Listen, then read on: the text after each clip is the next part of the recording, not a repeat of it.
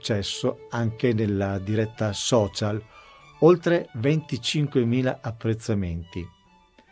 Vi portiamo a San Vigilio, una chiesetta del primo millennio, tra i simboli più prestigiosi di quelle che sono poi diventate le colline del Prosecco, dichiarate patrimonio dell'umanità dall'UNESCO. Un luogo di culto con una peculiarità unica. Questa chiesetta è nota in tutto il mondo per la sua acustica, qualcosa di incredibile, pressoché perfetta. Grandi musicisti, cito per tutti il grande violoncellista Julius Berger, si è portato lassù con il suo Stradivari, strumento che fu del grande maestro e compositore Luigi Boccherini. Nel Settecento fu anche il maestro della casa regnante di Spagna e presso quei reali lasciò il segno per il fatto che ancora oggi la Casa Reale di Spagna è proprietaria di diversi strumenti di Stradivari, un patrimonio storico-culturale incredibile e inestimabile. I due protagonisti di oggi, in un certo qual modo, hanno a che vedere con tutto ciò, nel senso che Paolo Tagliamento è stato per 3 anni proprio alla Scuola Superiore di Musica di Sua Maestà la Regina Sofia a Madrid. È stato studente nel corso di violino tenuto dalla grandissima docente Anna Ciumachenko, già allieva e pupilla dell'immenso violinista Hugh de Menuhin, forse e anche senza forse il più grande violinista del Novecento. Pensate che all'interno del Parlamento europeo, dove la nostra orchestra da camera è stata invitata per un concerto, l'orchestra ha suonato nella hall dedicata a Menuhin. Ritornando a Paolo, a fine triennio, borsa di studio peraltro onorata da John Elkann, il presidente della FCA Fiat, in occasione del gala, è stato premiato personalmente da Sua Maestà la Regina Sofia di Spagna come miglior allievo e come il suo miglior quartetto della scuola. Non da meno Giuseppe Barutti, il violoncellista, il quale, in tutta modestia, dice sorridendo di essere stato invitato a suonare gli Stradivari della Casa Reale Spagnola perché non possono rimanere inattivi. Ma eccoci alla registrazione, effettuata il 20 luglio 2018, come detto, Giuseppe Barutti violoncello, Paolo Tagliamento violino, con in programma di Johann Sebastian Bach la partita per violino solo numero 2 in Re minore, BWV 1004, e sempre di Johann Sebastian Bach la suite per violoncello numero 1 in Sol maggiore, BWV 1007. A seguire, di Antonio Vivaldi, la sonata in do minore per violino e violoncello RV 83 e per concludere, ancora di Antonio Vivaldi, il concerto per violino e violoncello in Si bemolle maggiore RV 547. Buon ascolto.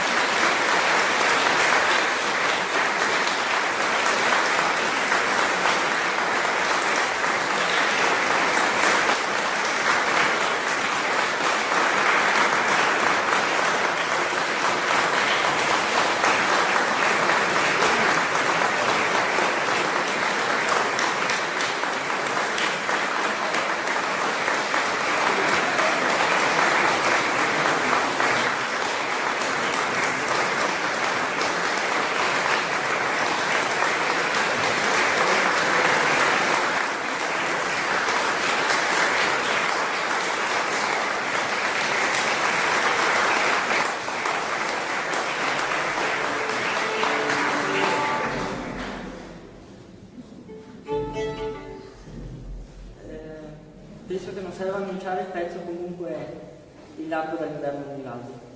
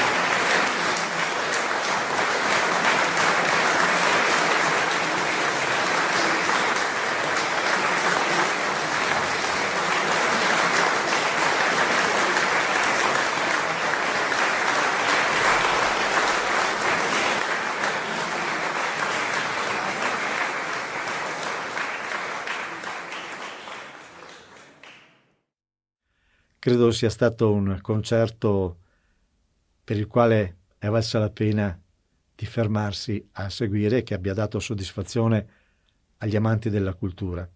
Un giovanissimo talento, il grande Paolo Tagliamento, dopo il diploma alla Scuola Superiore di Sua Maestà la Regina di Spagna, si è trasferito a Monaco a seguito della sua insegnante Anna Ciumachenko, si è laureato all'Università di Musica e Teatro di Monaco, una delle più importanti del mondo, sta continuando con dei master, sempre seguito dalla sua grande insegnante, e Giuseppe Barutti, il violoncellista, considerato dai suoi colleghi forse il più grande violoncellista italiano, sicuramente tra i più grandi violoncellisti italiani. Grazie e alla prossima.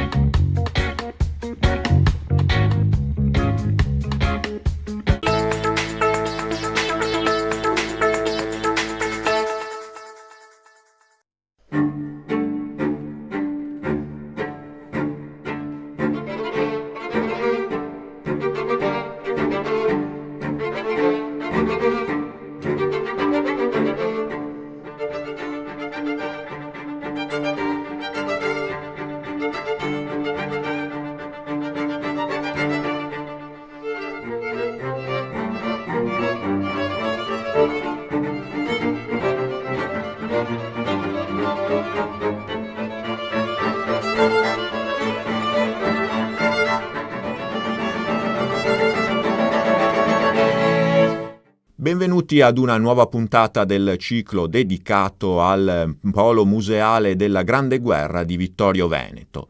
Con noi ritroviamo ancora una volta la direttrice del Museo della Battaglia, l'architetto Maria Cristina Scalet. Allora, direttrice, oggi quale argomento affrontiamo? Oggi affrontiamo un argomento un po' particolare, un modo di fare la guerra non solo con le armi ma anche attraverso i mass media. In particolare ce ne parlerà la dottoressa Marta Covre, laureata in turismo e territorio presso l'Università di Milano, relativamente ai giornali di trincea. Vedremo che cosa sono. La guerra, dicevamo poco fa, non si combatte solo con i fucili, le baionette, i cannoni sul fronte, ma anche con altre più sottili, più sofisticate armi nel fronte interno o anche al di là delle linee. Marta Covre nasce forse proprio con la prima guerra mondiale o comunque viene impiegata in grande stile la propaganda. Sì, è vero. Effettivamente con la Prima Guerra Mondiale c'è una spinta molto forte nel settore proprio della propaganda, ma non da subito. Questo avviene con la rotta di Caporetto, come molte altre innovazioni appunto apportate con la Grande Guerra. Prima, diciamo nei primi 2 anni e mezzo del conflitto, la propaganda viene sostanzialmente ignorata dal Comando Supremo, non la si ritiene uno strumento importante. Si punta più che altro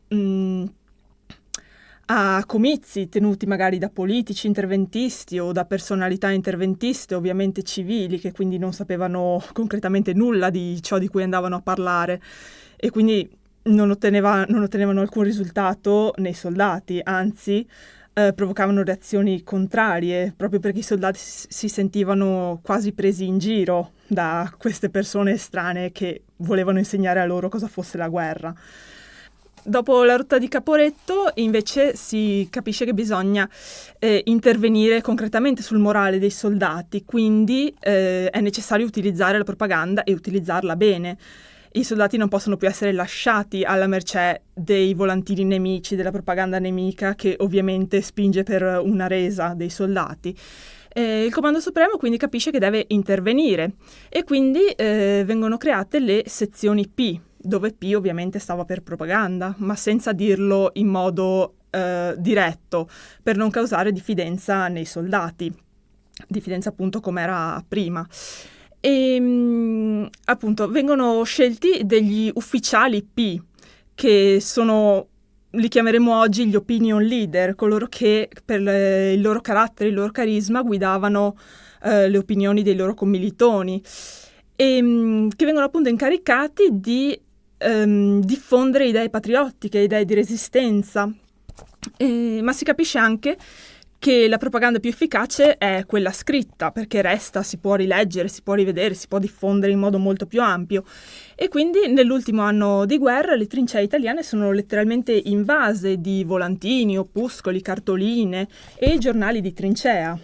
Esatto, nascono dei veri e propri giornali che vengono distribuiti ai soldati, appunto i giornali di trincea. Esatto, sì, sono giornali periodici, in genere settimanali, che vengono scritti da soldati per soldati, quindi questo in qualche modo invita anche la truppa a leggere, a fidarsi di questi giornali, perché sono scritti da persone che sapevano di cosa parlavano, che avevano esperienza diretta al fronte. E appunto nascono questi periodici, ogni armata ha il suo, ma non solo l'armata, anche il corpo d'armata, il battaglione, il reggimento, ogni piccola unità combattente ha la sua sezione P e la sua piccola redazione, chi più fai da te, chi più su scala industriale quasi, che pubblicano i giornali di trincea. Cosa c'era scritto in questi giornali? Allora, in questi giornali non c'era in realtà moltissima parte scritta. Quelli di maggior successo sono caratterizzati da grandi immagini, grandi disegni, qualche fotografia più rara, numerose strisce di vignette, ovviamente satiriche contro il nemico. E gli articoli invece erano più rari e in ogni caso molto, molto semplici. Si incitava a resistere portando esempi di cosa stava avvenendo magari nel Belgio, nelle altre terre invase dove la Germania e l'Austria-Ungheria portavano distruzione, facevano vittime tra i civili, eccetera. Quindi si cercava proprio di stimolare una reazione istintiva, basica, molto semplice. Guarda cosa rischiano le tue famiglie, reagisci. Perché naturalmente, diciamo, molte immagini, poche parole scritte, anche perché la truppa in quegli anni in gran parte era ancora analfabeta, non sapeva leggere, quindi bisognava mandare un messaggio che fosse comprensibile a tutti. Esatto, le immagini ovviamente sono più efficaci, più intuitive di un testo scritto e quindi si puntava molto sulla qualità delle immagini. C'erano disegnatori arruolati appositamente anche, o che venivano scelti per le loro qualità appunto grafiche, per le loro capacità grafiche. Quindi una vera e propria struttura, un'azione strutturata con tanto di uffici propaganda, con questi giornali, ma poi hanno avuto efficacia questi giornali, hanno raggiunto l'obiettivo che si prefiggevano? La risposta è un po' difficile perché il risultato è un po' contrastante. Ci sono quei soldati che dicono no, i giornali non hanno contato nulla, come ad esempio Emilio Lussu, è un esempio di soldato arruolato che dice che i giornali appunto non hanno contato nulla. Ma si può fare una riflessione sul fatto che Emilio Lussu era un intellettuale, aveva un background culturale diciamo molto più sostanzioso, molto più forte del soldato medio italiano. Invece, appunto per i soldati medi invece probabilmente c'è stata un'efficacia effettivamente in questo senso, perché essere tempestati da immagini satiriche, ovviamente caricature eccetera, del nemico che ne mettevano in risalto i difetti sia fisici che morali, si prendeva in giro l'aspetto soprattutto degli imperatori, dei capi di stato nemici per colpire poi tutti gli altri, e queste immagini appunto costruivano un'immagine, costruivano un senso del nemico, davano proprio un'immagine mentale. Finalmente i soldati avevano qualcuno contro cui combattere, non era più il nemico della patria, era quello specifico soldato, quello specifico imperatore, con quelle caratteristiche, quella faccia, quella divisa, eccetera. Quindi questo aiuta molto a crearsi un'immagine mentale, quindi un obiettivo, quindi a stimolare la reazione verso l'indirizzo specifico, verso l'obiettivo specifico. Sicuramente importanti testimonianze che in alcuni casi sono giunte fino a noi nonostante anche la delicatezza del supporto cartaceo, e di queste testimonianze ne conserva alcune anche molto preziose anche il Museo della Battaglia. Mm-hmm. Sì, esatto, il Museo della Battaglia conserva alcune serie complete di giornali di trincea, che non è così scontato come si può pensare, perché appunto erano giornali fatti per i soldati, quindi arrivavano fino alla prima linea e molto spesso andavano distrutti, andavano persi, oppure venivano inviati a casa dai soldati che ci tenevano a far vedere alle famiglie appunto i nemici, cosa leggevano, eccetera. E il museo comunque ne ha alcune serie complete, ad esempio della Tradotta, che è il giornale della Terza Armata, ed è un po' il giornale simbolo dei giornali di trincea, perché è quello più elegante, quello più raffinato, più completo. Infatti vi lavoravano dei professionisti della stampa, ad esempio Antonio Rubino e Renato Simoni, che erano dipendenti del Corriere della Sera prima di essere arruolati, quindi conoscevano bene il loro lavoro. La Tradotta era anche molto illustrata, aveva delle grandi tavole in copertina e in controcopertina, aveva un impatto bellissimo a livello visivo e grafico. E il museo appunto ha la serie completa di 25 numeri e 3 supplementi e anche la ristampa del 1933, perché questo giornale è stato appunto ristampato da Mondadori nel 1933 e nel 1966, proprio per il grande successo che aveva avuto anche tra la popolazione civile del territorio, insomma. Poi il museo conserva anche copia dell'Astico, la serie completa dell'Astico, 39 numeri, che l'Astico era il giornale della Prima Armata sul territorio della provincia di Vicenza ed era un giornale diciamo più semplice, graficamente molto più semplice, in bianco e nero innanzitutto, e più orientato ad essere utile ai soldati, a dare informazioni, suggerimenti, più che non a mostrare immagini, caricature, eccetera. C'erano anche quelle, ma erano secondarie.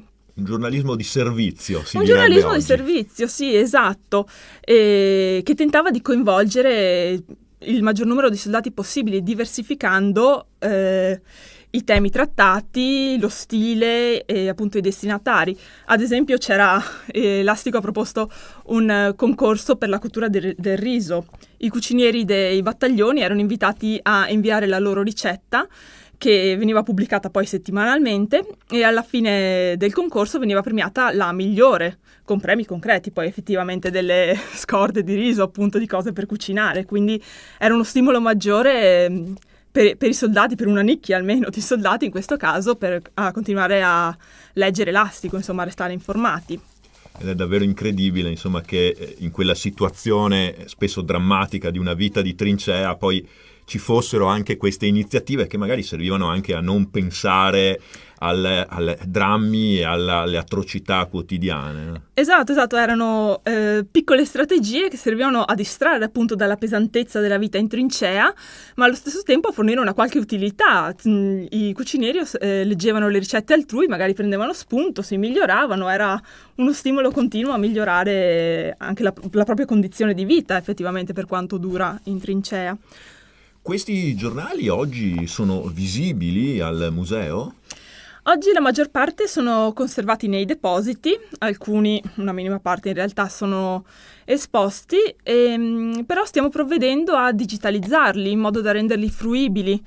Ovviamente anche adesso sono a disposizione per chi volesse farne richiesta per essere consultati. Sono veramente mantenuti bene, di ottima qualità, nonostante il tempo passato, nonostante appunto l'oggetto in sé molto fragile, molto delicato.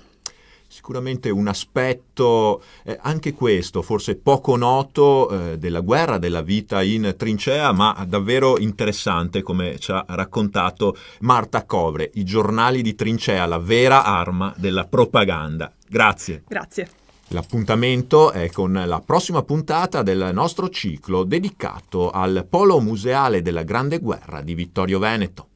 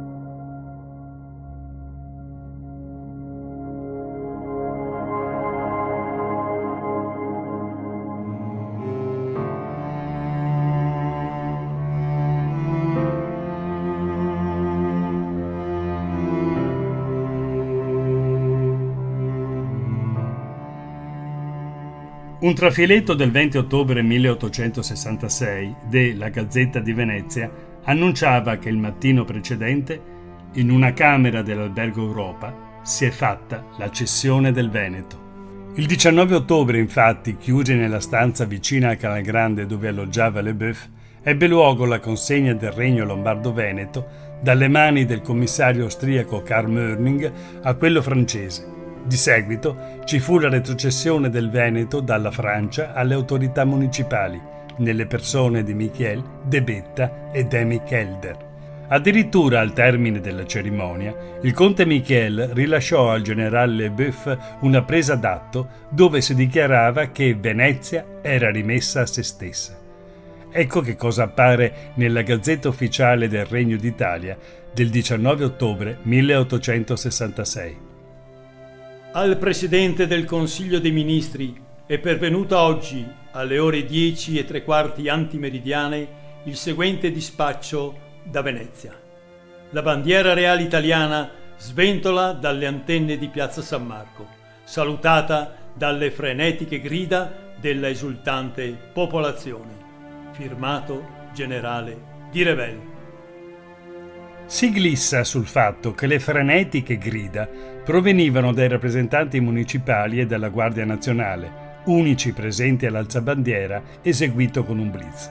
Secondo il piano di Thaon, fatta la cessione alle ore 8, alle 9 dovevano issarsi 3 enormi tricolori Sabaudi in piazza San Marco e solo alle 11 la sua divisione sarebbe smontata dai treni in piazzale Santa Lucia. Ben 4.000 soldati avrebbero marciato verso piazza San Marco in 3 colonne, una su barche per il Canal Grande, una per l'Accademia ed una attraverso le mercerie. Durante la marcia per ponti e calli, i veneziani avrebbero accolto con giubilo le truppe sabaude, sicché tanti soldati si distrassero dai loro compiti e non raggiunsero piazza San Marco. Il plebiscito si svolse in 2 giornate, sabato e domenica 21 e 22 ottobre. Vi poterono votare gli uomini di età superiore a 21 anni, ma non ne ebbero diritto le donne. Su una popolazione di circa 2 milioni e mezzo di abitanti, votarono in circa 650.000. Domenica e lunedì 21 e 22 ottobre 1866 i veneti furono posti davanti a un quesito che non aveva precedenti nella storia dei plebisciti. Non fu chiesto loro di quale Stato volessero far parte, ma fu chiesto di aderire o meno al seguente testo: dichiariamo la nostra unione al Regno d'Italia sotto il governo costituzionale di Vittorio Emanuele II e dei suoi successori. Una spiegazione per tale stranezza può venire da discorsi dell'epoca, riportati nel libro di Ettore Beggiato sulla grande truffa del plebiscito.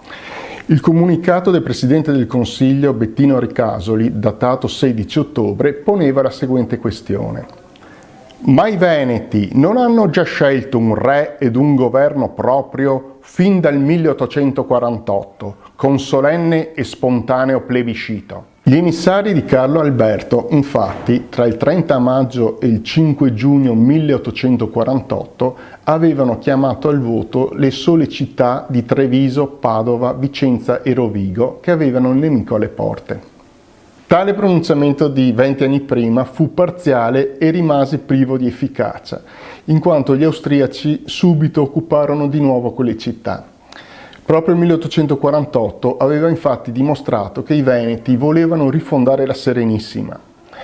Nel 1866 il governo Ricasoli era preoccupato dalle possibili reazioni dei veneti, perciò li fece votare su una dichiarazione preconfezionata che non ammetteva alternative. Il concetto di plebiscito non fu democratico, bensì napoleonico. Sia Napoleone I che Napoleone III fecero uso del plebiscito per legittimare i rispettivi regimi e tutti i plebisciti avvenuti in Italia furono utilizzati per giustificare l'unificazione e la maggior parte di essi venivano eseguiti nelle maniere più corrotte. Il massiccio voto favorevole all'unificazione non si identifica in alcun modo con il sostegno popolare all'unità, bensì rappresenta un'estesa opera di intimidazione, giustificata dal fatto che alle persone non fu offerta nessun'altra possibilità. La martellante propaganda di Stato si incaricò di infamare chi votava contro. La natura coercitiva del plebiscito emergeva dai manifesti affissi sulla via pubblica. In uno di questi si legge: Chi dice sì mostra sentirsi uomo libero, padrone in casa propria, degno figlio d'Italia. Chi dice no, la prova d'animo di schiavo, nato al bastone croato. Il sì lo si porta all'urna a fronte alta, sotto lo sguardo del sole, con la gioia nell'anima, con la benedizione di Dio. Il no, con mano tremante, di nascosto, come chi commette un delitto, con la coscienza che grida, traditore della patria.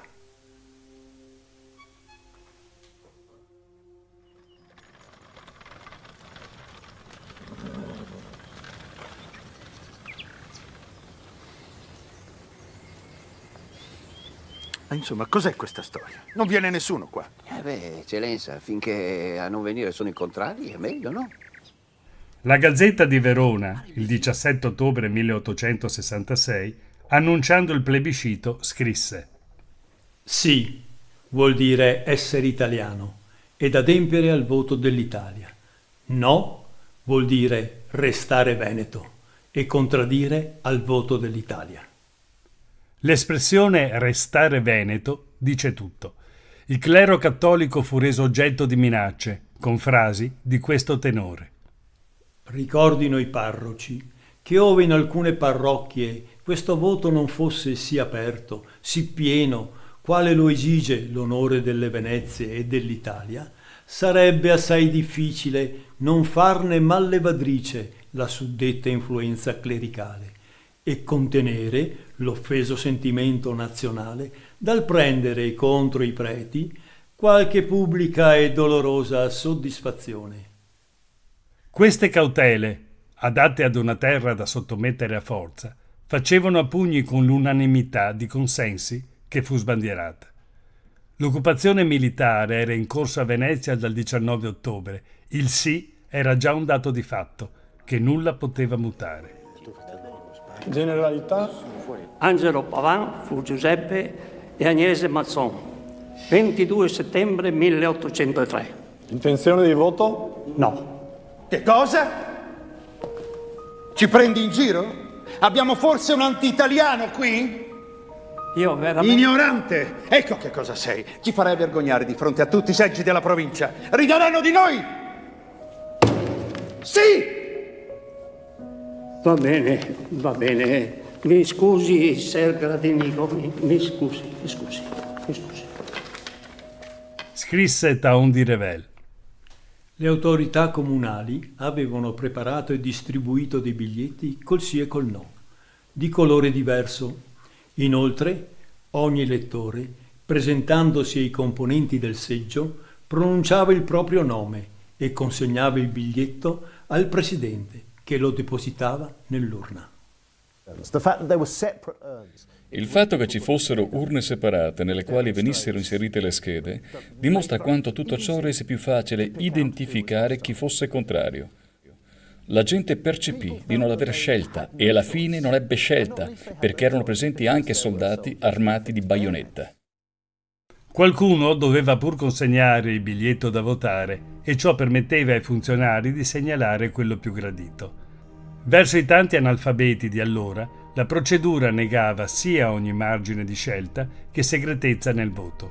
Altre istruzioni recitavano: Vi devono essere 2 urne separate sopra un tavolo.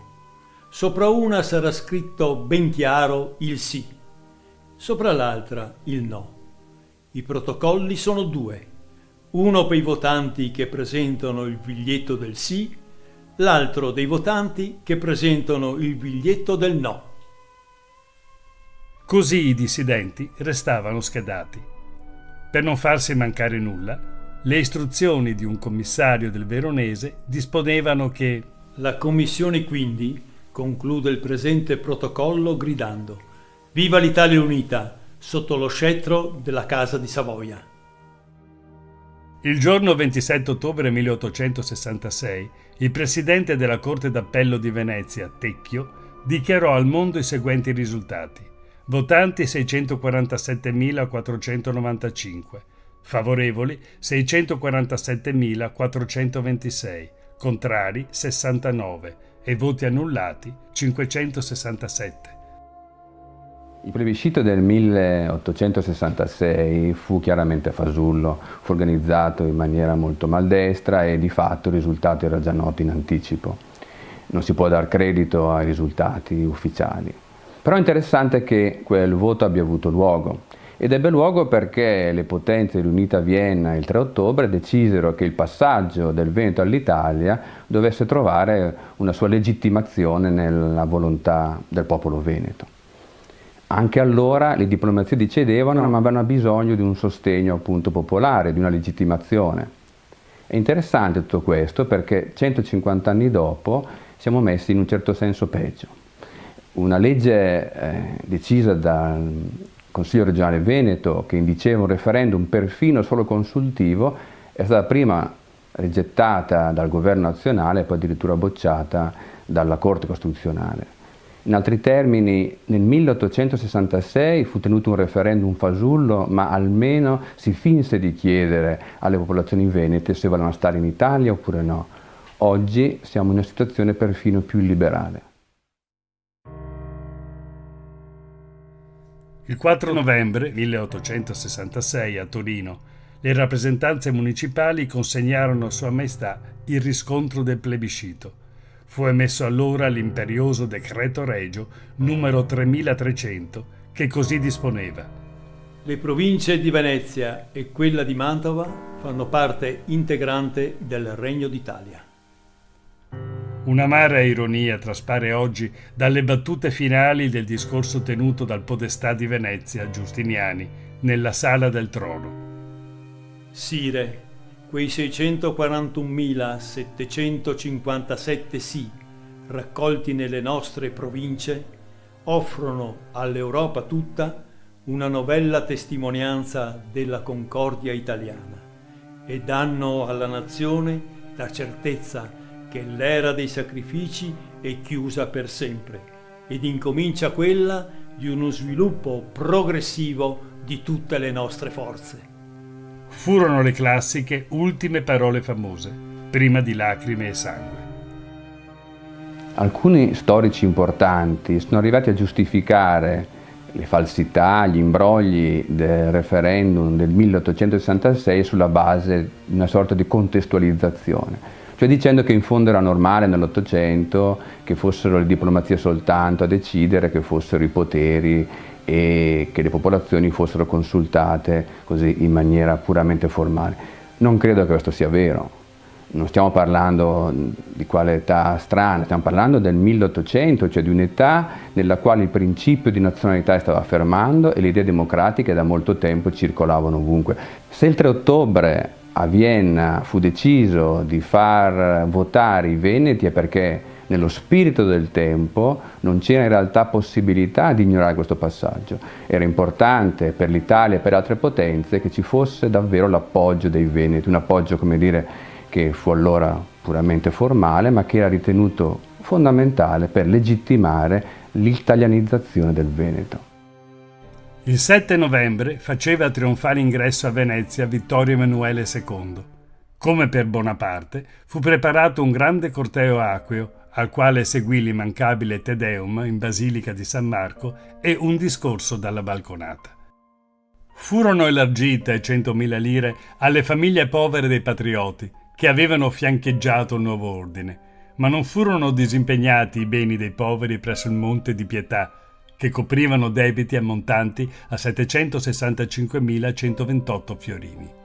Era arrivata l'Italia.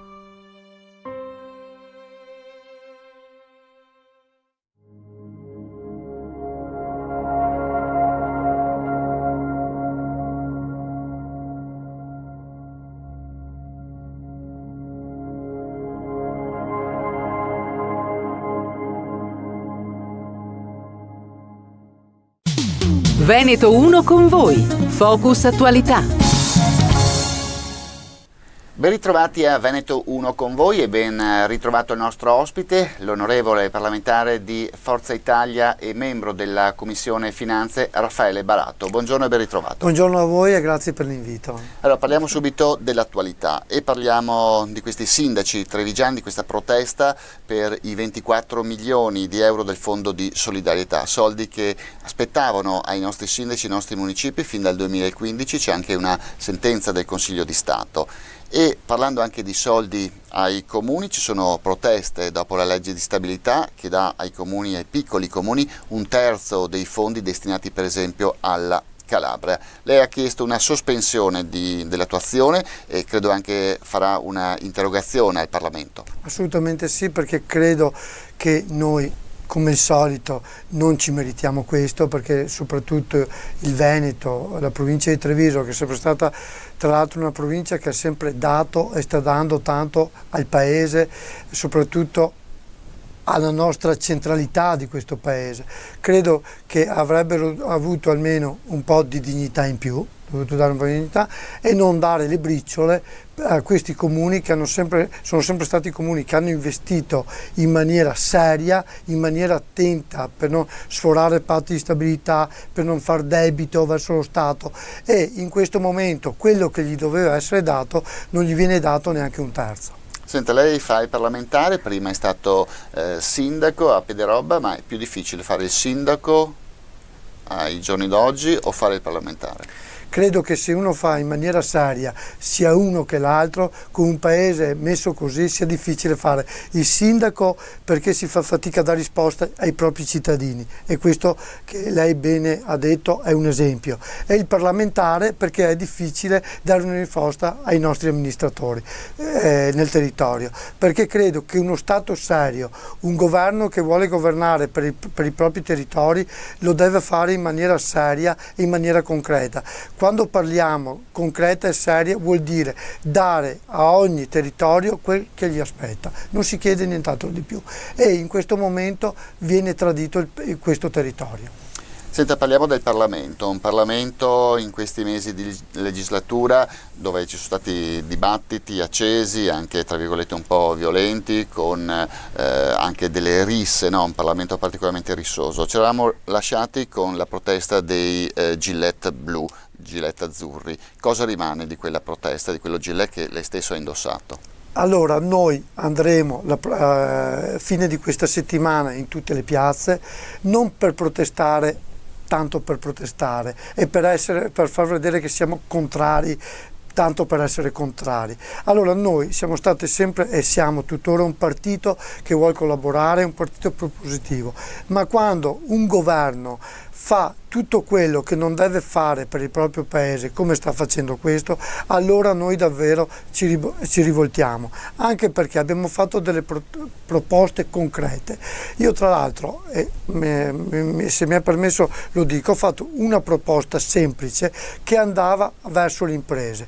Quale? Una proposta che un imprenditore, okay, che ha il proprio partner che fallisce, okay, almeno l'IVA gli venga restituita una volta che quell'imprenditore fallito porta i libri in tribunale, perché oggi ci vogliono almeno 10-12 anni e ci sono queste piccole e medie aziende che magari esposti 40-50 mila euro di IVA gli farebbe bene per investirla, per cui sono tutti soldi che vanno investiti, allora si fa lavorare altre aziende, si portano in casa nuovi dipendenti. Ok, la risposta è stata assolutamente negativa. Allora io dico, quando vengono fatte delle proposte che vanno nel verso giusto, che mi interessa la titolarità, l'unica cosa che interessa è che vadano in porto, perché è un bene per l'Italia, un bene per chi fa azienda, per chi lavora.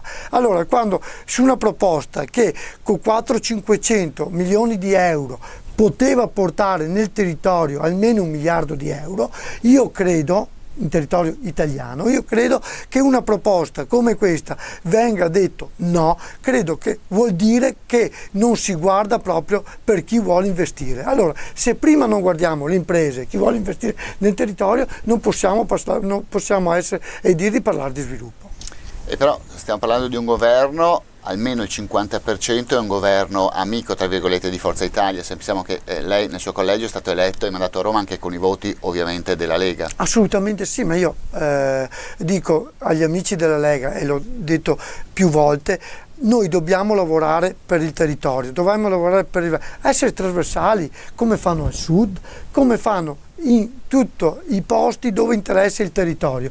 Con queste leggi che sta facendo questo governo, reddito di cittadinanza, credo che non stiamo lavorando per un territorio come il nostro, perché il miglior reddito di cittadinanza, come io ho sempre detto, è creare posti di lavoro. Credo che quello sia il più bel reddito di cittadinanza, per cui cosa bisogna fare? Dare una mano alle nostre imprese che investino nel territorio e non far sì che le imprese scappino. Noi dobbiamo far sì che le imprese rimangano qui, che investano qui, e credo che quello è il più bel reddito di cittadinanza, perché a creare redditi di cittadinanza per creare bei divani, credo che non facciamo sicuramente niente per questo paese.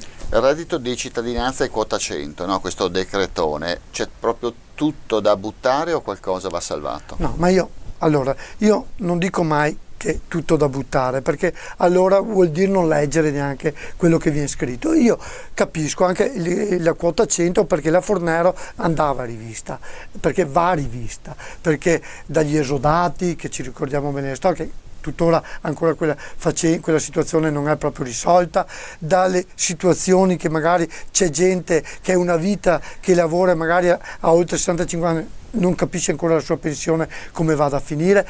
No, questo assolutamente andava rivisto.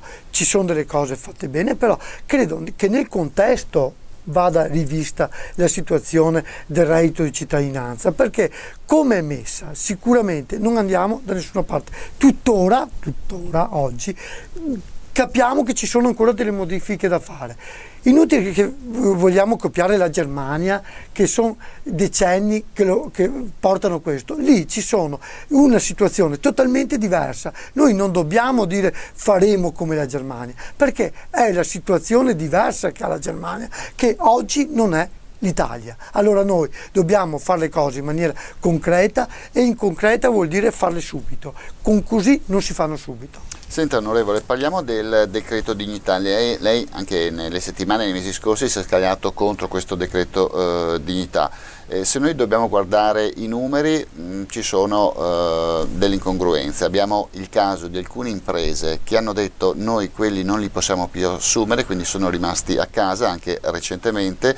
Abbiamo però Veneto Lavoro che ci fornisce dei dati. 25, nel 2018, grazie a questo provvedimento, 25.000 in Veneto posti di lavoro sicuri a tempo indeterminato in più. Come dire, dove sta la verità? Bisognerà ancora attendere qualcosa per vedere un po' di tempo per vedere gli effetti di questo provvedimento? Ma io sono convinto di sì. Per quanto mi riguarda, io l'ho sempre detto, non avrà sicuramente un effetto positivo. Io sono contento che ci siano dei dati come ha dato Veneto Sviluppo, perché credo che quando il lavoro per uno diventa una cosa sicura, sicuramente dobbiamo esserne tutti contenti. Però io sono convinto di un'altra cosa, che la flessibilità sia il futuro per questo paese, anche nel lavoro. Intanto che ognuno possa scegliere il posto di lavoro, che un'azienda abbia la flessibilità per assumere qualcuno, perché altrimenti non assume, perché il titolare di un'azienda assume un dipendente quando è sicuro di averla commessa.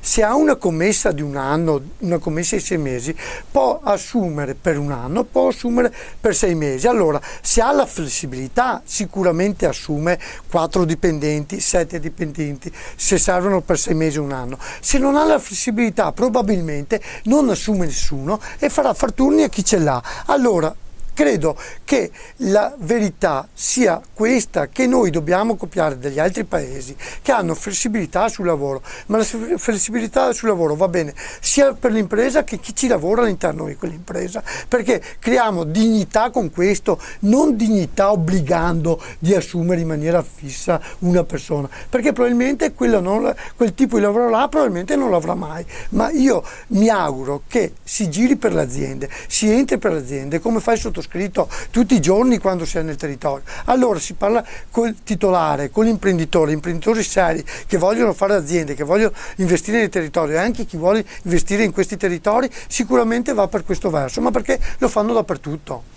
Torniamo ai temi politici sul fronte elettorale. I sondaggi, la Lega è schizzata al 36%, Forza Italia ai minimi storici. Il centrodestra, così come l'abbiamo conosciuto, è morto in modo definitivo? No, secondo me no. Forza Italia deve lavorare tanto, soprattutto nei territori. Chiaro che oggi la Lega è un partito forte perché probabilmente ha lavorato meglio di noi sul territorio. Noi dobbiamo ritornare nei territori, io l'ho già detto all'interno di queste trasmissioni. Forza Italia ha degli amministratori seri, chi all'interno di Forza Italia lavora. Purtroppo abbiamo un periodo che non è stato il migliore della politica per quanto riguarda Forza Italia, non ha dimostrato il mio stesso, però io credo pancia bassa, correre, darsi da fare in mezzo alla gente, e credo che anche la Lega abbia bisogno che ci sia Forza Italia, un Forza Italia forte dove lavora insieme, dove si va a amministrare insieme, perché credo che un centrodestra forte, oltre che far bene alla Lega e oltre che far bene al territorio, ma fa bene anche alla nostra Italia. Berlusconi ha detto mi candido alle europee. Certo. Cosa positiva o rischia di essere una presenza tra virgolette ingombrante? Perché in questi 20 anni comunque Forza Italia ha significato Berlusconi. È vero, io credo che Berlusconi sia una presenza importante, se lui fa la scelta di campo di rientrare ben venga, però oltre che Berlusconi ci devono essere anche gli altri che però ci danno da fare, non si può sempre vivere di eredità, di grazia di Berlusconi, bisogna vivere di se stessi, correre, darsi da fare e far sì che Berlusconi veda che c'è qualcun altro anche che può far vedere che venire grande questo partito, Forza Italia. Chi può essere il nome per far risorgere Forza Italia in Veneto? Forza Italia che dopo l'addio al partito della Donazzan non ha neanche rappresentanti nella giunta regionale. Beh, io mi auguro che anche all'interno della regione che giustamente bisogna vedere come andrà adesso. Intanto aspettiamo le europee e vedremo quale sarà il dato, che sicuramente è molto importante. Dopo a livello regionale abbiamo tanta gente valida, abbiamo anche il nostro nuovo coordinatore che è molto bravo, Davide Bendinelli, tra l'altro un giovane molto grintoso, molto forte, e credo che lui possa portare avanti questo partito in maniera forte. Torniamo ai temi del territorio, Pedemontana e tratto veneto della TAV. Si vuole anche il referendum tra i cittadini per capire se sono opere davvero volute o necessarie. Qual è la sua posizione? No, beh, io sulle opere pubbliche sono sempre stato a favore, sono attualmente più che favorevole, credo che però bisogna date certe dell'inizio e date certe per la fine. Io dico sempre, quelle sono opere che bisogna trovare aziende che lavorino 24 su 24, 7 giorni su 7, così c'è il controllo certo dei costi, che è fondamentale per chi guarda, perché il cittadino non può vedere che un'opera inizia a costare 1 e alla fine costa 10, perché qualche variante ci può stare, però non può costare un'opera sempre 10 volte tanto, ok? Se no, credo che facciamo la fine del Mose e la politica non è più credibile. Allora, perché la politica sia credibile? Perché chi fa politica deve essere credibile, perché far politica vuol dire far per il territorio e fare il bene per la propria gente, perché far politica non lo obbliga nessuno, ok? Allora io credo che la politica su questo si debba un po' rivedere, e io sono convinto che se questo succede anche queste opere pubbliche non sarebbero più un problema, perché sarebbero solo un bene per il Paese. Ultima domanda, sempre restando nella Marca Trevigiana in tema di viabilità. Ponte di Vidor, dopo i fatti di Genova, dopo gli allarmi, l'ondata anche emozionale, paginate di giornali, si parlava di Ponte di Vidor, lei ha scritto anche al Ministro, ha fatto delle interrogazioni. Certo. Qual è la situazione adesso del Ponte di Vidor? Allora, sulle opere pubbliche sappiamo benissimo, quando succede il danno poi tutti si muovono, tutti quanti. Il Ponte di Vidor è un esempio. Allora subito, anche a livello romano, sembrava che qualcosa si muovesse, poi è andato un po' tutto a tacere. Posso dire però che ci sono degli amministratori di questo territorio, dei sindaci di Vidor, Pederobba, Valdobbiadene, che si muovono continuamente. Il sottoscritto, anche i parlamentari veneti, hanno garantito l'appoggio per quanto riguarda l'opera, anche perché quell'opera è l'opera più importante per quanto riguarda il nord della Marca, per unire est-ovest di quel territorio. Un est-ovest di quel territorio che ha mandato e sta mandando avanti un'economia importante anche in momenti di crisi, che è quell'agricoltura, quell'industria che è intorno a quel territorio, per cui ha tenuto in piedi anche il Veneto. Credo che vada rispettato sia la gente che vive in quel territorio che quel territorio stesso, per quanto dà, per quanto ha dato e per quanto sta dando. Per cui io mi auguro che quell'opera vada fatta, perché ce n'è davvero bisogno. Non è un costo chissà cosa, perché con 60-70 milioni di euro andrebbe fatto e si cambierebbe davvero il territorio, anche perché se la pedemontana, come accennavamo prima, speriamo che finisca velocemente, credo che quell'arteria là sia davvero importante. E Veneto 1 con voi termina qui. Io ringrazio per essere stato qui con noi l'onorevole di Forza Italia Raffaele Baratto. Grazie. Grazie ancora a voi e a tutti i vostri radioascoltatori. Grazie. E grazie a voi per l'ascolto, restate sintonizzati sui nostri canali. Arrivederci. Veneto 1 con voi. Focus Attualità.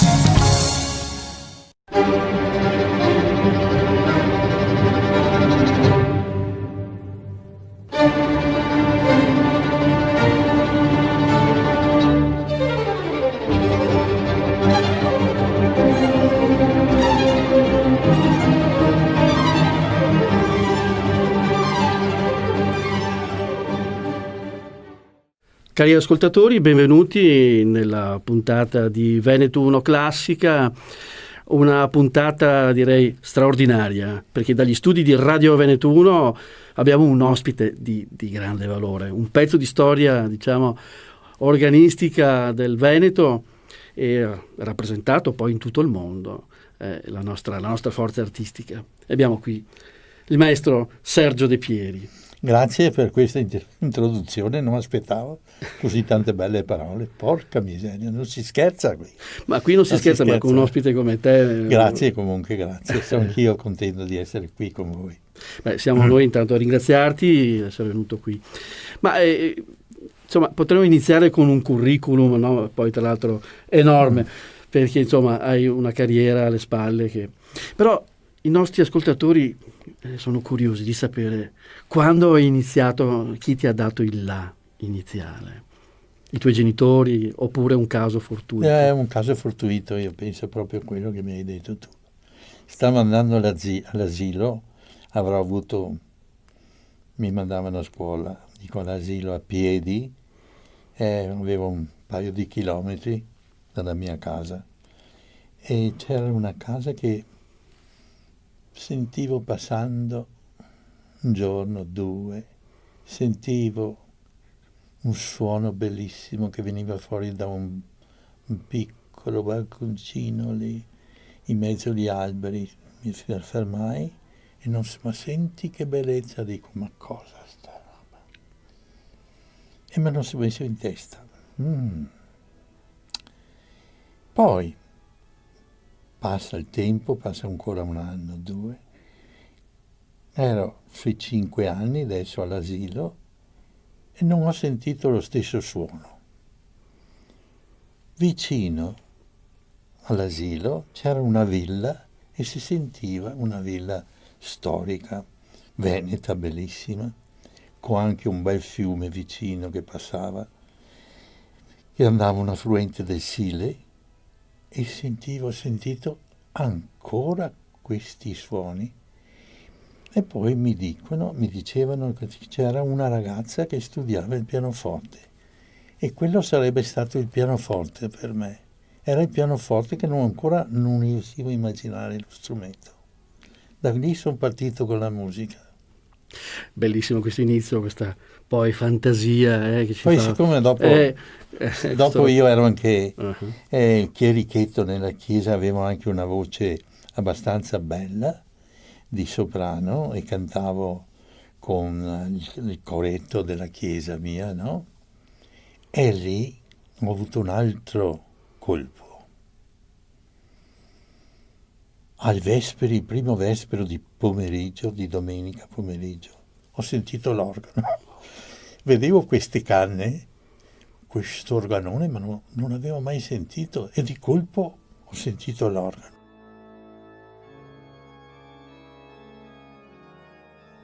E quello è stato uno shock tremendo, perché ho sentito dei suoni, non ti dico stupendi, ma la continuità del suono, no? Questi accordi che si ripetevano, era una cadenza, uno che sa la musica un po', facevamo la cadenza perfetta, primo, quinto, cioè la tonica e la dominante, e andava giù sulla tonica, e la dominante do, sol, ma con l'armonia grossa. E questo qui era perché erano tutti attaccati i suoni, mentre il pianoforte, che mi ricordo, si sentiva la percussione, ben, invece qua, boh, e stava fermi. E questo, caro mio, dico, questo è lo strumento che voglio suonare anch'io. E allora tra questo e quello ho cominciato. Quindi tu sei conosciuto in tutto il mondo come, insomma, un organista straordinario, eccetera. Però la mia passione era il pianoforte, capisci? Perché prima di tutto i primi suoni li ho avuti. Poi un altro shock l'ho avuto sempre passando vicino a questa casetta. Ho sentito l'orchestra. Mamma mia, dico, non riuscivo a capire questi suonerini del violino così acuti. Ma cosa sono? Sembrava i fischi di un venticello. Ma cosa? Non riuscivo a immaginare. Finalmente mi hanno detto che erano i violini. Forse il violino. E dopo che l'ho sentito ho capito cos'era il violino che avevo sentito. Anche lì è stato un colpo tremendo, no? Sentire l'orchestra. E così è stato il mio inizio alla musica. Cioè un colpo, ma diciamo un amore, sì, a prima vista, con la musica, sì. Perché come racconti si sente che hai questa... Sì, non volevo fare più niente, volevo solo imparare a suonare. Poi ho avuto un colpo di fortuna che era nel 44, dopo, e ho avuto un colpo che aveva uno zio prete che abbandonò la sua chiesa per andare gesuita a Roma, era su una piccola Santa Maria di Sala, provincia di Padova, ma la diocesi di Treviso, e aveva un bel pianoforte in canonica, nuovo l'aveva preso, così per la bellezza del pianoforte. E andò gesuita, mio papà ha dovuto portarsi a casa il pianoforte, ma non sapevamo dove metterlo perché la casa non era abbastanza grande, l'abbiamo portato da un altro zio, proprio nel mio paesetto. Abbiamo portato questo pianoforte, però quando ho visto il pianoforte dico, quello è proprio un miracolo. Ma io so che sopra ha chiamato mio zio, vai a fare gesuita, il pianoforte è venuto a casa mia e adesso lo faccio, allora dico. E allora ho detto, adesso suono il pianoforte. E quindi i miei erano... No, non sapevano niente di piano, no? Avevamo una piccola campagna, bellissima. Praticamente eravamo contadini, mio papà era un contadino, no? Vero, un contadino, tanta parte. Anche Giuseppe Verdi, venuto fuori una famiglia di contadini. E quando ho sentito che volevo suonare il pianoforte, mi dico, ma è matto questo qui. Nessuno ha mai studiato il pianoforte in campagna. E io dico, non vado più a scuola se non voglio imparare. Fortunatamente c'era una maestra sfolata da Treviso, che era una pianista, in un'altra casa di contadini. Erano due sorelle, una violinista e una pianista. E mi hanno detto a mio papà, a mio padre, che c'era un insegnante proprio nel mio paese, del Conservatorio di Venezia, che poteva insegnarmi. E così ho preso le prime lezioni di pianoforte. Beh, dai tuoi racconti sembra proprio che i tuoi genitori ti hanno dato quell'input che è la forza della natura unita a questa fantasia musicale, e quindi hai unito queste cose. Sei nato a Treviso, sei trevigiano, anzi esattamente, forse Dosson, no? A Casier. Qui sono i luoghi di questi bei racconti. Che adesso io abito a Dosson, ma Casier era il mio posto, sì. Ma loro l'hanno presa per gioco, pensavano. Io invece avevo preso sul serio, no? Quando è stato il momento di decidere cosa dovevo fare, se dovevo fare scuola. Io dico io voglio suonare il pianoforte. No. Come fai a vivere? Le solite storie, no? Non si vive col pianoforte, la musica non si vive. E dico, caro mio, questo, io voglio suonare il pianoforte, insomma. Insomma, a un certo momento hanno ceduto, mi hanno lasciato andare avanti. Ma è stata dura. È stata dura. Beh, è stata dura. Ma a questo punto, insomma, dai tuoi racconti qua, vedo anche negli studi, Cameraman, eccetera, sono tutti presi da questa cosa, da questa fantasia, e sono raccolti poi, tra l'altro, del tuo vissuto. Volevo chiederti un piacere, una cortesia, infatti siamo tutti curiosi di sentire un tuo brano al pianoforte, lo suoniamo con il pianoforte, questo magnifico pianoforte degli studi di Radio Veneto 1, un brano che... Ti faccio un piccolo, io adesso, a proposito, io sono ritornato dopo tanti anni, sono ritornato al pianoforte e ho fatto un disco anche di Bach e adesso lo inciderò fra poco. Ma anche Frédéric Chopin suoni? Sì. Adesso sono ritornato al pianoforte e poi qui è un'altra storia. È un'altra storia che poi... Un'altra volta te la racconto. Un'altra volta, sicuramente. Io quando ero studente al Conservatorio di Venezia, no? Ho vinto una borsa di studio del Conservatorio, ogni anno davano a un studente che si distingueva e quell'anno però sull'organo, studiavo organo. Avevo già fatto il diploma però, a parte, diciamo. E ho vinto un premio Rubinstein e un anno me l'ha dato questo premio e è venuto a darmi questa pergamena, no? Era un inverno freddo, mi ricordo nel salone del conservatorio, questo uomo con i capelli bianchi mi sembrava ti moriva talmente maestoso, no?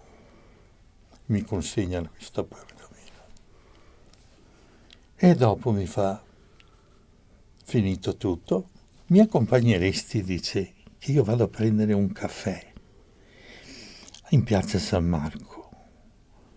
Mamma mia, io dico. Il mio maestro, che era maestro dalla Libra, dice, vai. Va bene maestro, dice, ha visto che era un certo imbarazzo, no? Camminiamo, dice, ma io ho letto qua su che tu studiavi il pianoforte, come mai sei passato all'organo? E dico, maestro, sono andato, ho fatto il militare, avevo 19 anni e ho perso un anno. E fa un anno. Io dico, ho perso la tecnica, adesso come faccio io a diventare pianista? Ho perso un anno, ma io ero troppo... Sì o no? Dice, poi Rubinstein mi fa, ma stai scherzando? Dice, un amico mio, dice, ha cominciato a suonare il pianoforte a 38 anni, adesso ne ha 45, famoso pianista, e tu a quell'età lì hai perso la tecnica. Ma peccato, però, dice, tu ce l'hai dentro il pianoforte. Dice, un giorno, magari quando avrai 80 anni, ritornerai al pianoforte. Ma non è stato vero, che adesso io ho 83 anni. Ho 83 anni. Ho cominciato il pianoforte. Non è mai troppo tardi. Bene, allora, Sergio De Pieri ci fa ascoltare il preludio dal clavicembalo ben temperato, il numero 1, in Do maggiore. In Do maggiore? Sì. Buon ascolto.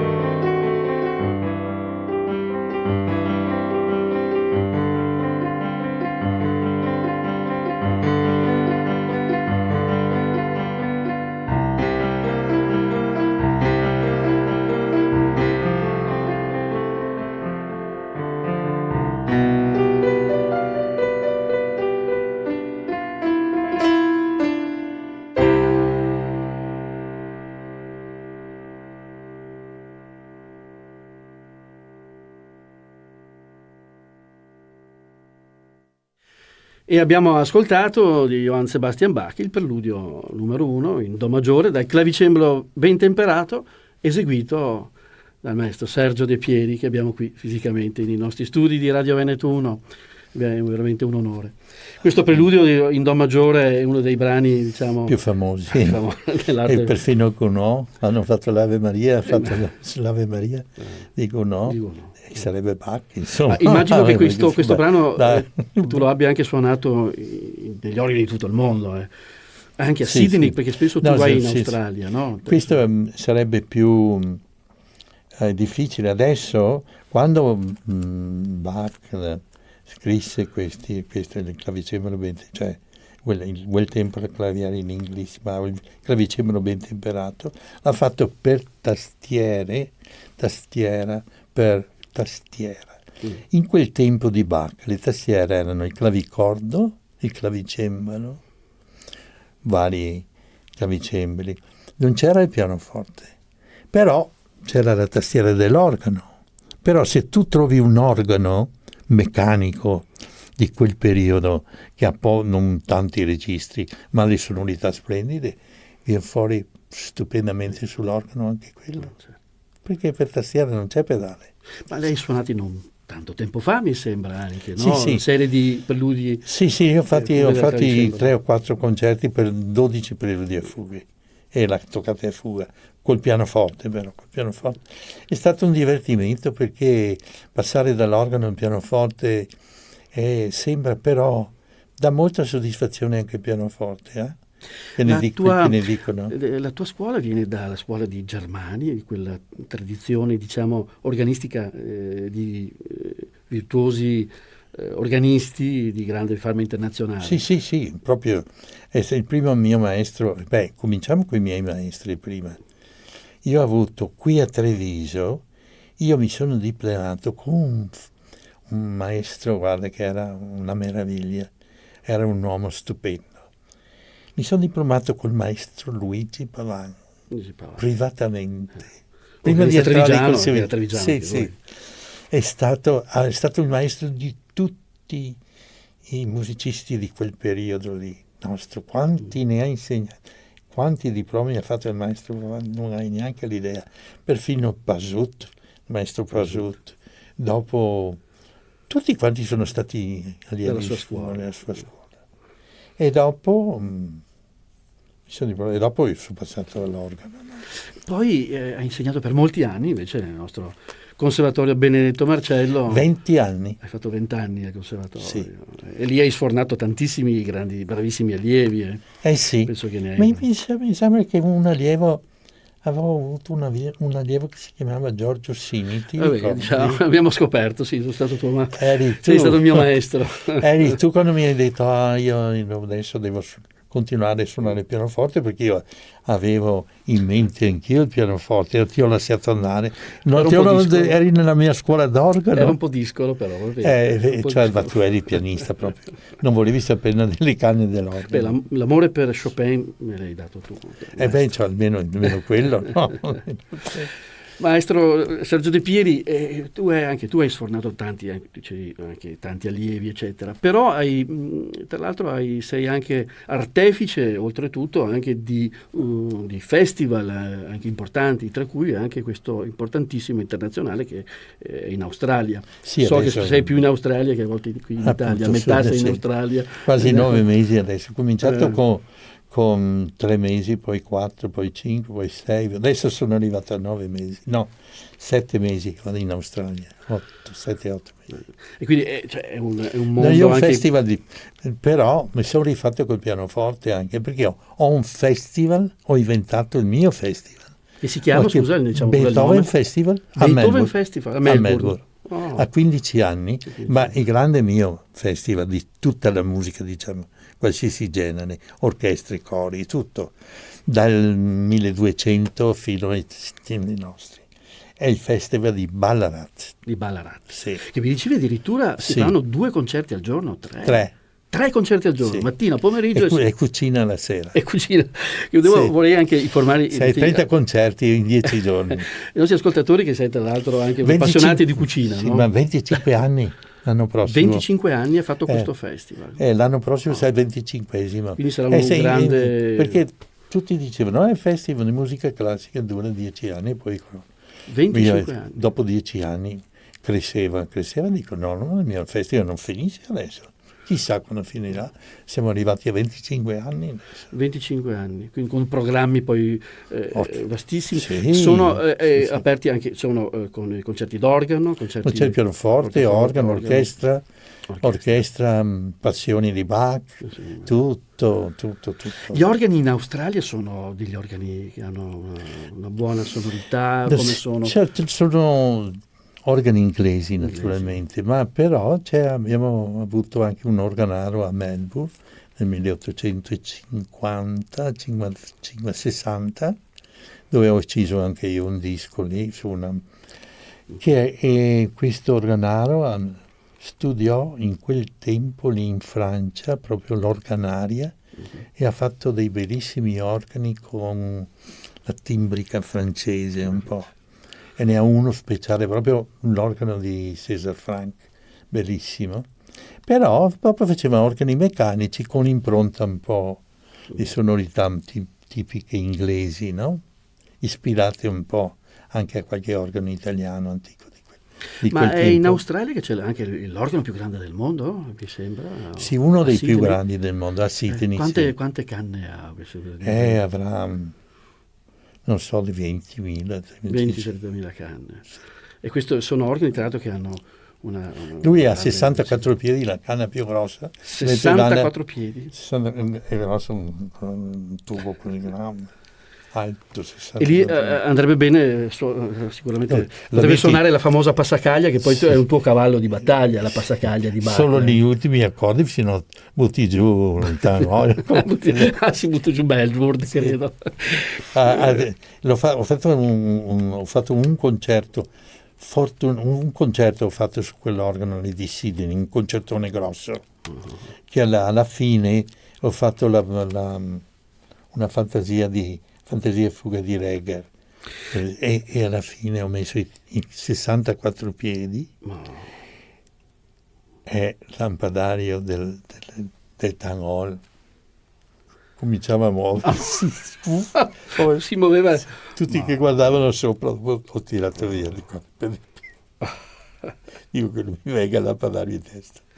E poi tra l'altro sei conosciuto soprattutto per il virtuosismo del puntatacco, si dice, no?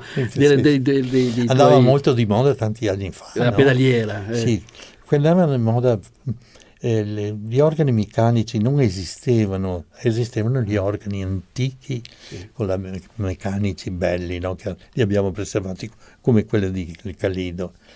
Poi l'arte organaria è arrivata la luce elettrica, e dico, è meglio che facciamo la meccanica elettrica, cioè con un contatto elettrico. Che disastro. No, è come suonare un campanello elettrico e uno a mano che tiri. Ma non si capiva, dice che bellezza, però andavano forse bene per un certo repertorio romantico moderno.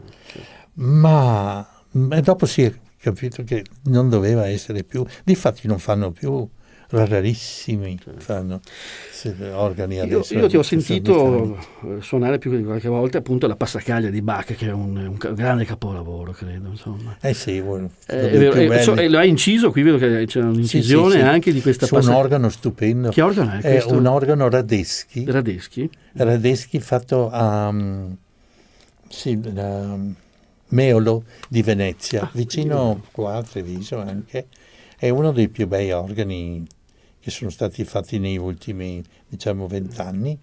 Quindi la passacaglia che tra l'altro è un io ho voluto un organo giusto, no? Proprio per suonare Bach, perché sennò Bach ci vuole i registri, sonorità belle, classiche, no? E poi ci vuole il pedale, il pedale indipendente, con i suoi tromboni, cioè tutto a posto. Mi dicevi anche che comunque il tuo cavallo di battaglia, ma insomma fra i brani di Johann Sebastian Bach più rappresentativi, quelli che ti piacciono di più, proprio la passacaglia, come capolavoro della storia. Sì, ma anche la toccata e fuga in Fa maggiore. E la toccata e fuga in Fa maggiore, anche quella è di un colosso, anche quella. Qual è il brano che preferisci? Dopo c'è anche quella, la fuga tripla, quella, con 5 voci la fuga, con 5 voci la fuga, ma poi il preludio è triplo, perché rappresenta il Padre, il Figlio e lo Spirito Santo, che poi arrivano sul finale della fuga. Quella è la più grande fuga, preludio e fuga, naturalmente. La chiamano gli inglesi la Sant'Anna Fugue, però il preludio è proprio la Santissima Trinità. E poi c'è il preludio fuga in Re maggiore, quello che è il pedale. Difficilissimo poi anche questo, bisogna calibrare bene punta attacco. Io l'ho fatto con un organo elettrico pneumatico sull'organo di Melbourne Town Hall e ho inciso anche quello, fortunatamente l'hanno ripreso. È interessante sentire Bach con un organo pneumatico di quei tempi, no? Si usava, avevi quello se volevi suonare qualche Bach. Tra l'altro, mentre stai parlando, dalla regia abbiamo mandato dei piccoli immagini, delle tue foto, alcune delle tue esperienze, ma migliaia e migliaia di concerti che hai fatto poi in tutto il mondo, perché forse è una domanda così un po' particolare. Qual è l'organo che ti dà veramente vibrazione, che ti ha lasciato qualcosa? Un organo di una città o di un paese o che mi dà proprio, cioè io sono innamorato dell'organo di San Nicolò per le musiche. Stiamo a Treviso. Sì, per le musiche italiane, però non avendo un organo bacchiano, c'è uno bacchiano, ma ancora non ho avuto. Scusa, l'organo di Treviso di San Nicolò è cos'è? Una china? No? Callido. Un callido. Io ho fatto diversi. Quindi il callido è che insomma è il mio organo, di Treviso.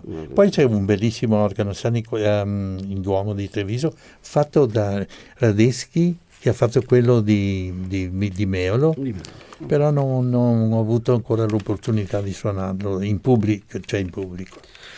Bene, allora ancora un piccolo gioiellino che ci regala il maestro Sergio De Pieri, ci fa emozionare. Ho visto qui tra i tuoi CD addirittura che spazi, perché sei poliedrico in tutto, parti appunto anche dalla musica antica fino ad arrivare ai nostri giorni. Ligeti è un mio autore. Ligeti. Ho visto una volta, ero un ragazzino del tuo allievo, il mio pezzo forte. Ho visto che c'era un brano che tu avevi suonato all'organo, c'erano le matite che si incastravano, si incastravano nei tasti. Era una fantasia per elettronica, musica elettronica. Sì, c'era la synthesizer, si chiamava. Synthesizer. Ho visto una matita che avevi collocato nell'organo. Era una fantasia di colori. Sei sempre stato aperto, voglio dire, a ogni. Sì, a me piace molto. Ma qui vedo tra l'altro Sergio De Pieri suona Morricone al pianoforte, naturalmente. Sì, perché quando sono ritornato, un mio amico che suona la chitarra e che aveva famoso Massimo Scatulin, abbiamo avuto ospite anche qui. Mi mette sopra il pianoforte un giorno, viene lì, mi mette sopra il pianoforte dei spartiti di Morricone, degli arrangiamenti di Morricone, e dice: guarda un po' se ti interessa sta roba. E io ho provato, dice, ma mi sono ricordato tutti i film che ho visto, no, di Sergio Leone. Mamma mia, l'armonica, quello che suona l'armonica, sì, mi metto a suonare, mamma, mi sono immagato subito col col mi, la diesis, mi, la diesis, e col pianoforte facevo un certo, poi tiravo via il pedale, mi sembrava di suonarlo io, no? Mi sembrava quello che mi è venuto in mente, ma dico, guarda, mi sono informato, non c'è nessun disco per pianoforte, perché tutti gli arrangiamenti sono con l'orchestra, capisci? Non ha lui i pezzi, nessuno che sappia io. Mi sono informato, ho guardato anche su YouTube, non c'è niente. Qui vedo appunto una decina di brani che tu hai registrato di Morricone. Senti, allora ci fai questo di ascoltare un brano al pianoforte. Una volta c'era in America, io con questo pianoforte posso farti solo sto pezzetto. Ecco, questo pezzettino. E qui sì. Devi avere un'idea, no? E quindi Sergio De Pieri. C'era una volta all'America. C'era una volta all'America al pianoforte. È un film di Morricone, di Morricone si chiama, uno dei film sui in America. Buon ascolto.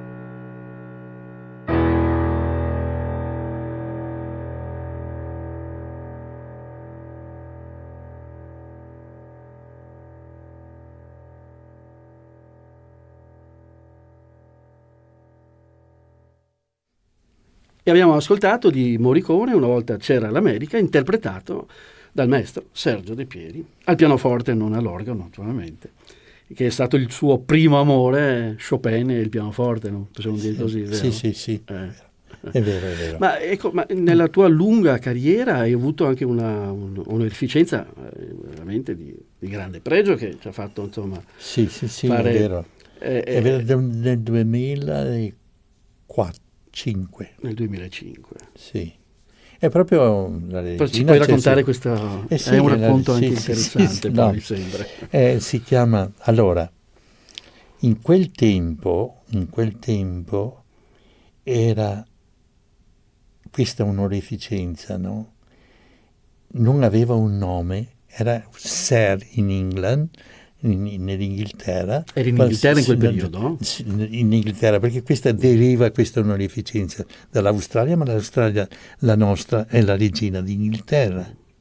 Capisci? Noi avevamo la regina d'Inghilterra dava questa onorificenza, e in Australia un suddito dell'Inghilterra, era Sir, ma gli australiani adesso l'hanno cambiato, che si chiama OAM, che vuol dire Ordine Australia Medaglia, che è una roba che nessuno capisce niente, no?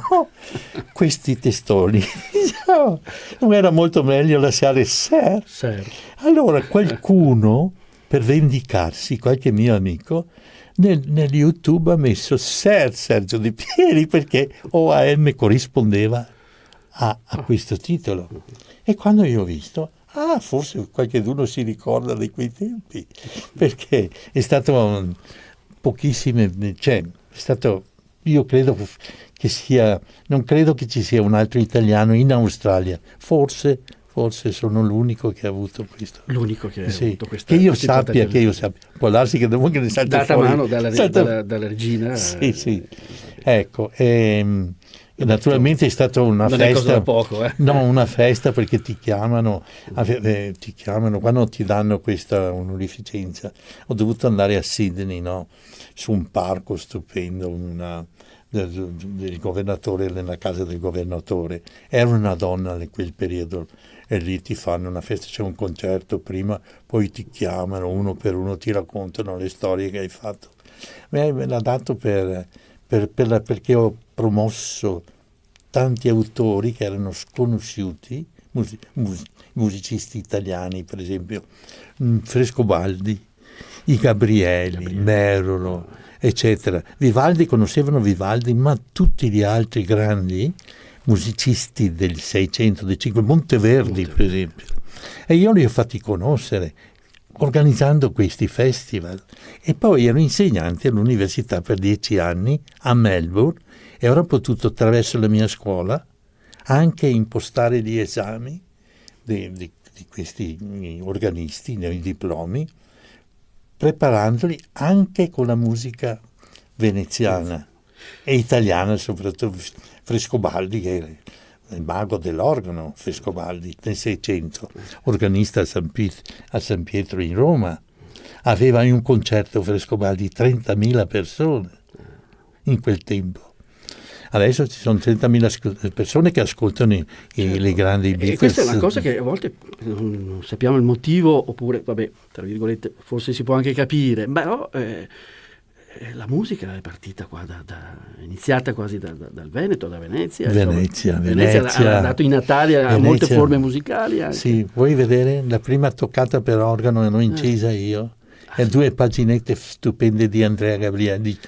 Prima incisione mondiale di Andrea Gabrieli. Per tastiera. Meravigliosa. Non esisteva. Nessuna toccata prima, la prima toccata è arrivato e ha messo il nome. Perché Bach ha imparato sicuramente anche. Bach conosceva tutti, conosceva Frescobaldi, ma Bach anche Vivaldi. Bach e Vivaldi penso poco lo stesso periodo più o meno, ma Bach ha copiato 5 concerti di Vivaldi trascritti per organo, si li ha trascritti lui, Bach ha trascritto. Famosi concerti appunto di Bach e Vivaldi. Bach e Vivaldi, sono bellissimi. Vedi che bellissimi, lui se li ha trascritti per capire anche lo stile del concerto e come scrivevano gli italiani. Dopo lui è andato avanti per conto suo con quelle toccatone e fughe e tutto il resto, che per me Bach è il più grande genio che sia mai esistito per me. Bene. Per me, va bene. Caro Sergio De Pieri, il maestro di Farman Internazionale, per noi è stato un onore averti qui, siamo giunti un po' al termine di questa trasmissione. Poi hai parlato di musica con una simpatia, ma poi soprattutto con un'anima, una profondità meravigliosa. E questo è il messaggio, il tuo messaggio. Ecco, grazie Giorgio, grazie. No, grazie a te maestro di essere venuto qui a trovarci. Naturalmente so che avrai un appuntamento importante in Australia, che tornerai in Australia per i 25 anni, mi sembra, del tuo festival. Sì, e quindi faremo l'apertura con San Matteo's Passion di Bach. Capolavoro, la passione. Secondo San Matteo. Aprirai con questa... Sì, l'apertura del festival. Va bene. Del mio festival. Del tuo festival, verrai a parlare qui poi dopo. E pensa che faremo la chiusura nella cattedrale di Ballarat. Pianoforte e orchestra, la chiusura col secondo concerto di Beethoven per piano e orchestra. Pianista? Chi si chiama? Anthony Hallyday, che è un australiano. Sì. Orchestra? E l'orchestra è l'orchestra di Melbourne. E l'apertura del concerto col nostro amico Paolo Tagliamento. Paolo Tagliamento. Col concerto che ha fatto a Vittorio Veneto. No. Concerto di Bruch, il numero 1, per violino e orchestra. Per violino. Che sono tutti i solisti di Radio Veneto 1. L'apertura del festival con lui. Fantastico. E la chiusura con Beethoven. Caro maestro Sergio, dato veramente delle grandi emozioni. Grazie. Ti ringraziamo ancora tantissimo. Naturalmente saluto tutti gli ascoltatori dagli studi di Radio Veneto 1, ancora un caro saluto e naturalmente spero di averti ancora di averti Grazie ancora ancora Giorgio, grazie. Il grande maestro Sergio De Pieri, un pezzo di storia dell'organo e ci ha portato in tutto il mondo grandi soddisfazioni. Grazie. Grazie ancora a te.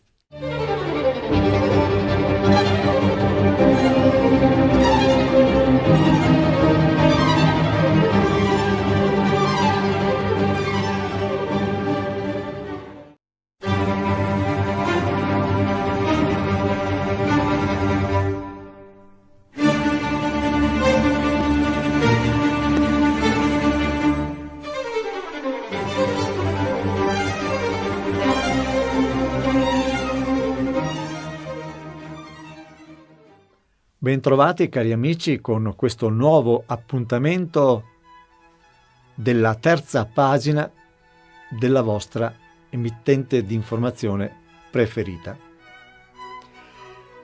L'Elzeviro si occuperà per questo fine settimana, siccome è stato da poco celebrato il 1600° anno dalla nascita di Venezia, appunto di Venezia.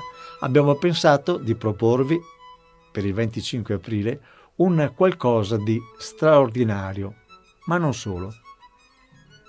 È anche la festa della liberazione e nella seconda parte vedremo idealmente Vittorio Veneto, città della vittoria, dove un paio d'anni prima, nell'ambito delle celebrazioni del centenario della Grande Guerra, avevamo ricordato il tenente Alessandro Tandura, un eroe della liberazione, della primissima liberazione, e dopo vi racconteremo il perché.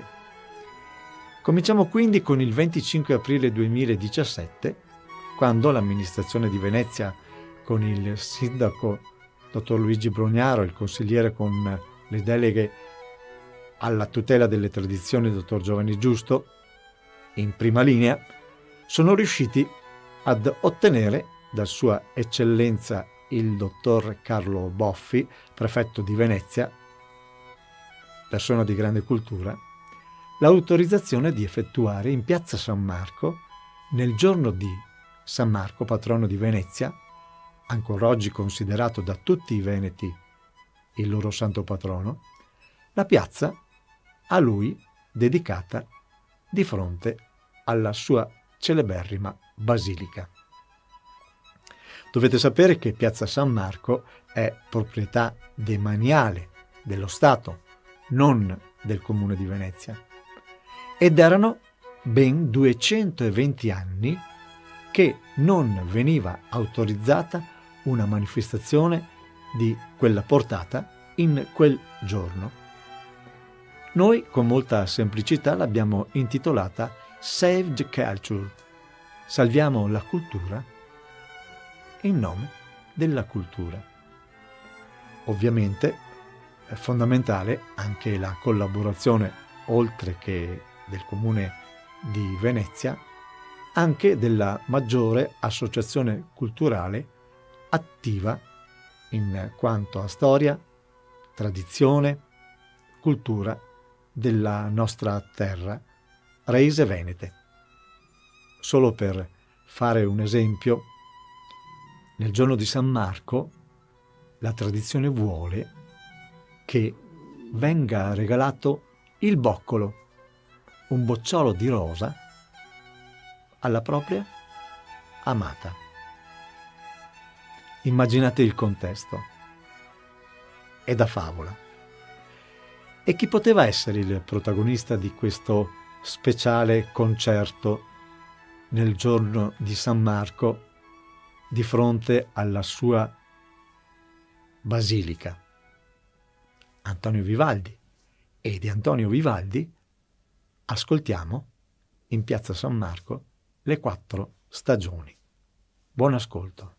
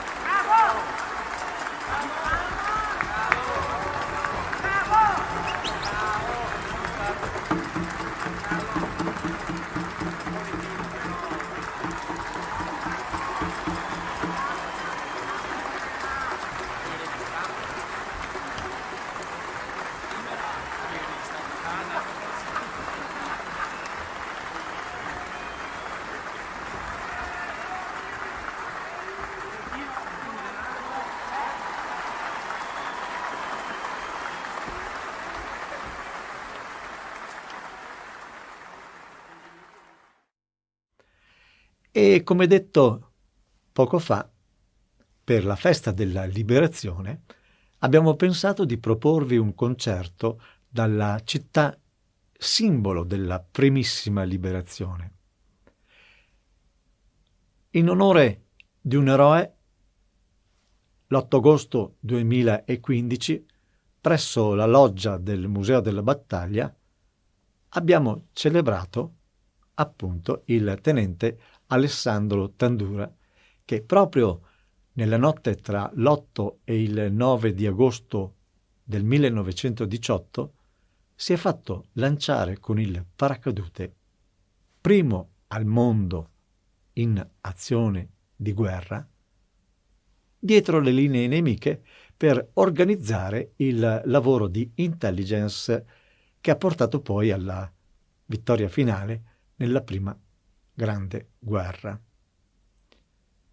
Sotto un aeroplano Savoia Pomilio, pilotato dal capitano britannico Wedgwood Bell e dal maggiore canadese William Baker, venne fatto un buco.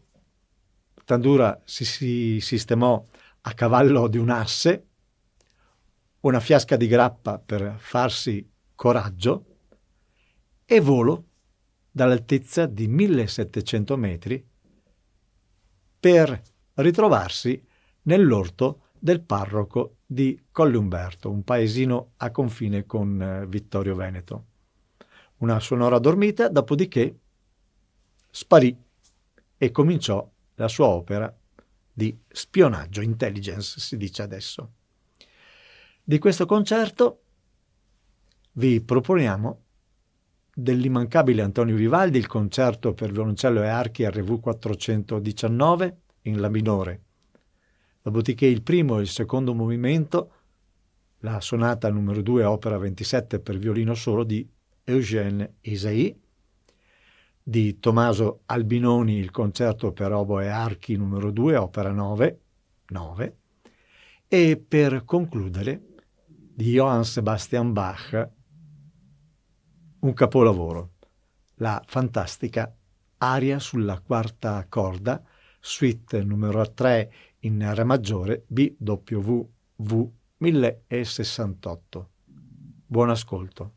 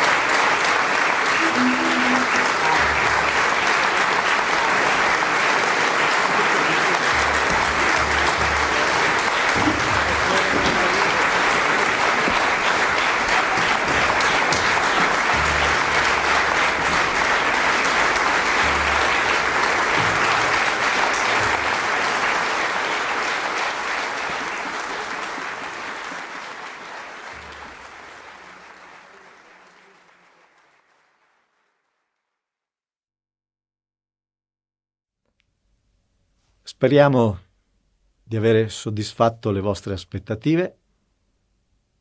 Era la terza pagina dalla vostra emittente di informazione. 25 aprile celebrato a modo nostro, con semplicità, ottima musica. abbiamo di che sorridere, sembra che si cominci ad uscire, si faccia qualche primo passetto verso la normalità. La raccomandazione è sempre quella. Cerchiamo di mantenere le distanze, cerchiamo di rispettare le regole, lo facciamo per noi tutti. E quando andiamo a fare la spesa ricordiamoci di privilegiare prodotti italiani, il nostro lavoro, e teniamo duro. Grazie e alla prossima.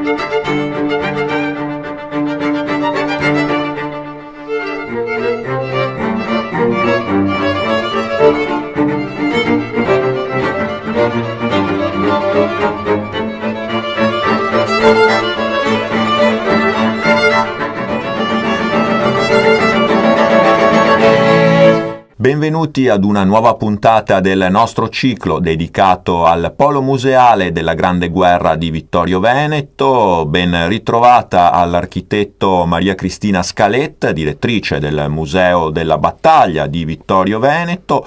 Architetto, in questa puntata vedremo un po' il clou, possiamo dire, uno degli argomenti principali legati alla Grande Guerra, cioè come si combatteva, qual era anche un po' la vita dei soldati.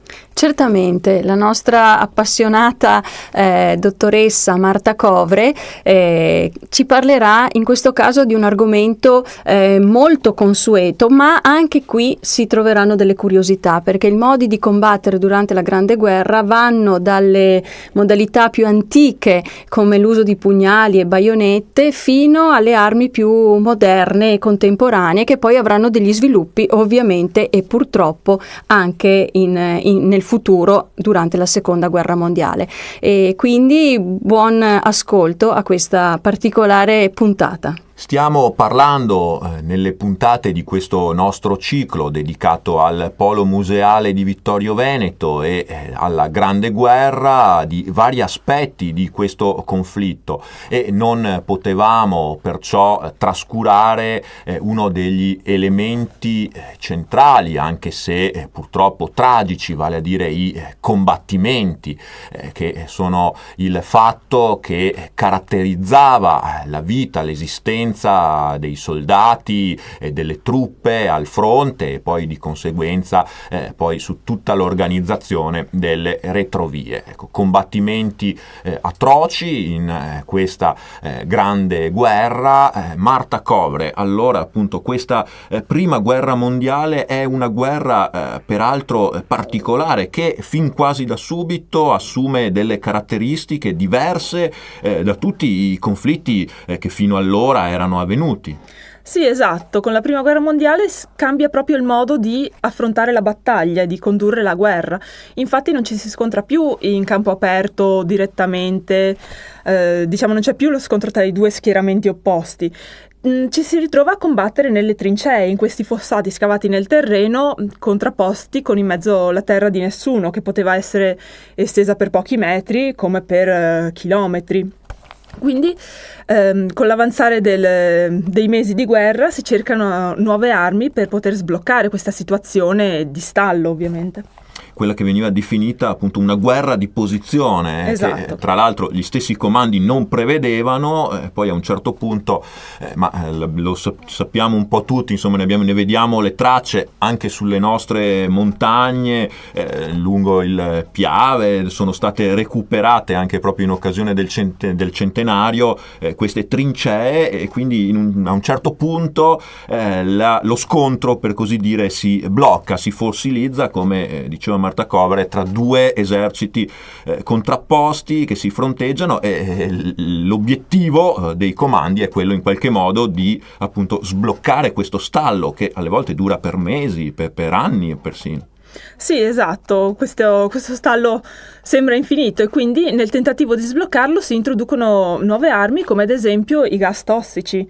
Ce ne sono di diversi tipi, ce ne sono di starnutenti o lacrimogeni, che sono un po' quelli più innocui, possiamo dire, con gli effetti più limitati, e poi man mano se ne sviluppano di sempre peggiori, con effetti sempre maggiori, fino ad arrivare a quelli proprio letali.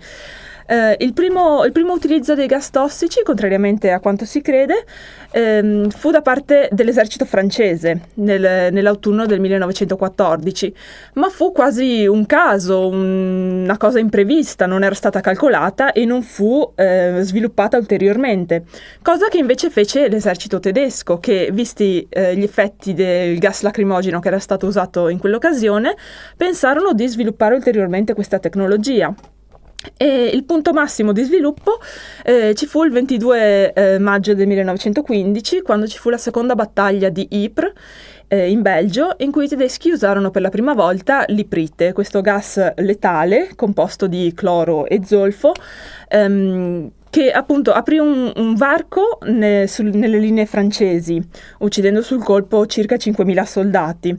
Ma i tedeschi stessi non erano preparati a un successo del genere, quindi non riuscirono a sfruttare questa temporanea superiorità e diedero in qualche modo il tempo agli eserciti alleati di riorganizzarsi, insomma. Di tappare questa falla, possiamo dirlo, perché poi appunto diciamo gas per sterminare le truppe avversarie, quindi rompere la resistenza di queste linee, ma poi c'erano forse quelli che conosciamo tutti anche nell'epica proprio della Grande Guerra, gli assalti, no? Le truppe a un certo punto uscivano dalla trincea e andavano alla conquista del fronte avversario. Ho sentito tante volte l'assalto alla baionetta, ma poi c'erano tante armi, alcune quasi, oggi ci viene da pensare quasi medievali, insomma. Sì, esatto, strettamente legati appunto ai gas tossici ci sono le mazze ferrate, di origine appunto molto antica, anche precedenti al Medioevo persino, che inizialmente venivano usate addirittura dagli stessi compagni dei soldati colpiti dai gas, per dare loro il colpo di grazia, per alleviare le loro sofferenze e in modo un po' utilitaristico per non sprecare munizioni. Si utilizzava questo sistema che sembra barbaro, che è barbaro, per appunto raggiungere l'obiettivo senza sprecare preziose munizioni. Ma ovviamente queste armi erano usate anche durante gli attacchi, infatti dopo il lancio dei gas, una volta disperso l'effetto diciamo più immediato, e i soldati nemici dotati di maschere antigas per proteggersi dai residui andavano all'attacco, come è successo effettivamente a Caporetto. Una cosa che riguarda l'Italia, un attacco ai gas che riguarda proprio l'Italia. Infatti nell'ottobre del 1917 nella conca di Plezzo vennero lanciati circa 2000 proiettili al fosgene, che era un altro tipo di gas composto da ossido di carbonio, anch'esso letale, e che riportò un grande successo per i tedeschi, che appunto riuscirono a sfondare la linea italiana e, come sappiamo, poi a invadere il territorio italiano fino al Piave. Sì, deve essere anche delle scene davvero raccapriccianti, insomma, di queste trincee con questi gas che aleggiavano, questi cadaveri, appunto questi assalti per riuscire a sfondare le linee. E la guerra, come sempre, però è anche fonte di innovazione tecnologica, e proprio nella prima guerra mondiale viene, per così dire, usata su larga scala, utilizzata su larga scala, possiamo dire un'invenzione avvenuta pochi anni prima, l'aereo. Nella Grande Guerra debutta l'aviazione militare, proprio muove i suoi primi passi. Sì, esatto. Negli anni precedenti al primo conflitto mondiale c'erano già stati degli esperimenti con l'aviazione. Ad esempio l'Italia, nella guerra italo-turca, aveva già utilizzato l'aviazione, però a scopi diciamo di osservazione, non di attacco, ed effettivamente questo valse anche per i primi anni di guerra. Si usava l'aviazione come supporto all'artiglieria per fornire informazioni precise sui dettagli. Infatti gli aviatori e gli osservatori proprio che salivano sugli aerei erano dotati di macchine fotografiche per scattare fotografie delle linee nemiche, oppure le macchine venivano attaccate sotto la carlinga dell'aereo in modo da poter riprendere verticalmente lo sviluppo delle linee difensive nemiche. Appunto per fornire un supporto all'artiglieria. Solo successivamente si pensò di utilizzare gli aerei come mezzo di bombardamento o anche per intraprendere duelli aerei con gli osservatori nemici. Il Museo della Battaglia conserva numerosi reperti legati all'aviazione, numerose parti di aerei, sia italiani che austro-ungarici, e una particolarità è la placca dello SPAD 13 del maggiore Baracca, la placca a cui si agganciavano le cinture di sicurezza del pilota, che venne recuperata sul Montello all'indomani della sua caduta nel giugno del 1918. Sì, perché poi questo è il periodo degli assi dell'aviazione. Appunto abbiamo citato Francesco Baracca, ce n'erano molti altri con questi combattimenti che forse appunto a differenza delle atrocità della trincea conservavano ancora un loro codice cavalleresco in qualche modo, no? Del resto anche appunto i protagonisti erano spesso nobili, ufficiali, ovviamente piloti, insomma l'aviazione era un'arma d'élite in tutti i sensi. Sì, esatto. C'era ancora una concezione proprio di duello ottocentesco quando si parlava di aviazione, lo scontro tra due eroi dell'aria. Infatti quando un pilota veniva abbattuto gli avversari tributavano gli onori militari al momento della sepoltura, proprio per rendere onore al coraggio, alle imprese eroiche proprio di questi aviatori. Accompagnati poi anche da una grande fama appunto come i cavalieri veri e propri. Il Museo della Battaglia naturalmente conserva parecchi reperti, soprattutto anche riguardo alle armi, da quelle più comuni ad alcune molto curiose, molto particolari. Sì, esatto, al Museo della Battaglia è presente un oggetto particolare, una valvola del meccanismo lanciasiluri di un sommergibile austro-ungarico, l'U-20 affondato a largo di Caorle.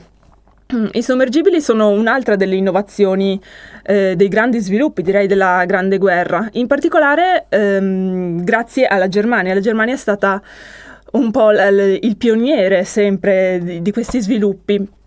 E fin dal 1915 la Germania infatti inizia una guerra sottomarina indiscriminata che verrà poi dichiarata ufficialmente solo nel 17, ma già dai primissimi mesi di guerra comincia ad affondare anche le navi civili che tentano di raggiungere la Francia, la Gran Bretagna. E in particolare è famoso l'episodio dell'affondamento del transatlantico Lusitania, che trasportava appunto civili, tra i quali 123 americani, e questo fu proprio l'episodio che diede il via alla discussione negli Stati Uniti riguardo alla guerra, se entrare, con quali modalità, eccetera. Sì, perché noi quando ci riferiamo alla Grande Guerra pensiamo sempre appunto agli scontri via terra, o forse, come abbiamo parlato, accennato poco fa, ai duelli aerei, ma ci fu anche una guerra per mare e alle volte sotto il mare, e alcune testimonianze si trovano anche proprio al Museo della Battaglia di Vittorio Veneto. Grazie intanto a Marta Covre per averci parlato delle tecniche di combattimento della Prima Guerra Mondiale. Grazie a voi. E grazie a tutti voi anche da parte mia per averci seguito fin qui. L'appuntamento è con la prossima puntata del nostro ciclo dedicato al polo museale della Grande Guerra di Vittorio Veneto.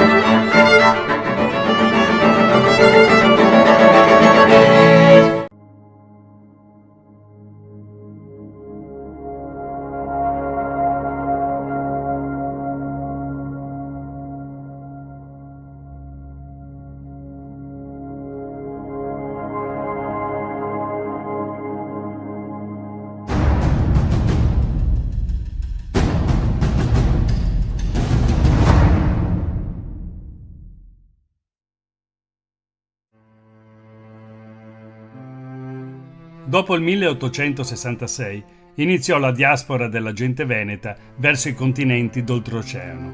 Ma chi e cosa cagionò la fuga dalla terra tanto amata? L'unitarismo italico si rivelò il paradiso del burocrate di Stato, a discapito della gente comune.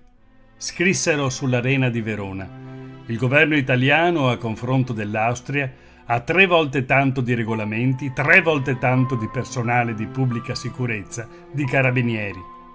C'è anche una dichiarazione di Rustov, Wilhelm Rustov, che era un prussiano, però aveva indossato la camicia rossa con Garibaldi. E quando gli hanno chiesto un commento su Custoza, dà una spiegazione che in qualche modo interessa anche l'Italia. La dichiarazione è precisamente questa: l'amministrazione non è il forte dell'esercito e non è il forte dell'Italia. Enorme, lui sottolinea, è il numero delle persone assunte, ma la quantità non si traduce in efficienza. Ora, questo 1866 chissà se vale anche oggi. In Italia, nota ancora Rustov, è gigantesca la quantità di persone che desiderano campare a spese dello Stato, ma senza restituirgli i servigi per cui percepiscono uno stipendio. L'amministrazione militare e sociale cade facilmente nella confusione e nel disordine. Cambiato qualcosa? Iniziò il calvario della gente veneta, segnato da un'esorbitante pressione fiscale, lunghissimi servizi militari obbligatori, fame, miseria, disperazione. Sotto il nuovo Stato italiano la tassazione divenne molto, ma molto più pesante nel Veneto da come era precedentemente. Altre semplici ragioni pratiche per avvalorare il tutto. Quando l'Italia divenne un paese unito, il governo fece fronte a consistenti spese per cercare di costruire nuove infrastrutture, come ad esempio le ferrovie per unire le diverse parti d'Italia. Inoltre, spese moltissimo per le armi e la flotta e spese enormi somme di denaro per reprimere coloro che ancora resistevano all'unità in questa parte d'Italia. La guerra del 1866 fu estremamente costosa. Quindi, quando il territorio veneto divenne parte del nuovo Stato italiano, divenne parte in realtà di uno Stato in bancarotta.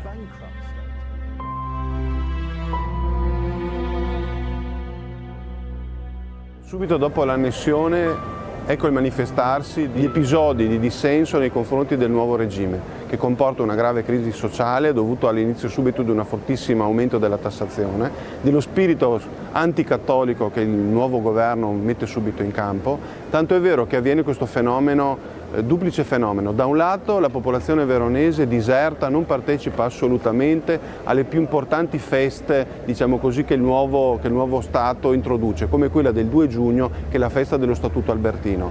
A Verona e nei paesi dove viene celebrata la festa viene completamente disertata dalla popolazione, e dall'altro lato per reazione invece si partecipa in massa alle processioni cattoliche che caratterizzavano la vita, diciamo così, cultuale dei cittadini. Ad esempio la più importante è quella del Corpus Domini.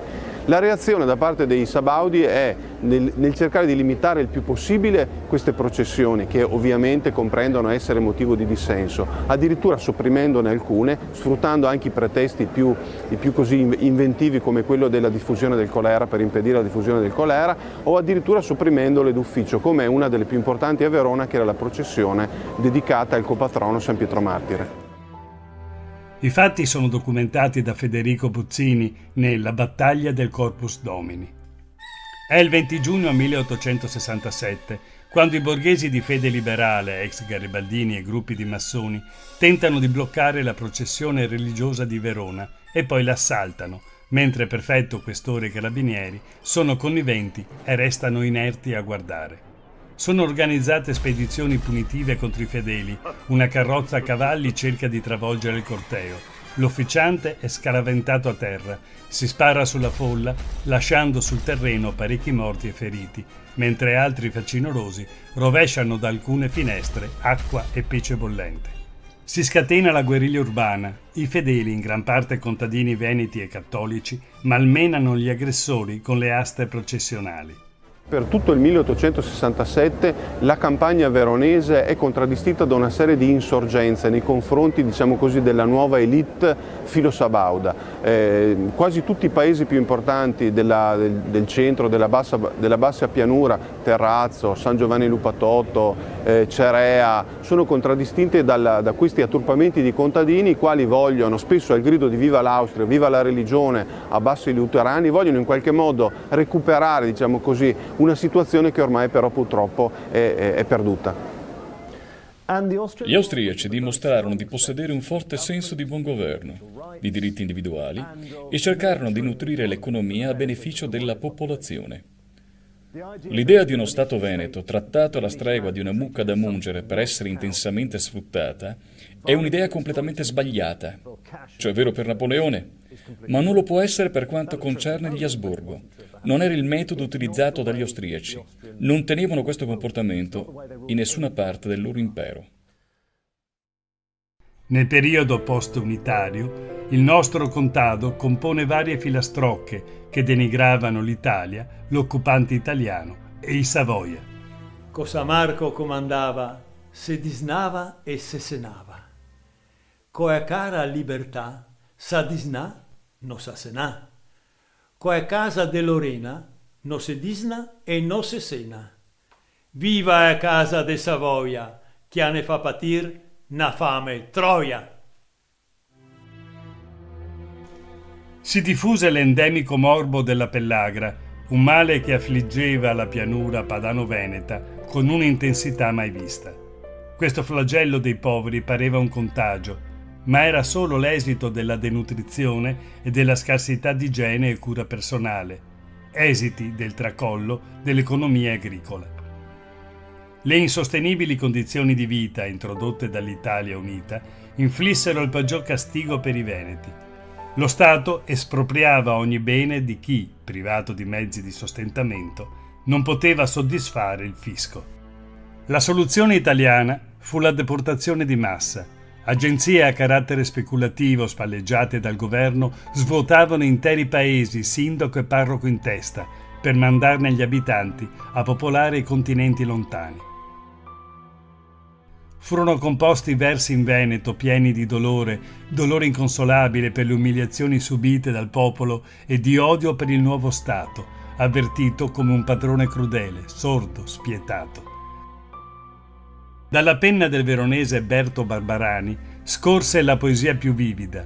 Come in un quadro struggente, egli pennella l'agonia della nostra gente, stritolata dal Regno d'Italia, costretta a perdere tutto.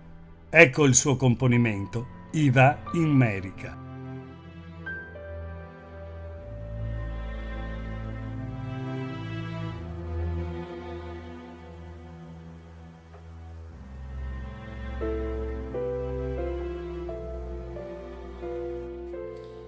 Fulminati da un fraco de tempesta, l'erba dei pre parna a metà passia.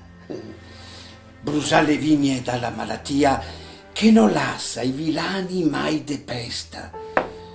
Ipotecato tutto quel che resta, col frumento che va alla carestia, ogni paese ga e a sua agonia, e le famiglie un pelagroso a testa. Crepà la vacca che la davea il formaggio, morta la donna a partorir una fiola, protestale cambiale dal nodaro una festa seradi in osteria. Con gran pugno battù sopra la tola, porca Italia, i biastema, andemo via! E se conta infra tutti, in quanti sio, appena diese che può fare strapasso.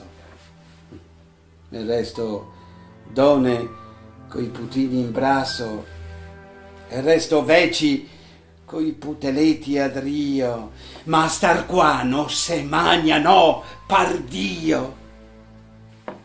Bisognerà pur far sto gran passo.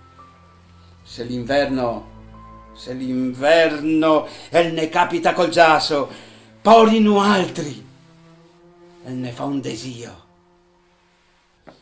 Drento l'ottobre carghi de fagoti, dopo aver dito mal de tutti i siori, dopo aver fusiato 3-4 goti, coi a testa sbarlota, imbriagata, i se dà du struconi intra de ori, e tontonando i giappa sulla strada.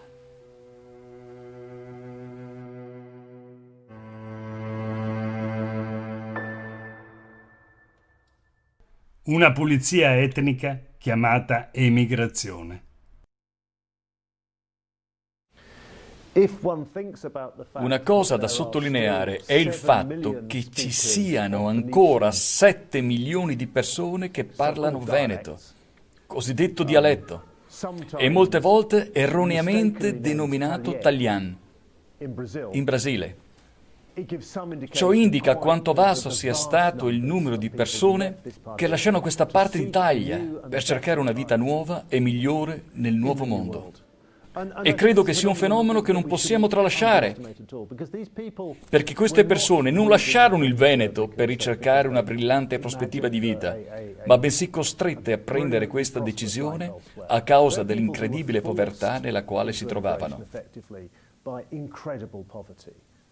E questa povertà ci porta direttamente all'unificazione. Beh, gli storici ne avranno da discutere. Perché è lampante che prima dell'unificazione non ci fosse stato alcun fenomeno di immigrazione. E penso sia ragionevole trarre chiare conclusioni da questo semplice fatto.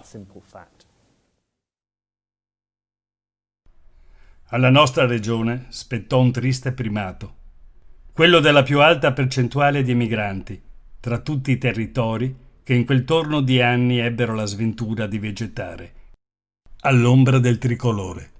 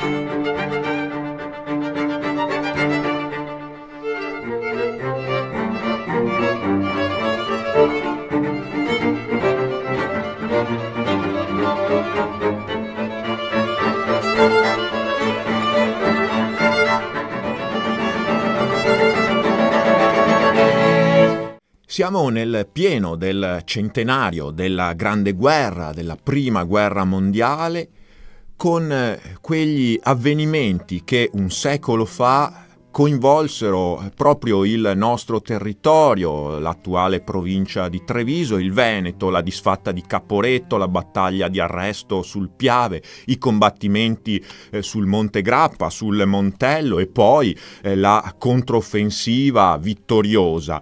I sacrifici dei soldati nelle trincee, ma anche le sofferenze della popolazione civile nell'Alta Marca occupata nel 1917 dagli austro-ungarici e nei paesi del resto della provincia diventati prima retrovia del fronte. Vogliamo raccontarvi questa pagina di storia, le sue conseguenze, attraverso il racconto di una delle prime e più importanti, più prestigiose strutture espositive dedicate a questi eventi, il Polo Museale della Grande Guerra di Vittorio Veneto.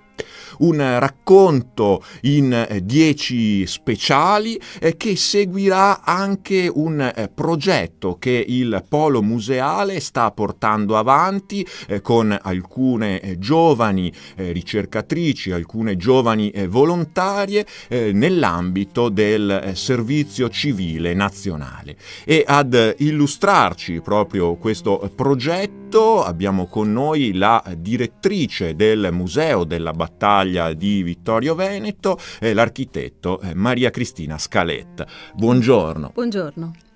Allora, direttrice, abbiamo detto un progetto che unisce il Polo Museale della Grande Guerra di Vittorio Veneto ai giovani. Certo, è stato un po' un tentativo vittorioso, per fortuna. Siamo stati classificati 12esimi nella regione del Veneto per un progetto culturale legato al servizio civile nazionale. Il bando è partito nel 2015 con la collaborazione della cooperativa Insieme si può e ovviamente l'ufficio del comune di Vittorio Veneto, con l'assessore Barbara Denardi come capofila di questo progetto, per costruire un progetto legato al polo culturale, al polo museale della Grande Guerra di Vittorio Veneto, che comprende non solo il territorio ma soprattutto le due grandi sedi museali del Museo della Battaglia di Vittorio Veneto e un meno noto ma straordinario edificio, Palazzo Minucci De Carlo, che è una fondazione museale dove ci sono contenute non solo opere d'arte ma anche i ricordi di un eroe della Grande Guerra, una medaglia d'oro al valor militare di cui sentiremo parlare. Questo progetto è stato inviato per la classificazione al Servizio Civile Nazionale, appunto si è classificato 12esimo nella regione del Veneto e noi avevamo previsto la possibilità di avere al nostro servizio per un anno 3 volontari del servizio civile che sono stati selezionati, e abbiamo avuto veramente la fortuna di trovare 3 persone di grandissima volontà e qualità che stanno lavorando all'interno del museo con diverse tematiche, perché una parte è quella legata alla promozione del museo e la sua valorizzazione del polo museale attraverso la partnership, appunto, sia con la Fondazione Minucci sia con Radio Veneto 1, che ci dà gli spazi e ci concede la possibilità di promuovere il progetto. Poi c'è dietro le quinte, in qualche modo, anche un lavoro molto interessante e importante di catalogazione del ricchissimo patrimonio documentale e fotografico e testimoniale che è custodito all'interno del Museo della Battaglia e anche all'interno di Palazzo Minucci.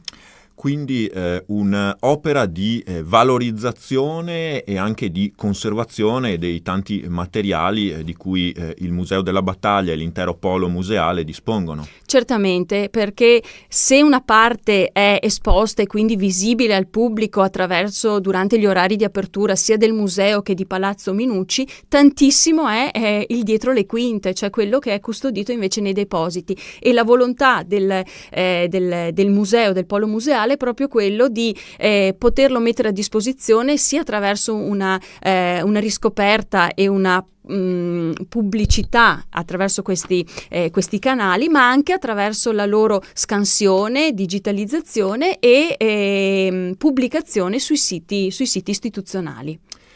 Tra l'altro sono 3 ragazze, 3 giovani laureate, sono state selezionate per questo progetto e quindi poi anche una esperienza formativa per loro legata ai loro studi, al loro curriculum di studi. Esattamente, ovviamente nel bando avevamo messo delle caratteristiche formative che dovevano avere le persone selezionate, perché è un tipo di prodotto abbastanza specifico e particolare, e sono state selezionate queste 3 dottoresse, ciascuna in un ambito comunque legato sia al tema della conservazione dei beni culturali che della promozione turistica, quindi sono lauree specifiche di queste 3 dottoresse, sono la dottoressa Marta Covre, la dottoressa Martina Dorigo e la dottoressa Francesca Daros, che all'interno del museo, con un orario di 30 ore settimanali di frequentazione dell'ufficio del museo e di Palazzo Minucci, stanno lavorando sulle azioni che sono parte integrante appunto di questo progetto. Per loro è sicuramente un grande strumento formativo per un prossimo lavoro. E le conosceremo poi nel corso di questi nostri speciali, perché saranno proprio loro a raccontarci alcuni degli aspetti del polo museale, ma anche poi delle vicende che i musei vittoriesi presentano e illustrano al pubblico. Un'esperienza, direttrice Scaletta, che magari si potrebbe ripetere, proprio sappiamo bene anche delle difficoltà delle amministrazioni locali e delle strutture che da loro dipendono, anche con il personale, quindi un progetto che si potrebbe rinnovare. Assolutamente, sarebbe auspicabile. Abbiamo provato anche con l'anno 2016 per il 2017 a costruire un progetto di questo tipo, sempre legato comunque al tema un po' più allargato sul territorio delle celebrazioni del centenario della Grande Guerra, perché è un anno che vedrà veramente questo territorio come aggregatore di tantissime richieste di visita e di conoscenza di questa tematica, e come diceva lei, il tema delle carenze di personale, ma anche di possibilità di assumere nuovo personale, fanno sì che questi siano progetti interessantissimi. Tra l'altro noi utilizziamo anche il tema dell'alternanza scuola-lavoro, fatta invece in questo caso con le scuole superiori o con le università, per avere a disposizione personale giovane, che è fondamentale per questo tipo di attività, di questo tipo di lavoro, sia appunto a progetto la ricchezza di questi giovani che possono apportare è sempre per noi una grandissima risorsa. Certamente anche nuove idee, nuovi punti di vista e di visuale, anche in un tema storico come quello della Grande Guerra. Peraltro il Museo della Battaglia e il Polo Museale della Grande Guerra di Vittorio Veneto hanno svariate iniziative proprio legate al centenario. Questo non è l'unico progetto naturalmente che avete in cantiere. No, abbiamo fin da subito, dalla riapertura del museo, sentirete appunto che ha subito un importante intervento di restauro.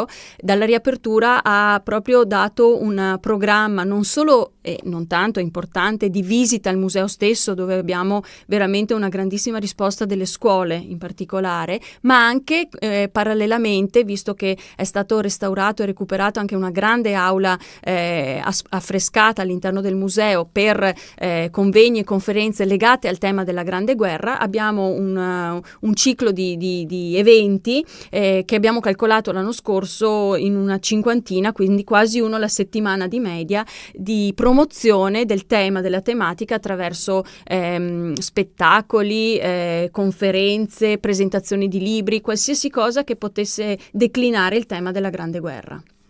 E allora andiamo a conoscere un po' meglio, un po' più di dentro, il polo museale della Grande Guerra di Vittorio Veneto e le sue ricchezze. Grazie intanto alla direttrice del Museo della Battaglia di Vittorio Veneto, l'architetto Maria Cristina Scaletta. Grazie.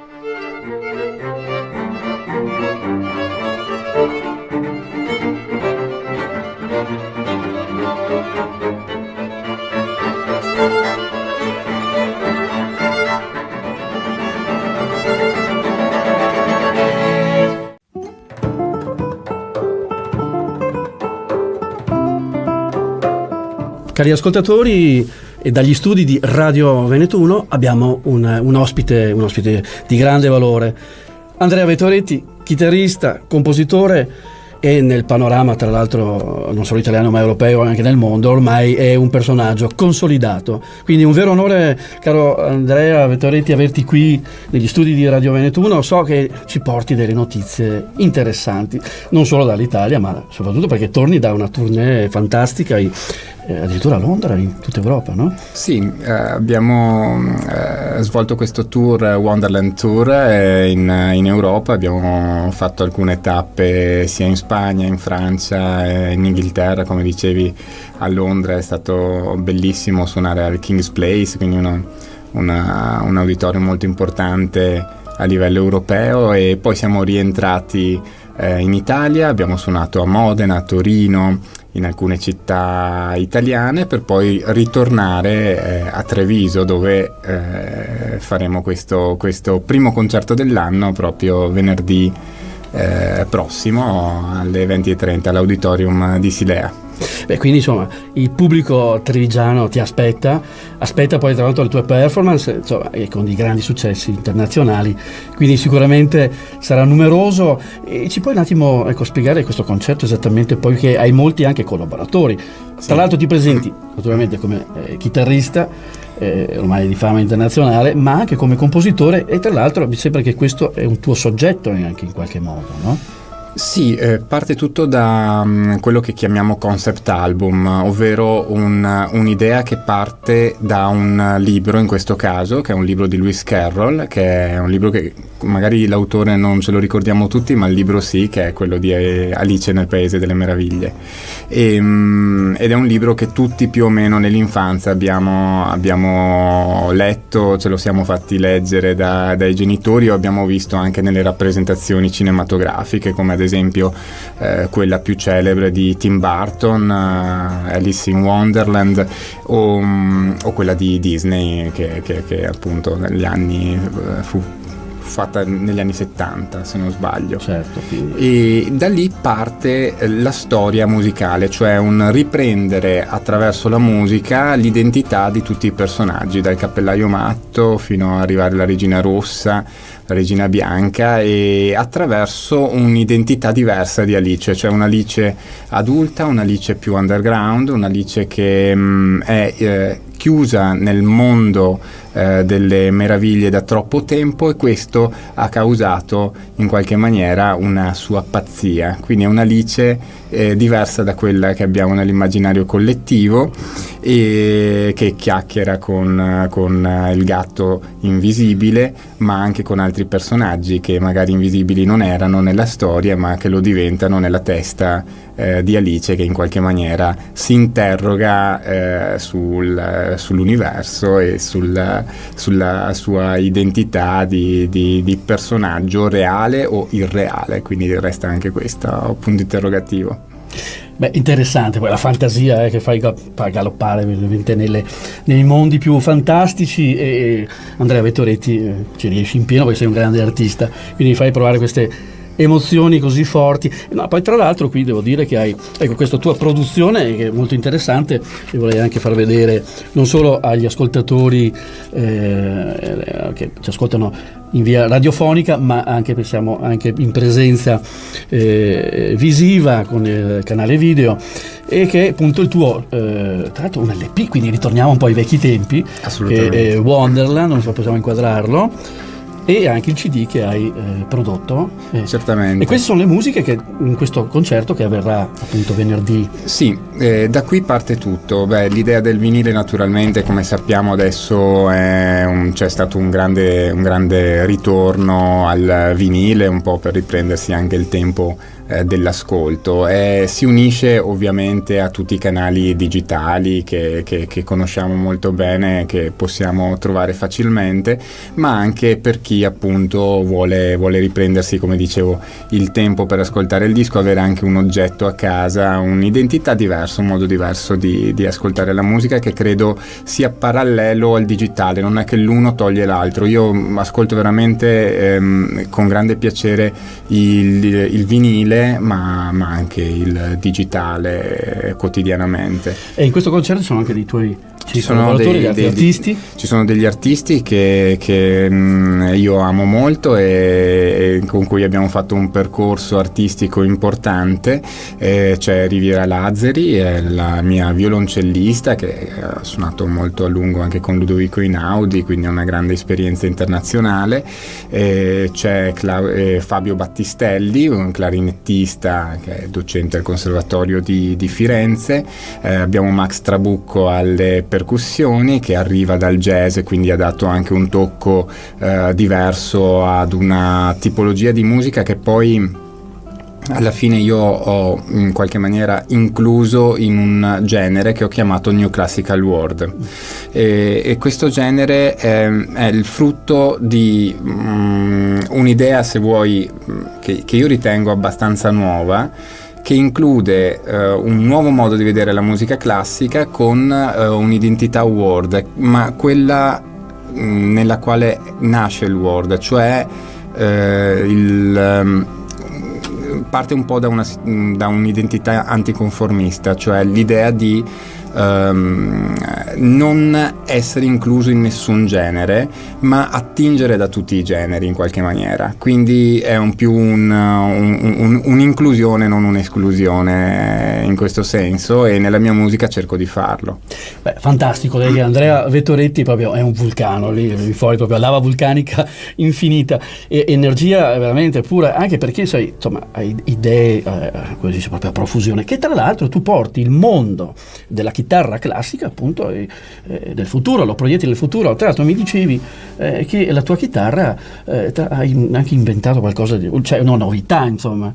Sì, se vuoi spiegare un attimo anche lì si parte sempre da un'idea tradizionale, dove cerchiamo di metterci dell'innovazione, e questa è una cosa che mi piace molto. Sappiamo infatti i limiti anche acustici, no, della chitarra. Assolutamente, e per ovviare a questa problematica, per poter suonare con strumenti, insomma, di una certa intensità acustica, e poterci esibire anche in situazioni esterne, quindi all'aperto piuttosto che in teatri molto grandi, abbiamo trovato con la tecnologia che fortunatamente a cui possiamo accedere oggi, un'amplificazione da inserire all'interno di uno strumento assolutamente tradizionale, che è uno strumento di liuteria che mi ha costruito il maestro Enzo Guido, che è qui nel Veneto, a Venezia, e attraverso un'amplificazione leggerissima, pesa qualche grammo, con una nuova tecnologia, un microfono americano di nuova concezione, abbiamo amplificato sostanzialmente uno strumento classico, mantenendo una qualità dello strumento, e quindi la sonorità che distingue, come sai, nel mondo della classica un artista. Quindi il problema era anche questo, no? Non solo avere uno strumento che si potesse amplificare, questo è semplice, ma avere uno strumento che amplificasse anche l'identità dell'artista. Andrea Vettoretti è veramente interessante, quindi potremo vedere, perché no, Andrea Vettoretti all'Arena di Verona. Ma assolutamente, no? si può impensabile si può per una fare. chitarra, perché sappiamo i limiti che ha questo strumento, no? Assolutamente. Questo è veramente una cosa interessante. Ecco, quindi dagli studi di Radio Veneto 1 una novità di Andrea Vettoretti, veramente uno scoop interessantissimo. Bene, per concludere, allora, tra l'altro, no, prima di chiudere, anzi, importantissimo, tu sei attivo anche nel campo anche della solidarietà, quindi usi anche in maniera positiva l'arte, la musica. Cerco di farlo questa notizia per quanto interessante sia possibile. che è uscita anche alla Repubblica, mi sembra. Sì, è uscito un po' ovunque la notizia di una campagna di cui io sono testimonial, di un'associazione, di un onlus anzi, che si chiama Dokita, che opera in 12 paesi nel mondo, e questa campagna si chiama Tutti Uguali ed si caratterizza per l'aiuto ai bambini disabili, e quindi è veramente una situazione che io sto portando avanti da alcuni anni, in questo caso sulla disabilità dei bambini, ma anche sull'educazione musicale, che ovviamente mi sta molto a cuore. Quindi abbiamo 2 progetti. Il primo si chiama Music Care, che è basato appunto sul far studiare i bambini che non potrebbero farlo altrimenti, e quindi diciamo anche fargli vivere un sogno che noi magari facciamo quotidianamente, fare ai nostri figli, ai nostri bambini, ma che in altri paesi non è possibile, e quello ovviamente più delicato e importantissimo della disabilità dei bambini e l'aiuto per questi bimbi, che è fondamentale. Si può fare un piccolissimo gesto, un SMS. Diamo difatti il numero. Diamo il numero, chi fa il numero 45582 è un numero che possiamo fare con un qualsiasi telefono, e ci saranno appunto addebitati un paio di euro che andranno a beneficio di questa onlus, che è serissima e su cui metto la faccia, perché sono andato a visitare dove appunto operano questi favolosi addetti di Dokita. Bene, complimenti. Bellissimo. Andrea Vettoretti, è un onore averti qui, ci hai portato veramente delle notizie di grande rilievo e importante. Ti aspettiamo ancora presto per ulteriori, perché penso Molto che tu volentieri. non ti fermi, sarebbe non ti fermi, quindi porti il messaggio anche dalla musica. C'è un artista nostrano, trevigiano, che sta portando e fa onore in tutto il mondo, e quindi diamo ancora un attimo l'annuncio del concerto. Certamente, ci vediamo venerdì 18 gennaio alle ore 20:30 all'Auditorium di Silea. Noi saremo lì con Wonderland e vi aspettiamo. E concludo anche dicendo che stiamo anche in sottofondo ascoltando la musica di Andrea Vettoretti, che sono tue composizioni. Vedo qui sono 12 brani che hai scritto 12 tu. brani Originali, quindi le ascoltete qualche pezzo. Naturalmente, se poi andate al concerto venerdì, sentirete dal vivo la produzione di Andrea Vettoretti. Bene, grazie ancora Andrea di essere stato qui negli studi di Radio Veneto 1. Grazie a voi. È un onore, e ci sentiamo presto con altre notizie importanti. Assolutamente. Grazie ancora a tutti.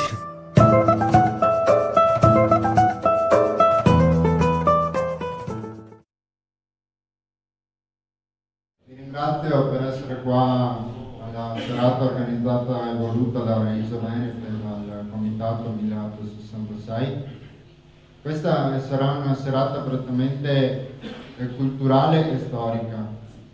Vogliamo cercare di fare un po' di chiarezza su una pagina di storia molto importante, determinante per noi veneti, che è appunto l'annessione del Veneto all'Italia, avvenuta nel 1866 grazie a un referendum. Le popolazioni al tempo erano state chiamate a votare se volevano o meno essere annessi all'Italia. Questa è una cosa che è avvenuta in modo alquanto strano, e questa sera appunto cercheremo di fare un po' di luce, fare un po' di chiarezza. Ilaria la chiama Operazione Verità. Appunto, noi cerchiamo di fare verità, di dirvi quello che è realmente successo in quell'anno. Quindi questa sera abbiamo 4 relatori importantissimi per questo tema. Il primo a parlare sarà Ettore Beggiato, Ettore ha fatto notevoli ricerche storiche, ha scritto molti libri sul tema e è uno dei principali conoscenti della materia su quello che è successo in quel tempo. Quindi lascio la parola a lui, vi ringrazio ancora, vi auguro una buona serata e spero vi piacerà.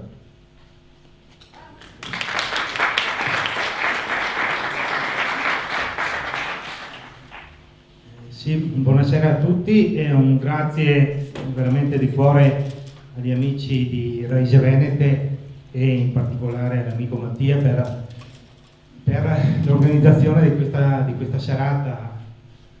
Mi torno sempre volentieri a Rovigo, mi arrivo dalla provincia di Vicenza, forse si capisce. E questa è una sede assolutamente prestigiosa.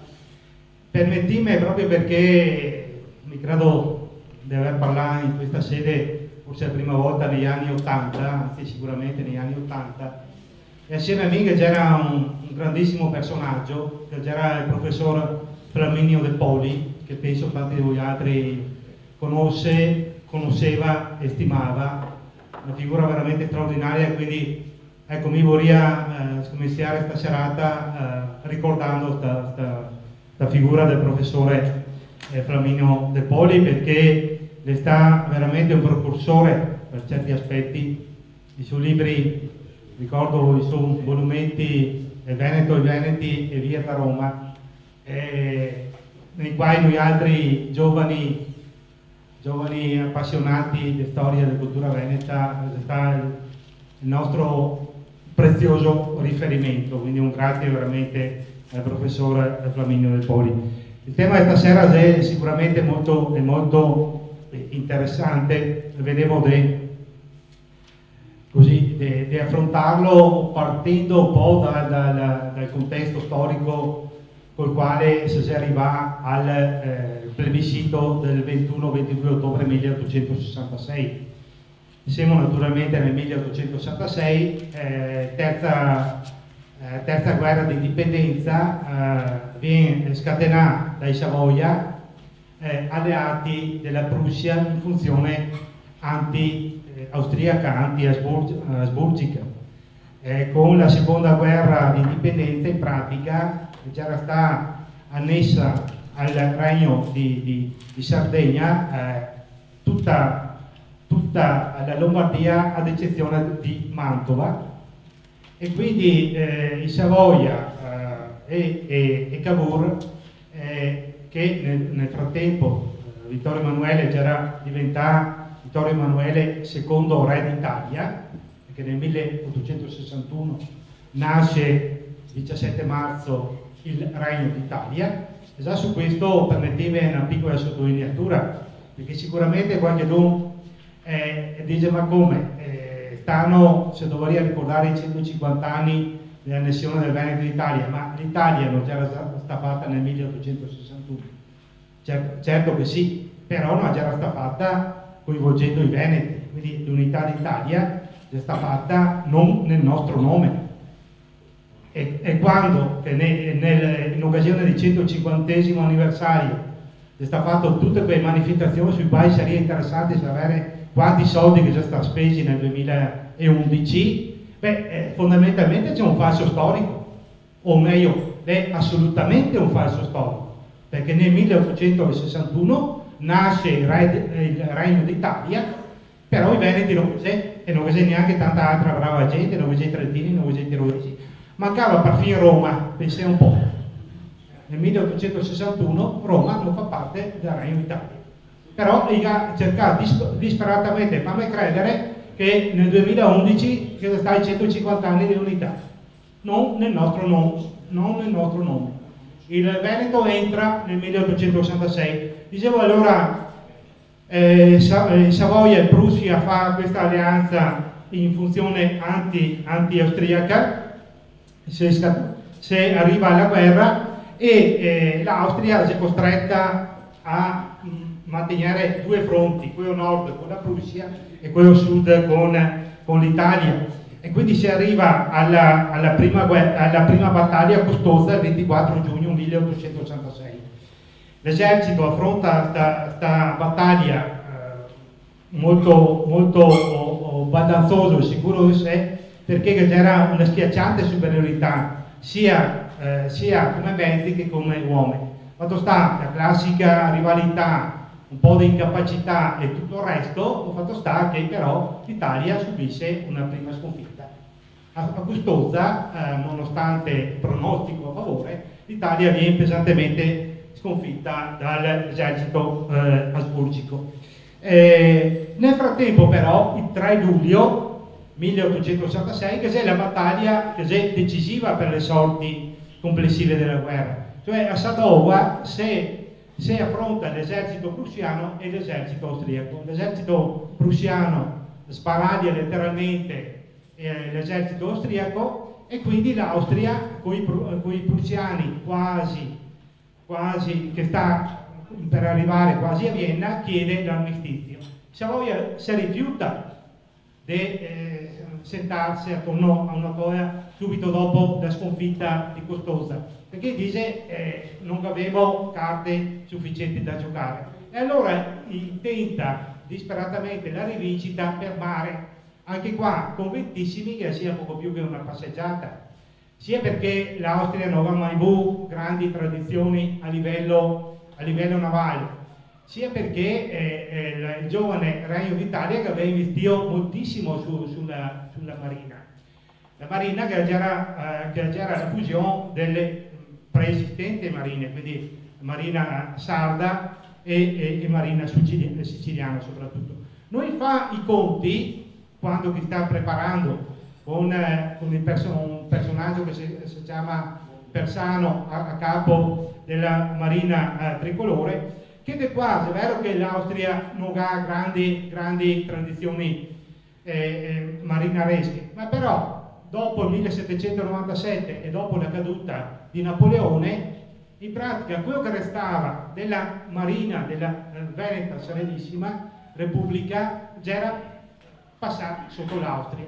Prova ne sia che fino al 1848 la denominazione ufficiale della marina austriaca è Imperial Regia Veneta Marina, che addirittura gli austriaci riconosce questo concetto, perché il Veneto già era la lingua ufficiale a bordo, perché veneti, istriani e dalmati già era la stragrande maggioranza dei marinai, e perché l'aria, il sentimento che si respirava già era della Serenissima. L'Austria addirittura in alcune battaglie usa anche la bandiera con il leone di San Marco. Quindi si arriva al 20 luglio a Lissa e praticamente gli italiani sono ancora una volta convinti di fare una passeggiata, e invece viene clamorosamente sconfitti dalla marina, quella marina che tanti storici ancora adesso chiama Austro-Veneta. La tradizione dice che alla fine della battaglia i marinai buttano per aria il cappello, dice viva San Marco, e il telegramma del Tegethoff che manda a Vienna è emblematico di questa battaglia, perché dice uomini di ferro su navi di legno hanno sconfitto uomini di legno su navi di ferro, perché questa è la fotografia della battaglia. Gli uomini di ferro naturalmente erano veneti, istriani e dalmati, e anche i vostri fradei, perché sono il mio libro che ho stampato su Lissa, l'ultima vittoria della Serenissima, nella quale ripropongo, perché sui miei libri scrivo relativamente poco, però ripropongo testi inattaccabili, cioè puoi contestarmi l'impostazione di questo libro. Difatti qualche prestigioso giornalista italiano come Gian Antonio Stella mi ha bacchettato abbastanza pesantemente, però sicuramente non puoi contestarmi l'elenco delle medaglie d'oro e d'argento di quella battaglia. Allora sull'elenco delle medaglie d'argento, per esempio, senza andare tanto distante, mi trovo, medaglia d'argento di prima classe, mi trovo un certo Paolo Pregnolato di Loreo, che tutti voi altri sapete cosa immagino, Gaetano Ravagnan di Donada, Pregnolato Domenico di Contarina, e tanti altri, e diversi altri, oltre naturalmente alla grande maggioranza Ciosotti, da Pietrina, eccetera, eccetera. Però che c'era diversi che prende la medaglia d'argento fra dei vostri, Fiori del Polese. Ecco, sarebbe interessante ricordare ai democratici, che ricorda tanto i protagonisti di tutte le guerre combattute sotto i Savoia, che non esiste Veneti di Serie A e Veneti di Serie B. Non esiste i Veneti di Serie A che va a ricordare solo perché combatteva con i Savoia, e i Veneti di Serie B che va letteralmente a smentegare in una maniera indecente solo perché combatteva con l'imperatore d'Austria. Perché questi che prende le medaglie vuol dire che ha onorato il suo ruolo, e ora questa gente qua va a ricordare come tutti gli altri, questi veneti che, ripeto, hanno onorato la sua divisa. Comunque torniamo alla terza guerra d'indipendenza. Dopo la battaglia di Lissa, che è un po' la scaramuccia di Benteca, che anche qua la propaganda italiana dipinge come una grande vittoria, invece fondamentalmente è una scaramuccia che se puoi considerarla un pareggio fra italiani e austriaci. E comunque l'Austria continua a chiedere, e anche la Francia, che faceva da garante, continua a chiedere la pace, e quindi si arriva alla pace il 3 ottobre 1866. E questo è un altro passaggio, o forse il passaggio più importante e assolutamente centrale della questione. Vi dico un altro fatterello, perché al momento delle trattative, ai quali partecipa anche la Francia, l'imperatore dei francesi, Napoleone III, si è piuttosto risentito nei confronti di Savoia, perché nonostante sia stata pestà sia a Gustosa che a Lissa, questi pretende di alzare la voce. E allora Napoleone III, rivolto ai cancellieri e ai diplomatici dell'epoca, dice: un'altra sconfitta e questi mi chiederanno Parigi, perché questo già era il prestigio che aveva l'Italia nelle cancellerie dell'epoca, non che adesso sia tanto diverso, però è emblematico di questo. Comunque si arriva al trattato di pace fra Italia e Austria, 3 ottobre 1866. L'Austria ammette di aver perso la guerra, perché l'ha perso, ripeto, perché sta letteralmente distrutto l'esercito a Sadowa, però si rifiuta, giustamente per conto mio, di passare direttamente il Veneto ai Savoia, perché dice, in fin dei conti, abbiamo fatto due battaglie, li avevo perso tutte e due, cosa vuoi io? E allora, come che prima che aveva fatto nel 59 con la Lombardia, tra l'altro, e allora passa il Veneto alla Francia, affinché la Francia funzioni da garante internazionale. E nel trattato di pace del 3 ottobre 1866 c'è scritto proprio questo passaggio centrale: sotto consenso delle popolazioni debitamente consultate, tra virgolette. Questo è quello che cita il trattato di pace. Quindi il Veneto seria passare ai Savoia e al Regno d'Italia solo dopo e solo attraverso il consenso delle popolazioni debitamente consultate.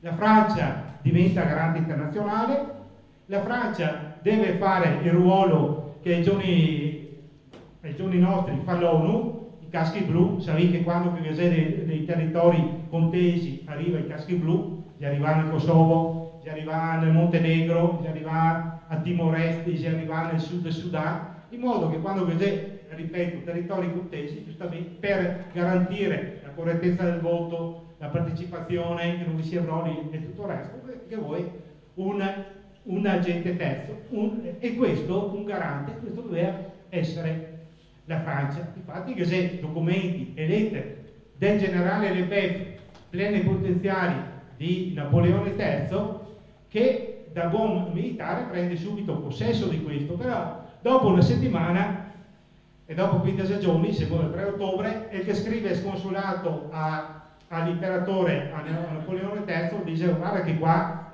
lui mi lascia fare il mio mestiere, quando pretende che il governo italiano addirittura deve passare il plebiscito, eccetera, eccetera. Napoleone III vi dice, attento, più o meno, cerchiamo di farsi manco mai possibile e cavemmosi via, perché la Francia non aveva più interessi su questo punto, su questa parte dello scacchiere europeo. Lui che aveva già portato a casa sia Nizza che la Savoia e quindi non interessava più niente. Così si arriva, secondo quanto previsto dal plebiscito, dal trattato di pace del 3 ottobre 1866, si arriva alla convocazione del plebiscito. Questo è un manifesto, questa è una copia che vi ho trovato l'originale, che vi ho 2 o 3 dei diversi soggetti, con il quale vi dico che vengo effettivamente convocato il plebiscito. Il plebiscito è fissato per i giorni 21 e 22 del corrente mese. Beh, vedi però una cosa, che praticamente se dice solo guarda Moretti che vince a votare sì e basta, però qua non si è messo che c'è la possibilità di votare sì, di votare no, di attenervi, no? Siccome che le prossime elezioni dicesse viene convocato i comizi e guarda che vince a votare tutti i parenti, no? Che si è votato distante, però eccolo qua, sì e basta in pratica. Questo è il manifesto ufficiale di convocazione. Ma non solo, cosa succede? Che il convegno viene sì convocato il 21 e il 22 ottobre, però su pressione soprattutto del governo italiano e del primo ministro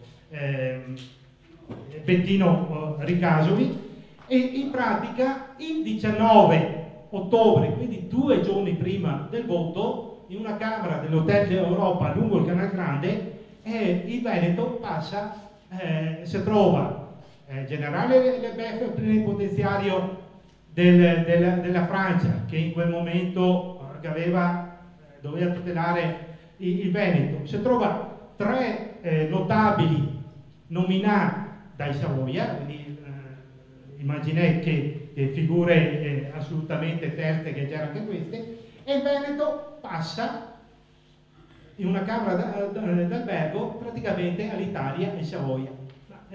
Immagino che qualcuno potrà anche dire questo prove per dichiarare tutto questo. Beh, le prove le sé anche molto facili, sono riuscito a reperirle dopo anni di ricerche. Per esempio, questo è il dispaccio telegrafico col quale il commissario del re per la provincia di Udine ha ricevuto il seguente dispaccio telegrafico. Venezia, 19 ottobre 1866, ore 10:20 antimeridiane. Cessione della Venezia compiuta, la bandiera reale italiana sventola dalle antenne di Piazza San Marco. Il generale Count di Ravel, plenipotenziario di Savoia. Udine AD 19 ottobre 1866. Questo si trova all'archivio del comune di Pordenone. Questa è una riproduzione. Ma ancora peggio, no, ancora meglio direi, dopo che aveva trovato questo, del tutto casualmente, perché lo avevo trovato su un libro di storia locale che si chiama Storia di San Michele al Tagliamento, un giorno mentre ero su internet mi sono imbattuto addirittura sulla Gazzetta Ufficiale del Regno d'Italia, datato venerdì 19 ottobre 1866, dal numero 288, nel quale viene riportato pari con le stesse parole questo dispaccio telegrafico. Quindi cessione della Venezia compiuta, la bandiera reale italiana sventola dalle antenne di Piazza San Marco. Se non vi fidate del me, voi altri quando questa sera andate a casa, accendi il vostro computer, adesso Google, e batti Gazzetta Ufficiale del Regno d'Italia 19 ottobre 1866 e vi viene fuori questa Gazzetta Ufficiale, e a pagina 3 che è il passaggio col quale tutti i trionfanti, eccolo qua, questa è la riproduzione che ho, in modo da essere, come al solito, cerco di essere sempre molto preciso. Questa è la Gazzetta Ufficiale, le 4 pagine della Gazzetta Ufficiale. Al Presidente del Consiglio dei Ministri è pervenuto oggi alle 10:03 antimeridiane il seguente dispaccio da Venezia, eccetera, eccetera. Il Presidente risponde, il governo del Re, adesso è scritto anche piccolo, comunque ringrazia e soprattutto ricorda il fatto che Venezia ritorna all'Italia. Quando che fosse stata Venezia all'Italia prima del 1866 c'è comunque un mistero per tutti noi altri.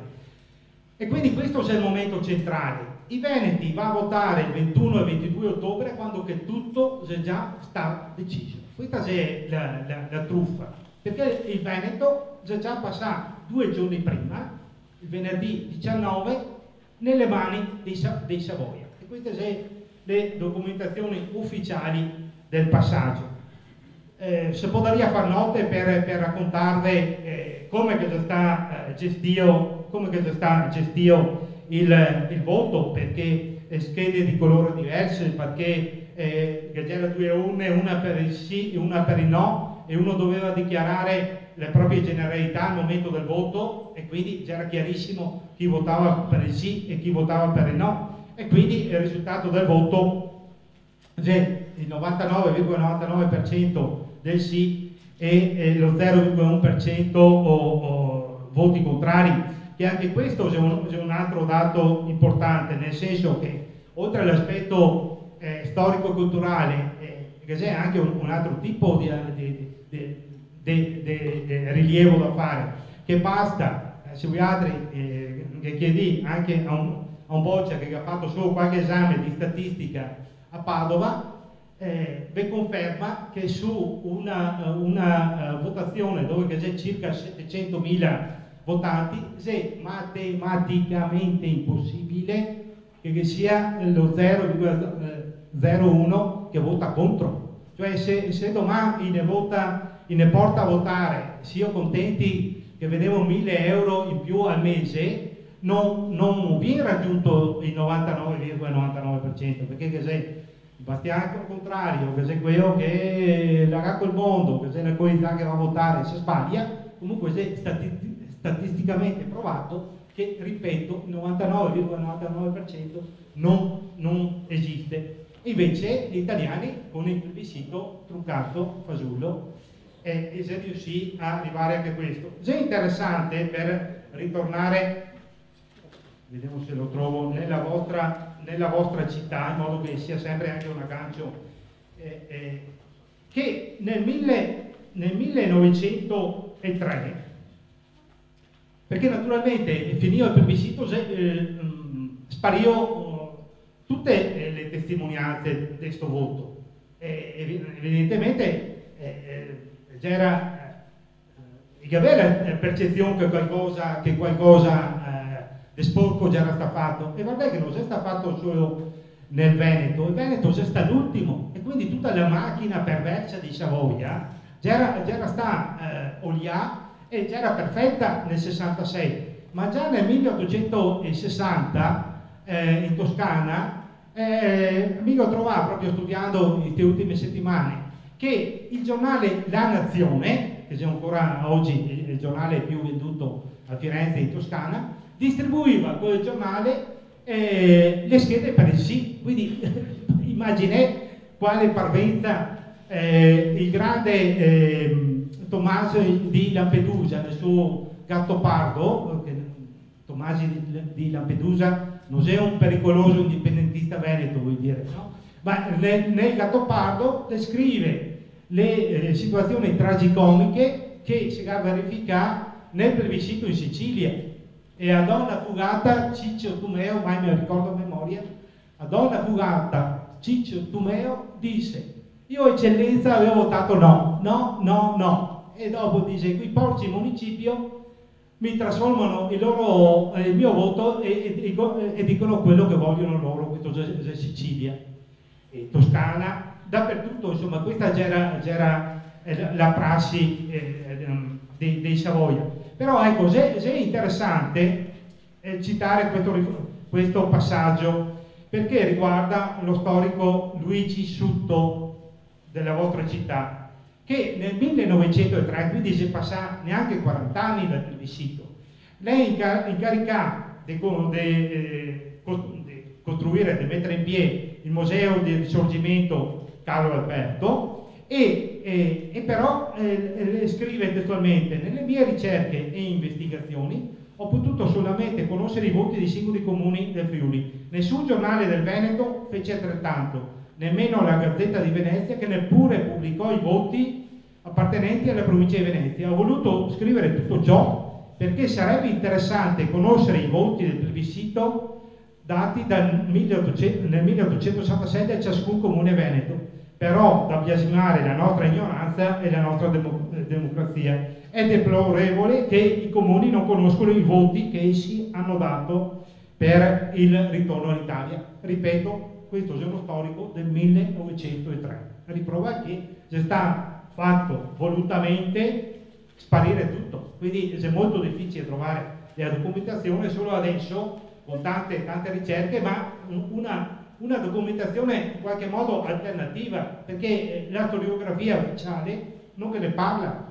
Se noi altri facciamo un sondaggio nelle nostre scuole, quando che il Veneto si passa all'Italia e come che si passa all'Italia, mi sono convinto che A, vi dice che il Veneto è sempre stato italiano, quindi B, che è passato nel 1861 naturalmente, e quei pochi che magari sa che si è passato nel 66, fa fatica a ricordare e avere le idee chiare su come che il Veneto si è passato. Ecco, vi ringrazio per l'attenzione e viva San Marco.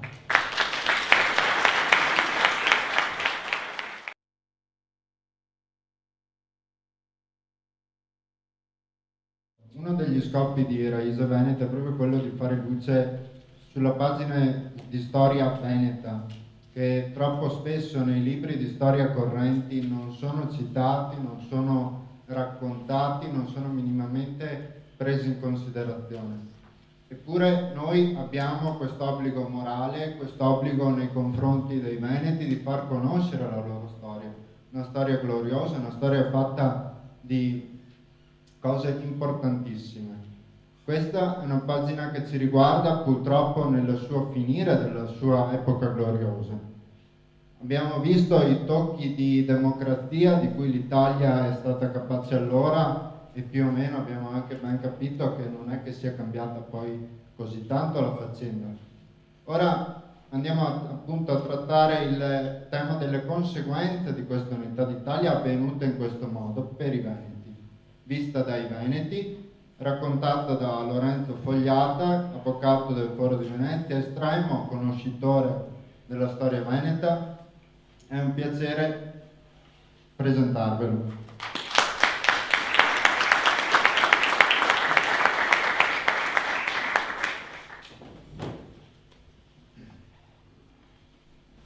Disse Tegethoff ai suoi marinai: Messe Sieg von Lissa werden.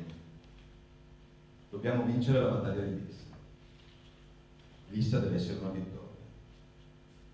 E questo, guardate, nonostante che, questo va sottolineato, le due flotte avessero una disparità spaventosa.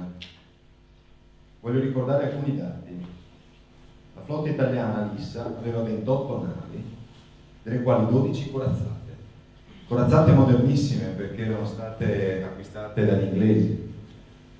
Erano davvero l'ultimo ritrovato bellico, tant'è che montavano un cospicuo barco di artiglieria, cannoni modernissimi a canna rigata, mentre la flotta austriaca, che era costituita circa da 18 unità navali, non aveva le corazzate, anche se alcune navi di legno portavano una lieve corazza d'acciaio, ma non erano nate così e quindi non avevano la caratteristica di essere la corazzata in senso proprio, e avevano cannoni a canna liscia. Pensate che la flotta italiana era superiore almeno del 50% a quella austriaca, come tonnellaggio e come equipaggi. Le artiglierie italiane potevano sparare da 1000 metri di distanza. più di 1 chilometro, colpendo il bersaglio con proiettili pesanti 1,5 quintali. I proiettili austriaci non pesavano più di 13 kg. I marinai sulle 2 flotte erano circa 16.000 uomini sulla flotta italiana e 7.492 sulla flotta austriaca. Tegetov sapeva tutto questo, era ben al corrente di questa situazione, tant'è che concepisce una strategia di battaglia fondata su 2 elementi, quelli tipici della organizzazione austriaca, quindi l'organizzazione e l'ordine della flotta, mette la sua flotta in linea e in modo molto ordinato, ma soprattutto il valore e la perizia nautica degli equipaggi, perché per condurre una flotta come la condusse Tegetov ovviamente è necessario avere piloti e marinai d'eccellenza.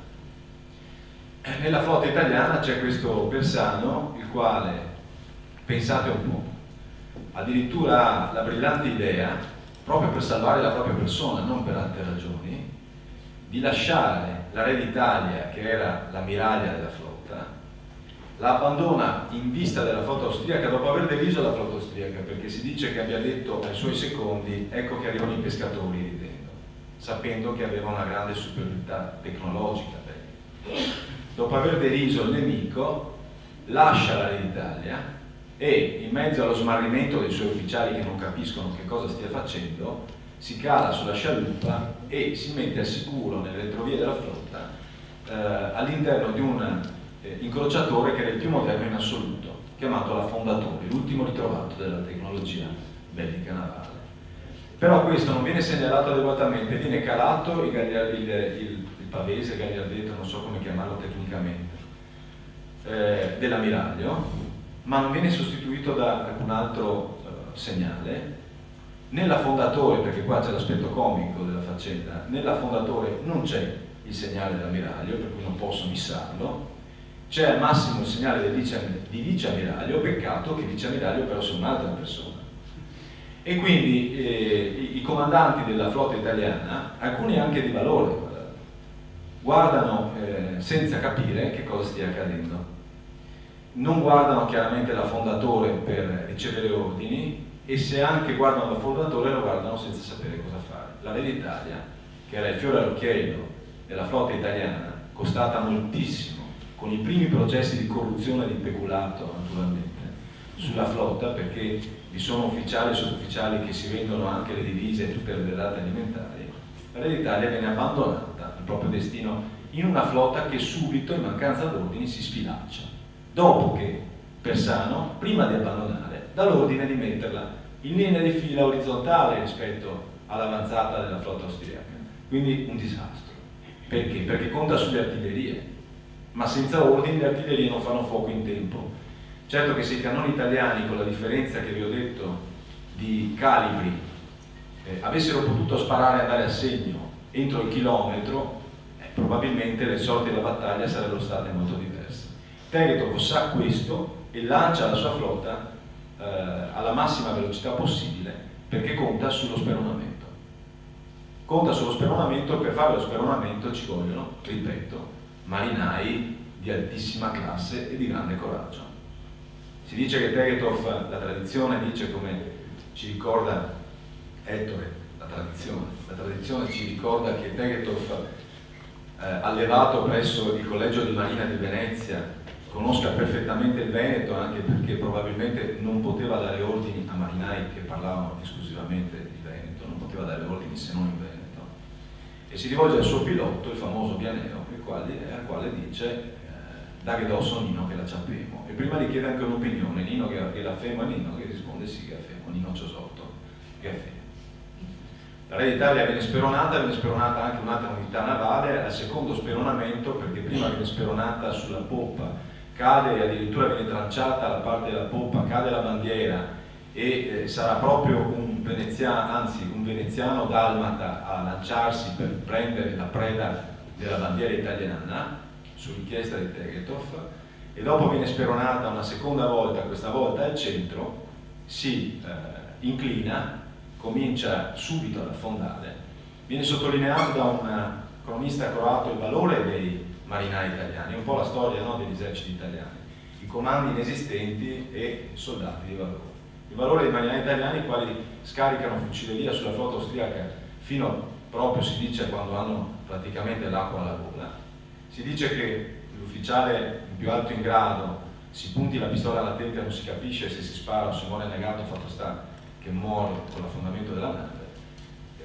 Morale della favola, la Re d'Italia affonda e appunto la tradizione dice che dalle marinerie austriache si levi il grido viva San Marco. Una storia doppiamente, triplamente, quadruplamente ingloriosa, perché oltre agli aspetti che vi ho detto finora, che già insomma lasciano molto perplessi, come vi ha detto Beggiato, la battaglia è stata voluta dagli italiani a tutti i costi, nonostante l'Austria, dopo la sconfitta di Sadova, che correggimi Ettore se sbaglio, del 4 luglio, se non voglio, del 3 e 4 luglio, una battaglia talmente cruenta da lasciare sul campo qualcosa come 50.000 uomini. Dopo la battaglia di Sadova, l'Austria offre ufficialmente, queste non sono dicerie venetiste, sono documentali, offre ufficialmente all'Italia la cessione del Veneto, naturalmente con la mediazione francese. No, dicono loro, mai, non sia mai che noi accettiamo il Veneto dalla Francia, e quindi vogliono la riscossa di una guerra che avevano già perduto per terra, appunto a Custoza, la vogliono per mare. E questa è la storia bellica. Io mi ero incaricato con gli amici che mi hanno invitato, Giollo e Dalia, di spendere due parole però del prima più che del dopo. Credo che del dopo si occuperà l'amico Alberto. Cioè, cos'è il Veneto, le Venezie, come si chiamavano, come arrivano a questa situazione di cessione ingloriosa, chi siamo a quell'epoca. Fatemi fare un piccolo passo indietro, una veloce carrellata, anche se sono fatti, immagino, da molti di voi conosciuti. La Repubblica Veneta nel 1790 conta 2.800.000 abitanti circa, ha un tessuto imprenditoriale vivacissimo per l'epoca. Ecco, non ci stupiamo oggi se il Veneto ha 500.000 imprese, non c'è soluzione di continuità nel metodo, nella mentalità di queste genti. Per queste genti non intendo solo veneti in senso proprio come siamo abituati a ragionare con la regione Veneto, ma i veneti di allora, cioè anche bresciani e bergamaschi. Pensate che Brescia era la provincia più ricca dello Stato da terra, era quella che dava più introiti allo Stato Veneto. È una quindi regione d'Europa particolarmente florida, particolarmente piacevole, particolarmente bella, amena da vivere e ricca già all'epoca.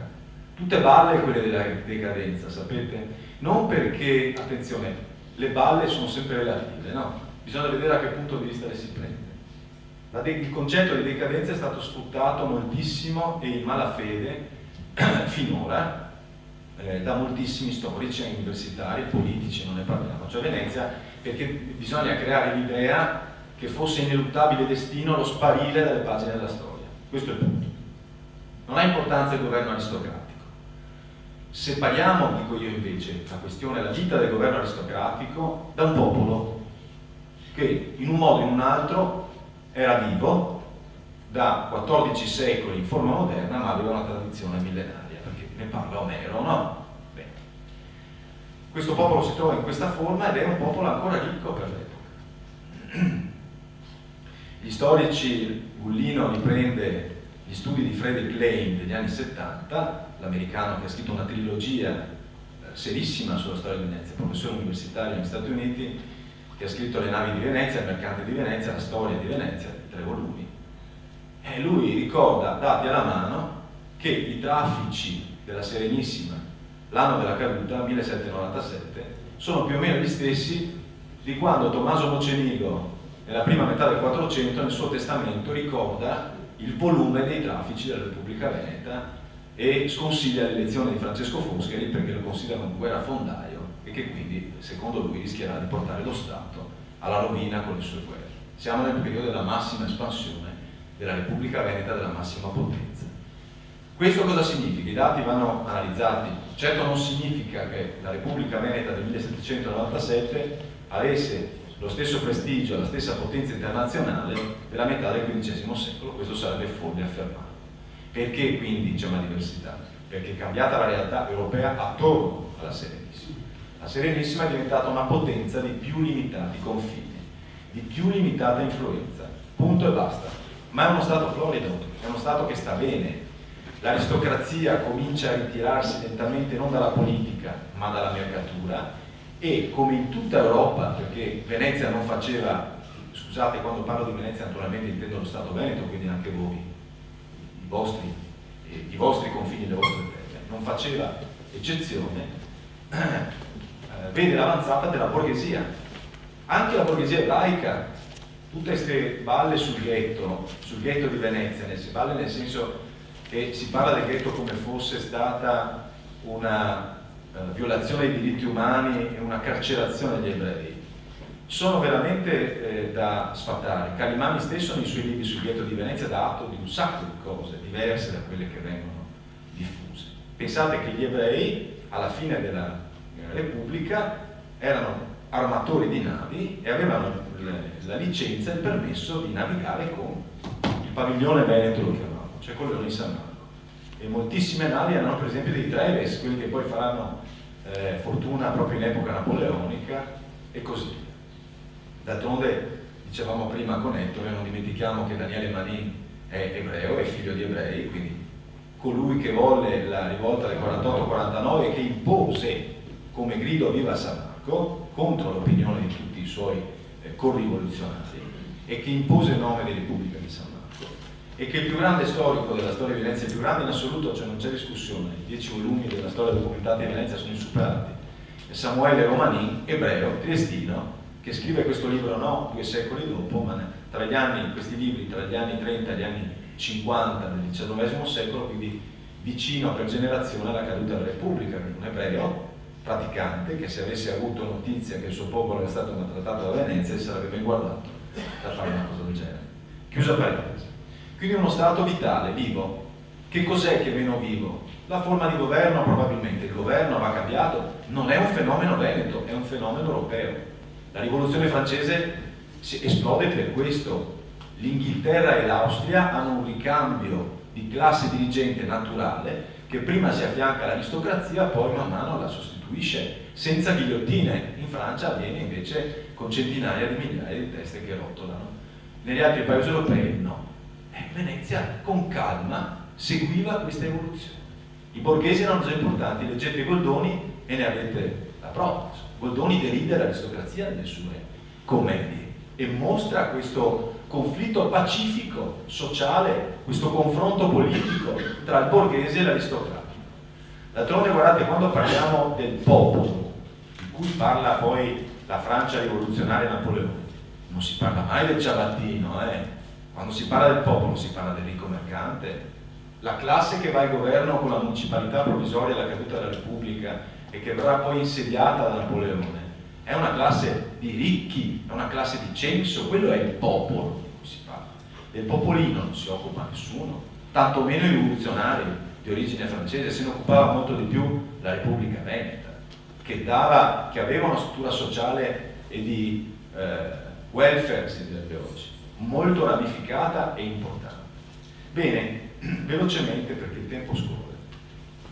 Quando cade la Repubblica, insomma, c'è un terremoto impressionante, voi sapete com'è andata, viene illusa una classe di rivoluzionari di piccolo cabotaggio, piccoli personaggi, piccoli avvocati, medici, qualche patrizio traditore, tutti massoni, questo sia chiaro, anche questa non è una battuta, è documentato, tutti iscritti alle logge massoniche, tutti.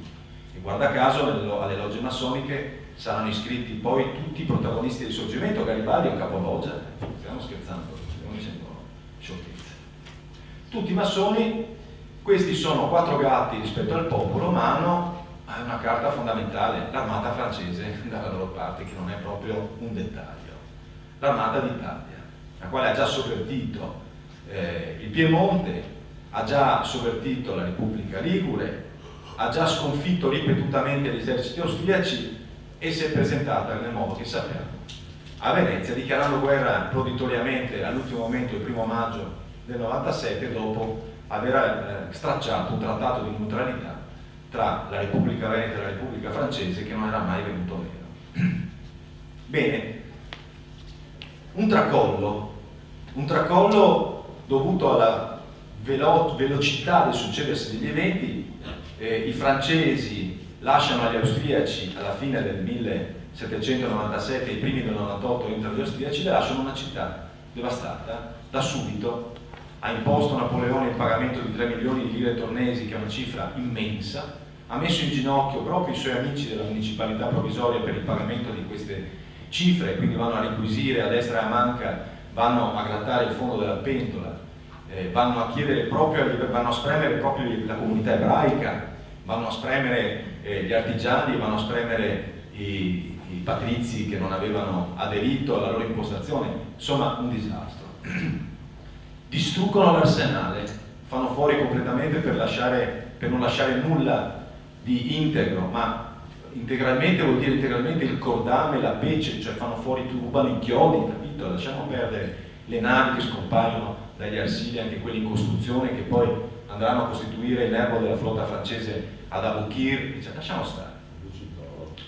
stare che quel pazzo di Napoleone decida perché c'è un nucleo paranoideo, anche qui mi assumo la responsabilità di quello che dico, ascoltate bene, uno psichiatra avrebbe da divertirsi. Cosa fa questo? Fa bruciare il Bucintoro, anzi, non fa bruciare il Bucintoro, fa bruciare le dorature del Bucintoro, tutte le sculture del Corradini, quindi la parte artistica. Raccoglie l'oro, si dice, le ceneri se le fa portare in cassa a Milano, e di fin qui dice, vabbè, sei un conquistatore all'antica, sei un dominatore, un distruttore, paziente. Ma la cosa bella è che nel 1805 a Trafalgar, quando Nelson fa una manovra come quella che farà Teget o Falissa, una manovra che nessuno si aspettava, quando le flotte franco-ispanica e inglese si affrontano in linea di fila, come sempre si era combattuto fino allora nelle battaglie navali dei vascelli, prima con le galere era un'altra storia, Nelson decide di fare una arditissima manovra che gli costerà la vita, ma che guadagnerà la vittoria all'Inghilterra, e cioè vira di bordo, taglia la via tra la poppa dell'ammiraglia francese, dell'ammiraglio Villeneuve, e la nave che lo segue. Sapete come si chiamava quell'ammiraglia? L'ammiraglia della flotta francese del 1805, una delle più grandi flotte in quel momento del mondo, si chiamava Bucentaure, il Bucintoro. Allora questa è una cosa che non si legge mai nei libri di storia e che francamente fa molto pensare che Napoleone, che poi a Sant'Elena scriverà moltissimo di noi, si giustificherà del perché ha fatto tutto questo e dice che lui non è stato un protagonista, ma un esecutore della storia, che del resto lui, lo dice lui, attenzione, lui ha creato gli italiani, ha ragione. Infatti andiamo a vedere il seguito velocemente di questi veneti che arrivano alla terza guerra di indipendenza e alla cessione della Volterra in quel modo vergognoso. Lui sì che fa gli italiani, lui pende con il rammarico di Foscolo e di tutti gli invasati come lui. Mi prendo la responsabilità anche di questo, anche se mia figlia da poco ha portato Foscolo forzatamente a scuola, il quale segretario della municipalità provvisoria, quando sale la notizia, circola la prima notizia che Napoleone avrebbe venduto il Veneto all'Austria, invece di dire bel porco, cosa fa? Diamo fuoco, incendiamo Venezia, non lasciamo gli austriaci. Questa fu la proposta di Ugo Foscolo, voleva dar fuoco a tutta la città per non lasciare gli austriaci, e poi tutto il resto, insomma. Ti ha venduto la città, che fai? Scappi nella Repubblica Cisalpina, cioè proprio dove c'è Napoleone Bonaparte. È chiaro che hai paura degli austriaci, è anche chiaro però che vai da quello che ha tradito tutti i tuoi ideali, la tua terra, ma non ti fermi qui, si arruola nell'esercito napoleonico, quindi diventa anche un soldato dell'esercito napoleonico, fino a quasi alla fine. Poi quando scriverà le ultime lettere di Jacopo Ortis, un'opera peraltro plagiata dal Werther di Goethe, quindi non è neanche originale, scriverà male di Napoleone, un uomo senza onore, un uomo eccetera, ma è troppo tardi. Bene, tornano i francesi nel 1806, dopo la pace di Presburgo, il sole di Austerlitz, una delle luminose vittorie di Napoleone, tornano nel Veneto e lì è la catastrofe.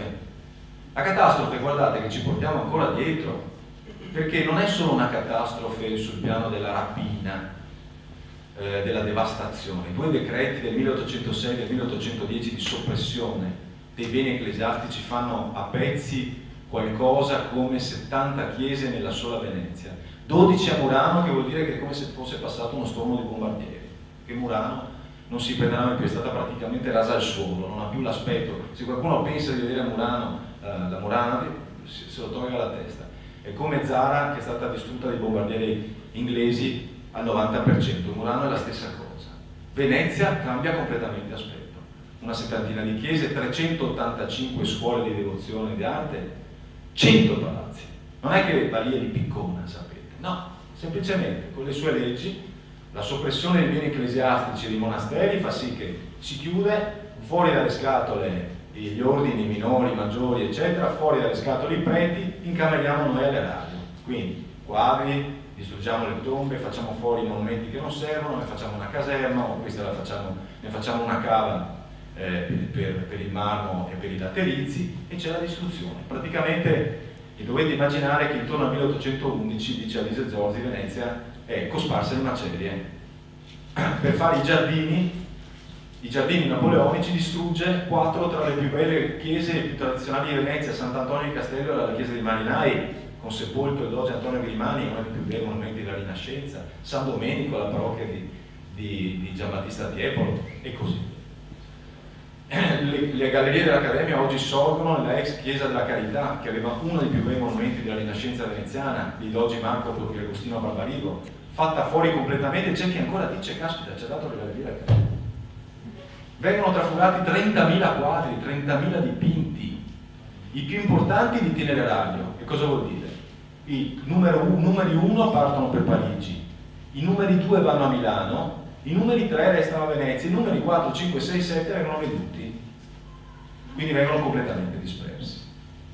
Guardate che ancora oggi, non ci pensiamo mai, ma le gallerie dell'Accademia e la Pinacoteca Brera sono il deposito di un ricettatore, di un ladro. Io quando vado alla Brera non corre andare a Parigi, perché tutti gli italiani, molto provinciali, non andiamo al Louvre e si scandalizzano. Andate a scandalizzarvi anche le Pinacoteca Brera. Perché Milano deve avere il ciclo di San Marco, quando la scuola di San Marco è stata restaurata di recente e potrebbe ospitare in situ i quadri, e Milano deve tenere nella Pinacoteca i quadri rubati da Napoleone e messi lì da Napoleone? Per quale ragione? Perché certi quadri sono nelle gallerie dell'Accademia quando potrebbero tornare al loro posto? Che sono solo il deposito napoleonico, che ha creato la dispersione di tutto il resto, tutti quei grandi capolavori che qualche cretino di professore universitario dice ancora, ma lui ha creato i musei pubblici. No, esistevano già i musei pubblici, la Repubblica aveva già i suoi musei, uno scoop. Il museo di archeologia era già un museo pubblico, la collezione Grimani era già un museo pubblico, il Giardino di Ferro all'Arsenale, il museo delle artiglierie erano musei pubblici. Le chiese erano musei pubblici all'aperto, i conventi erano musei pubblici all'aperto, le scuole erano musei pubblici all'aperto. Chiusa parentesi. Quanto tempo ho ancora? Quanto? 2 minuti. Quando quindi finisce questa distruzione, c'è la distruzione politica, l'assetto politico, la distribuzione politica del Veneto toglie a Venezia qualsiasi importanza. Venezia è semplicemente una provincia, e infatti Savoia, che ripetono questo modello, non ci pensano neanche minimamente a creare le regioni, che l'Austria con tutti i suoi difetti aveva bene invece in seno, perché era uno stato cosmopolita. Quindi il Lombardo-Veneto, bene o male, è una regione con una sua capitale Milano, una seconda capitale Venezia, è una regione forte, ha il senso del federalismo, ha ragione Ettore. Si chiamava Österreichische Venezianische Kriegsmarine, quindi attribuisce, mantiene delle tradizioni con tutti i suoi difetti, perché l'Austria porta dei dipinti, draga fiscalmente le risorse veneto-lombarde, ma non importa, ma lascia una tradizione, non è che fa fuori tutto. Quando i francesi invece hanno dominato, hanno distrutto la tradizione di centro di potere, di capitale culturale e di Stato. E Alise Zorzi registra dai suoi studi non solo una perdita economica, eccetera, che è micidiale. Pensate che la città si riempie, le città, questi territori si riempiono di mendicanti, c'è un calo demografico mostruoso, non parliamo delle aziende, delle imprese. A Venezia c'era un setificio che occupava fino alla caduta 7.000 dipendenti, dopo la caduta ne ha 200. lasciamo stare tutto questo, ma c'è una perdita di identità, una fortissima perdita di identità, cioè subito il Veneto viene stracciato, trattato come una provincia qualsiasi. All'arrivo degli italiani si ripropone questo modello, esattamente questo modello. Vi consiglio, se posso, per avere un'idea del quadro che sinteticamente vi ha dato Ettore Bigiatti, di cosa è stato l'arrivo italiano degli italiani nel Veneto, di come si è svolto, del clima che c'è nei giorni del cosiddetto plebiscito, di leggere Federico Bozzini, che purtroppo mi pare che non sia più tra noi, credo che sia mancato prematuramente. Ecco, mi spiace molto, non sapevo, l'avevo saputo di recente. E L'Arciprete e il Cavaliere, che della zona racconta l'arrivo degli italiani a Cerera, racconta tutta la storia di Cerera. Guardate, giorno dopo giorno si legge il clima di intimidazioni, di minacce, di esaltazione, ai danni del prete, ai danni di quelli che erano tranquilli e credevano tutto sommato nel regime austriaco, non perché fossero dei folli filostriaci, ma perché gli andava bene quell'ordine là, e di cosa accade dopo l'arrivo degli italiani. E la coscrizione e la tassa sul macinato vengono riprese, oltre all'ordinamento istituzionale, quindi all'annullamento del centralismo folle, che dice Zorzi verrà attenuato solo dalla Repubblica Italiana con l'istituzione delle regioni, e che invece, come vediamo, senza quasi che ce ne accorgiamo, sta per sparire di nuovo con qualche cretino locale che dice anche eliminiamo gli sprechi, eliminiamo le regioni, senza capire che sono l'ultimo baluardo, anche se debole, anche se difettoso, l'ultimo baluardo ha un minimo di senso identitario. Chiudo perché il tempo è tirato.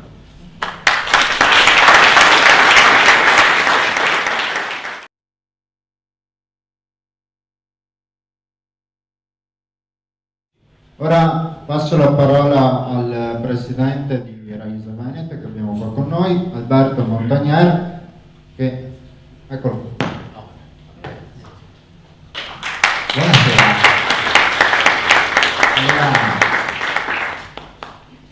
Parlare dopo quei eccellenti interventi, insomma, di Ettore e di Lorenzo mi dà una grande responsabilità per tenere alto il livello della serata.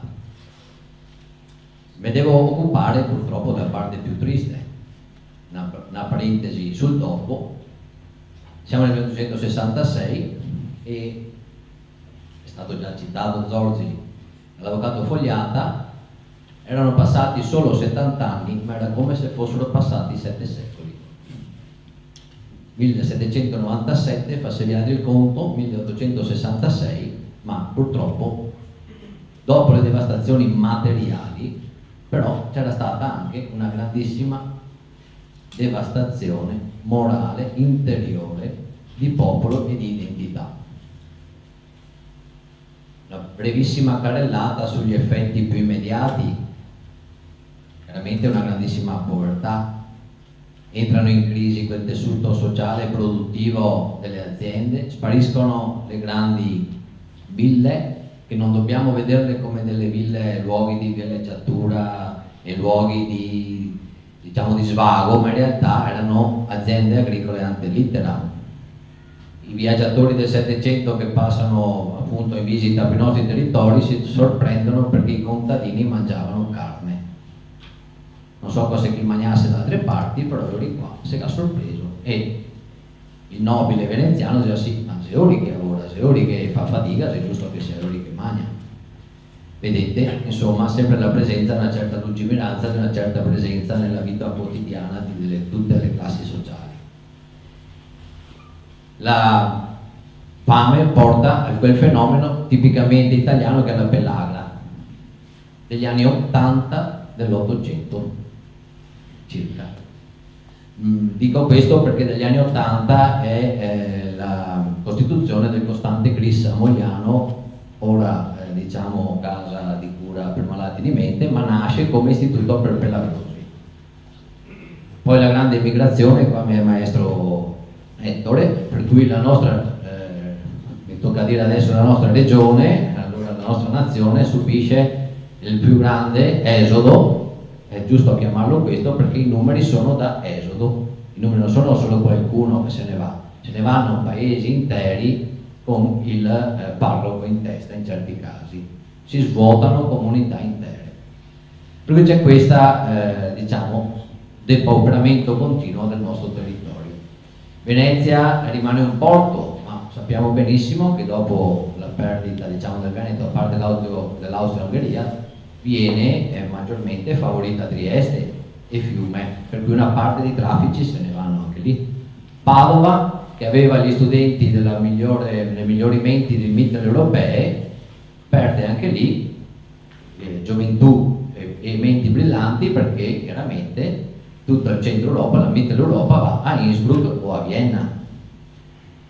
Vi butto là degli episodi un po' così, proprio per farvi ragionare, più che altro poi per approfondire, però sono delle piccole provocazioni, dei piccoli fatti che magari nessuno ci ha mai ragionato sopra.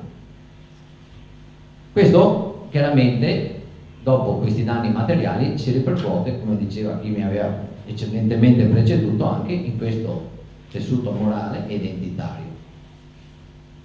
E si ripercuote fino ad oggi, perché anche oggi il contesto in cui noi dobbiamo operare per difendere la nostra identità e la nostra cultura deve tener conto di 4 cose basilari: scuola, inferiore, superiore, università, i media, giornali, stampa, televisioni, radio, le istituzioni e poi il mondo culturale. Scuola, lo sapete benissimo che purtroppo nei programmi ministeriali la nostra storia non è che sia tanto ben inserita, saltata a pie pari, 4 righette quando va bene. La Repubblica di Venezia era una delle 4 repubbliche marinare. Come dire, considerate la produzione di automobili in Germania in questo momento qua, in Germania c'è una repubblica automobilistica.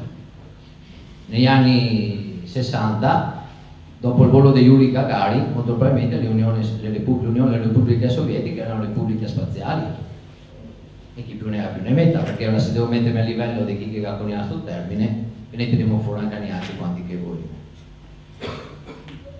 Ci sarebbe anche la possibilità adesso con la riforma dell'ultima della scuola di dedicare qualche ora facoltativa a materie, diciamo, non inserite nei programmi ministeriali, però purtroppo finché ci portiamo avanti questo retaggio non c'è la storia veneta a fare le materie facoltative, magari fa giardinaggio, fa culture estere, culture straniere, si inventa qualcosa, ma gli altri restiamo sempre fuori dalla porta. Non parliamo poi di quello che può essere il mondo accademico, il mondo dell'università, che ogni volta che tira fuori certi discorsi, addirittura che questi docenti universitari, questi cattedratici, si strappa i vesti, addirittura scrive lettere sui gazzettino, sui giornali locali, qua sui giornali nostri, di una pesantezza che sembra quasi che queste persone che sia sta, non so, con un fio, che vanno bene, cioè sembra quasi che si muovono a comando addirittura, cioè appena esce qualcosa da parte nostra ti gasta un mondo accademico che ti spara addosso delle portate incredibili. E questo, diciamo, è il mondo della scuola. Non so che vada meglio tanto nel mondo dei media. La televisione, se sape benissimo, non mi sembra che venga tanto dedica spazio alla nostra cultura. I giornali addirittura, quando anche noi nel nostro piccolo facciamo qualcosa di decoroso, diciamo, ecco, non voglio incensarmi molto, ma insomma facciamo qualcosa di un certo livello, dica sempre il giornalista del turno che viene fuori con nostalgici, folcloristici e tutti questi epiteti qua che insomma cerca di derubricare, sminuire, rendere un qualcosa di grande che avevamo un qualcosa di piccolo. Per cui anche qua vedete che non abbiamo tanto da stare allegri. Istituzioni, vabbè, è chiaro, le istituzioni non sono da parte nostra e a pensa in maniera completamente, diametralmente opposta, si portano avanti chiaramente tutta la retorica patriottarda che nasce dall'Unità d'Italia, passa attraverso chiaramente il Risorgimento, poi in mezzo alle 2 guerre mondiali e ha dei voli pindarici di trasformare le cose, perché l'Italia è l'unico paese che nella sua storia recente, della seconda guerra mondiale, riesce a presentarti come 2 vittorie e 2 sconfitte. E con tutto rispetto per le vittime, per chi che ha sofferto e per chi che c'era purtroppo in quel momento, è brutto dirlo, però se parliamo della ritirata di Russia e dell'Alamein. La retorica è arrivata fino a quel punto che quasi te festeggia, quasi te fa passare come 2 grandi vittorie, come 2 grandi mosse strategiche. Per cui vedete cosa dobbiamo chiamare calice e dobbiamo bere. Alla fine forse ci viene un po' in aiuto il mondo culturale, già citato dai miei precedenti relatori. Qualche libro è stato scritto con enfasi e che ci rende finalmente giustizia, grazie a Dio, anche da autori che non erano veneziani o veneti, così potrebbero essere accusati di partigianeria. Ma abbiamo appunto l'americano Lane, il tedesco Eickhoff, un siciliano di Stefano, ecco, per cui persone che non erano delle nostre terre, che però almeno ci rendono giustizia.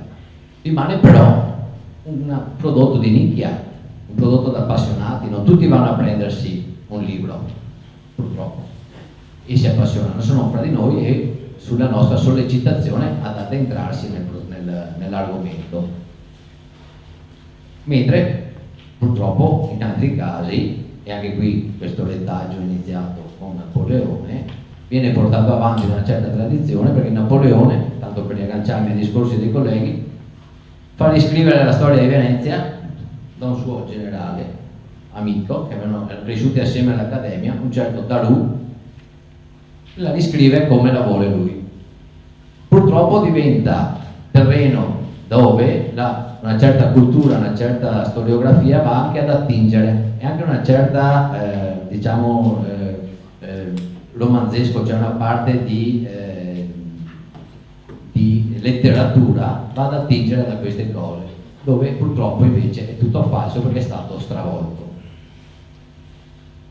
Il Darù purtroppo, essendo un membro dell'allora nomenclatura dell'allora mondo accademico, promosso in questo caso da Napoleone, da militare lo fa quasi docente, viene stampato in migliaia di copie e purtroppo si trova ancora, volendo, mentre si fa fatica a trovare Romanin e si fanno fatica a trovare altre pubblicazioni.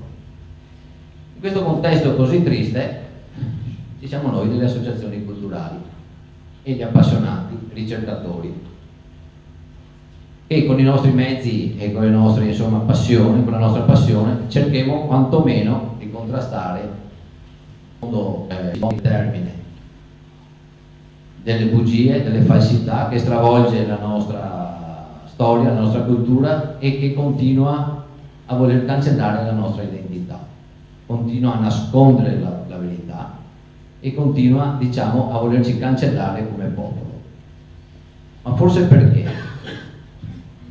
Sa benissimo quello che abbiamo detto fino adesso, un discorso che si è affermata una nuova nazione, una nuova patria, che avevano bisogno anche loro di dare un fondamento storico, inventarsi qualcosa, perché è un po' quel nazionalismo che viene sempre quando nasce uno Stato, specialmente all'inizio, che cercano il più possibile di cementare la mente dei propri cittadini.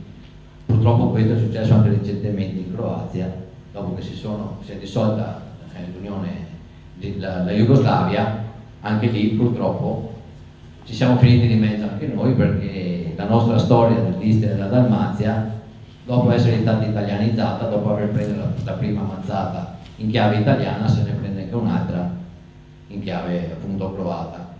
Il periodo barocco lo chiamano, non c'è più il periodo veneziano, ormai si inventa termini un po' così, anche lì per edulcorare. Rimaniamo noi.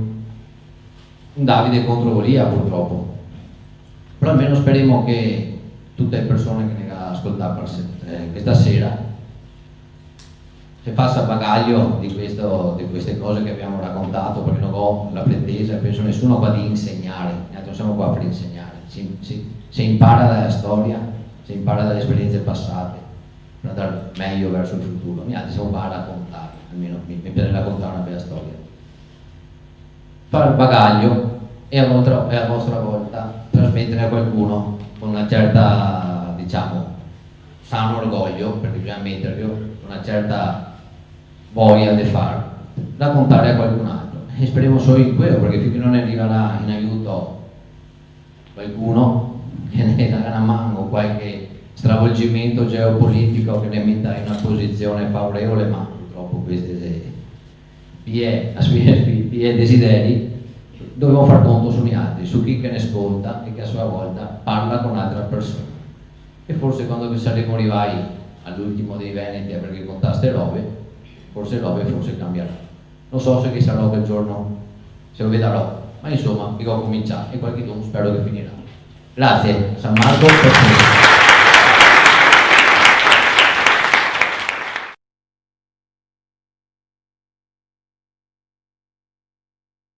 Di certo noi proseguiamo, continuiamo su questa strada della verità. È vero, siamo piccoli, siamo magari anche pochi, ma certamente siamo tosti, siamo determinati comunque ad andare avanti. Una cosa voglio dirvi, se avete dei figli, soprattutto se sono in età delle elementari o delle medie soprattutto, guardate, leggete i loro libri, leggeteli, cercate di capire quanto viene scritto sulla storia locale, su quello che è l'aspetto della cultura locale, cose che realmente gli appartengono, cose che realmente gli vanno a segnare l'esistenza di tutti i giorni. Soprattutto i giovani, i ragazzini, vivono l'entità locale come una cosa importante, con la quale devono crescere. E mi domando, cosa ci sarebbe di così sbagliato nell'essere orgogliosi di essere veneti, di essere polesani? Perché questo noi dobbiamo essere, e se noi arriviamo a conoscere la nostra storia, la nostra cultura, non avremo altra via che essere orgogliosi di quello che siamo ora e di quello che siamo stati. Quindi vi invito, guardateli quei libri, sfogliateli, appassionatevi, guardate con loro, fategli vedere, fategli conoscere altre cose che non vengono insegnate. Se conoscete insegnanti, cercate di ragionare anche con loro. Alla fine stiamo parlando di una cosa sacrosanta. Fategli vedere semplicemente Rovigo com'è, fategliela scoprire con occhi diversi. Lì ad esempio abbiamo una piantina di Rovigo del 1700. Era una città bellissima, si è totalmente stravolta, però ancora si vedono quei segni. Fategliele scoprire queste cose, appassionateli a quello che è stato e a quello che è cambiato. Riscopriamo il nostro vero sentimento di identità. Questo noi dobbiamo cercare di fare. Dopo le conseguenze non potranno altro che essere positive. Ora, una ragazza qua che ha avuto un'idea brillante per quanto riguarda il 1866 ha fondato un comitato qualche mese fa, appunto dedicato a questa operazione verità, a cercare di far conoscere a tutti, per quanto i nostri mezzi siano limitati, far conoscere questo aspetto storico fondamentale che noi dobbiamo per forza conoscere e sapere, per capire cosa siamo oggi e perché siamo trattati così. Ora passo la parola ad Ilaria, che appunto siamo tosti e determinati. Lei è una ragazza che corrisponde pienamente a queste caratteristiche. Grazie.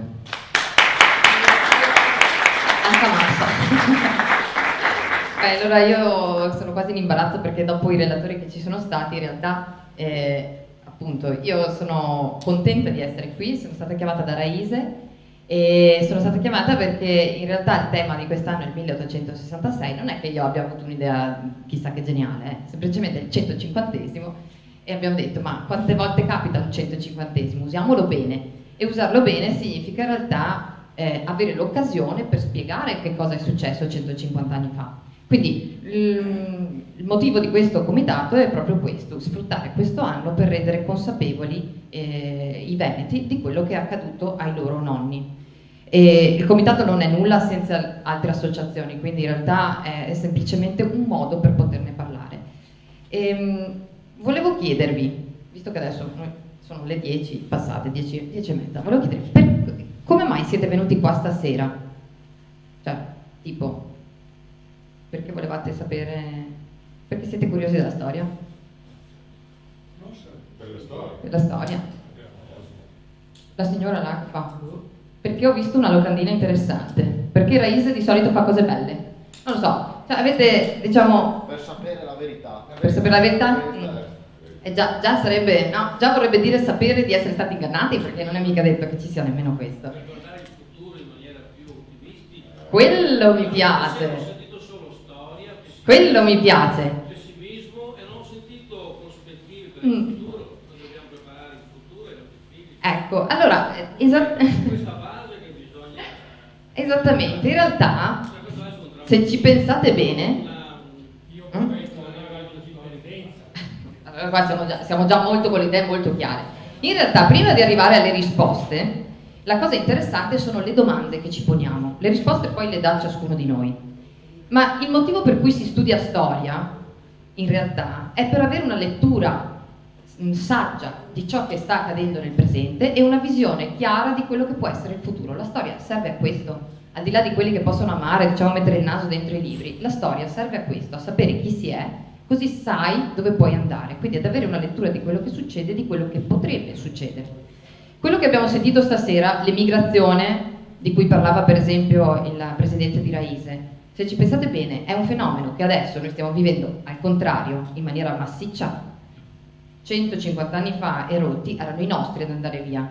Allora le cose tornano e ritornano, ci sono delle modalità diverse forse che fanno la differenza, no? I nostri, per esempio, nel mondo sono stati ricordati come una buona immigrazione. Io mi ricordo la sindaco di Erechim, che è una cittadina, 90.000 abitanti, del Brasile, che quando ha accolto la delegazione di Veneti, siamo andati a trovare le comunità venete nel mondo, ci ha stretto la mano e vi giuro mi sono venuti i penotti così, ha detto noi dobbiamo ringraziare la vostra gente, cioè aveva identificato nell'emigrazione veneta il nucleo che aveva fondato Erechim. 100 anni prima Erechim era mato, era foresta, ok? È diventata quello che è diventata per l'emigrazione nostra, che è una modalità di emigrare completamente diversa da quella che magari adesso viviamo qua. Quindi sapere come sono stati i nostri emigrati potrebbe farci riflettere e pensare come noi vorremmo e dovremmo pretendere che siano gli altri immigrati, no? Quelli di oggi. Questo significa sapere la storia. Parlando di immigrazione una cosa, parlando del 1866, inteso proprio cosa è accaduto quell'anno, il sapere che siamo stati ingannati ovviamente può fare, comunque fa venire fuori una sorta di reazione. Però in realtà, al di là del concentrarsi sul fatto che siamo stati ingannati, la cosa interessante è che in quell'anno là i veneti, in maniera diciamo un po' maldestra, perché dopo c'erano le 2 urne, perché dopo erano guidati e tutto quanto, in maniera un po' maldestra, ma i veneti quell'anno hanno esercitato il diritto di autodeterminazione. Era stato fatto e un po' mischiate le carte, ma di fatto la cosa interessante di quell'anno là che dobbiamo tenerci in mente è che ai veneti è stato chiesto: volete stare con l'Italia, col Regno d'Italia? Allora, il motivo per cui è interessante venire a serate così è perché queste domande fatte 150 anni fa in realtà possono diventare un patrimonio di oggi. Quella domanda fatta allora può, in una maniera assolutamente accettabile, diventare la domanda di un veneto oggi, della serie: vogliamo ancora rimanere in Italia o per caso non vogliamo qualcosa di diverso? Allora, quello che si propone il comitato è quello di far conoscere ciò che è successo, ma soprattutto di far riflettere le persone sul fatto che gli scenari non sono sempre guidati, non siamo dentro una scatola, siamo noi che dobbiamo farci le domande giuste per poter poi rispondere nella maniera che vogliamo noi. Allora, riprendo e cito un pensiero che mi è rimasto molto impresso del come mai si fa cultura. Mattia lo diceva chiaramente, noi abbiamo tanta cultura e dobbiamo diffonderla, e prendo un pezzettino di un discorso che Giovanni Paolo II ha fatto all'ONU ancora nel 1995. Se non l'avete mai letto, andatevelo a leggere, perché è una cosa che allarga il cuore. Parla del diritto dei popoli, dell'autodeterminazione del diritto dei popoli, e in un passaggio dice: Il diritto all'esistenza implica naturalmente per ogni nazione anche il diritto alla propria lingua e cultura, mediante le quali un popolo esprime e promuove quella che direi la sua originaria sovranità spirituale. La storia dimostra che in circostanze estreme è proprio la sua stessa cultura che permette a una nazione di sopravvivere alla perdita della propria indipendenza politica ed economica. È questo il motivo per cui Raise fa cultura, per permettere ai veneti di superare questo momento nel quale noi non siamo liberi come lo eravamo e permetterci di farci riflettere e magari di arrivare alla conclusione che potremmo di nuovo essere artefici del nostro destino. Lo siamo stati per tanti anni, potremmo assolutamente tornare ad esserlo. Vabbè, le parole sante sono queste. Non devo dire più niente, la riflessione arrivava a margine appunto di questi bagni di cultura. Io vi invito a diffondere queste occasioni. Avete con voi un libricino che dice 2H in croce su quello che è successo, ma l'abbiamo fatto proprio perché si possa perlomeno diffondere un po' di conoscenza di queste cose.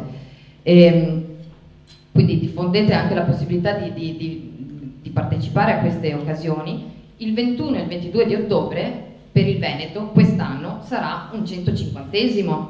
Allora, ci potrà essere chi vorrà pensare di festeggiarlo come qualcuno nel 2011 ha pensato di festeggiare qualcosa da altre parti d'Italia, però in realtà noi dobbiamo pensare di celebrarlo, e celebrarlo non significa per forza festeggiare. Celebrarlo vuol dire memorizzarlo, farlo diventare patrimonio dei veneti. Quella data lì è la data in cui noi abbiamo perso la libertà, di fatto l'avevamo già persa, ma insomma è stato ufficializzato il nostro in questo momento destino italiano. Allora dobbiamo riappropriarci di queste date, perché in queste date è giusto fare queste riflessioni. Io vi propongo, se vi abbiamo un po' toccato questa sera con queste informazioni, di andare sul sito del comitato, è scritto comitato 1866, l'ho scritto anche in grande, eccolo qua, comitato 1866. Se pensate che vi interessa, che potete dare una mano perché, come dire, vi interessa che quest'anno possa diventare fondamentale anche per altri veneti come noi, iscrivetevi, così noi vi possiamo mandare anche le informative su ciò che facciamo e soprattutto su quello che faremo il 21 e il 22 di ottobre. Io ho finito, vi ringrazio e ringrazio tantissimo Raise Veneti.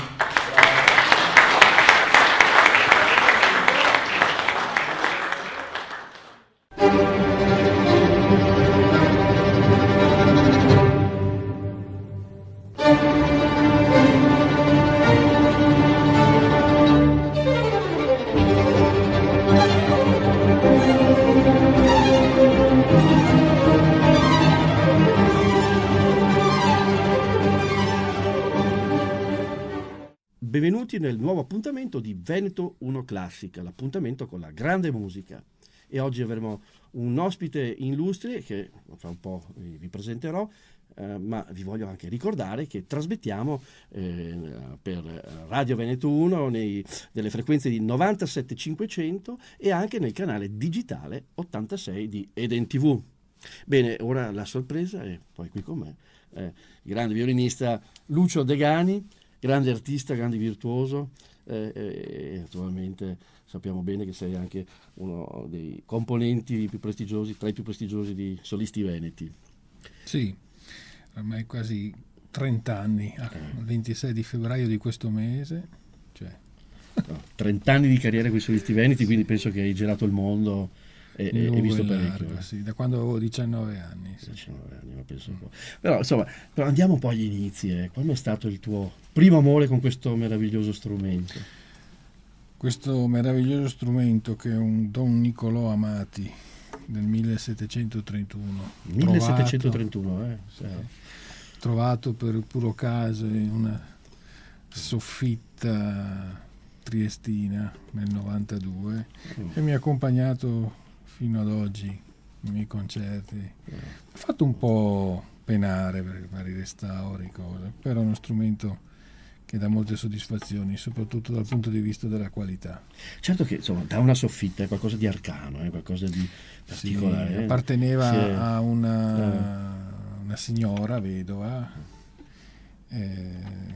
questo era del marito che suonava, poi quando è mancato il marito lei ha cercato di venderlo, ma siccome lo strumento presentava parecchie crepe ed era incollato, anzi più che incollato, attaccato sulle fasce con lo scotch, nessuno lo voleva. Ma d'altronde Trieste è una città in cui ci sono i termosifoni centralizzati, le temperature medie invernali negli appartamenti sono di 25-26 gradi, che per strumenti del genere sono la morte, in quanto il secco poi favorisce il formarsi di crepe e di scollature. Quindi nessuno... Io avendo visto questo strumento me ne sono subito un po' innamorato, poi tramite dei giri particolari sono riuscito a venirne in possesso, l'ho fatto vedere a Londra, e lì me l'hanno battezzato. Diciamo, e ti ricordi allora il primo concerto fatto con questo strumento? Allora, il primo concerto fatto con 1731 questo... Non credo, ben lontano da... No, il primo concerto che feci con questo strumento era nel maggio del 1992. 1992. Io l'avevo preso a marzo. E ti ricordi il primo brano che hai eseguito con questo strumento? Con questo strumento feci un brano di Paganini. Ah, penso ricordo, sì. Probabilmente le streghe. Le streghe. Non ricordo se erano le streghe o il Mosè. Uno dei due, comunque col pianoforte. Quindi, insomma, inaugurato con un grande compositore, non da poco, Paganini, italiano, che rappresenta la scuola violinistica per eccellenza italiana. Bene, allora andiamo ad ascoltare l'arte di Lucio Degani ed eseguiamo un pezzo insieme. Cosa dici? Visto che parlavi di Paganini, facciamo il cantabile. Facciamo il famoso cantabile di Paganini? Sì, che è un pezzo che mette distensione e allora, serenità. Ci portiamo poi alla tastiera e eseguiamo questo brano di Paganini, il cantabile. Un buon ascolto.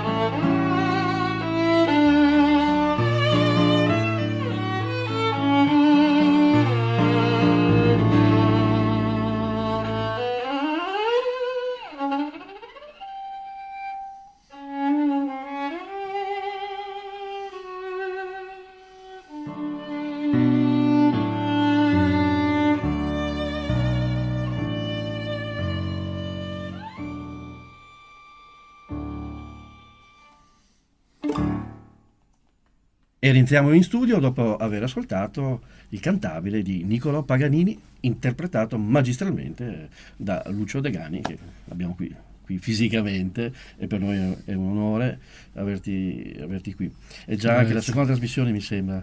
Che, sì, l'altra avevamo presentato un tuo CD, so che ne hai anche tra l'altro War Concert, sì.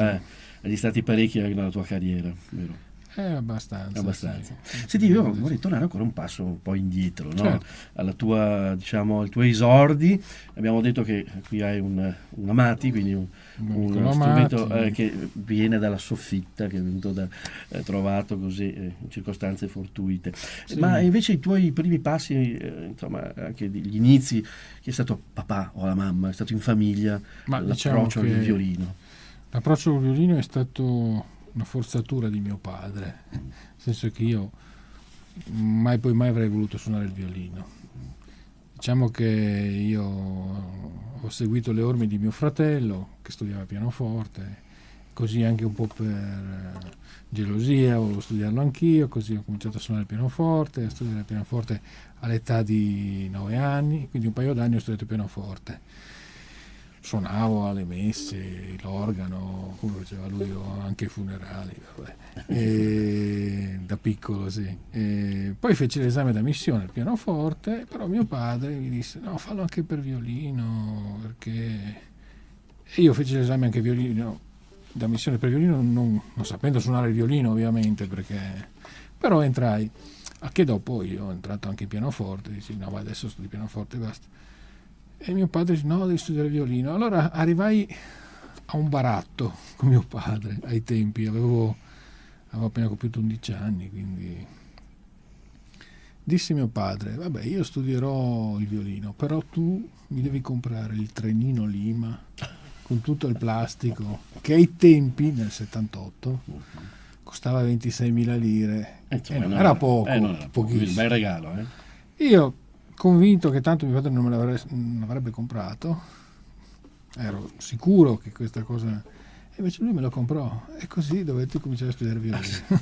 Quindi insomma, benedetto quel trenino, in qualche modo. Sì, diciamo che quel trenino, all'inizio il violino è stato appunto frutto di quel trenino. All'inizio giocavo più col trenino e meno col violino. Poi devo dire che passando i mesi, appunto con questo mio primo insegnante di conservatorio, che ai tempi era un allievo di Lipizzer, tra l'altro.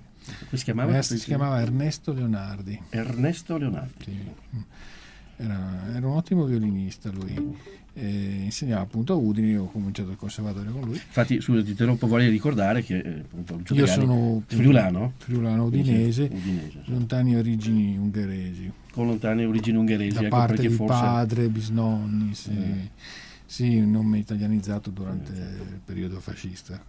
E comunque volevo dire appunto che cominciai a studiare violino con questo maestro.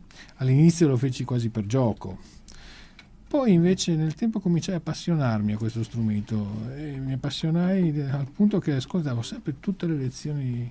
Io avevo una lezione di 3/4 d'ora e stavo in conservatorio 4-5 ore a ascoltare le lezioni degli altri, e questo mi fece crescere una gran voglia di studio verso questo strumento, e poi così fu che mi innamorai e bruciai un attimo le tappe. Sei entrato in conservatorio? Dove hai fatto? Ero in conservatorio. A Udine? Sì, in conservatorio Jacopo Tomadini. Il tuo primo insegnante era di Udine, il conservatorio? No, lui era goriziano, però insegnava a Udine. E feci infatti, bruciai un attimo le tappe, feci il 5º anno in 3 anni.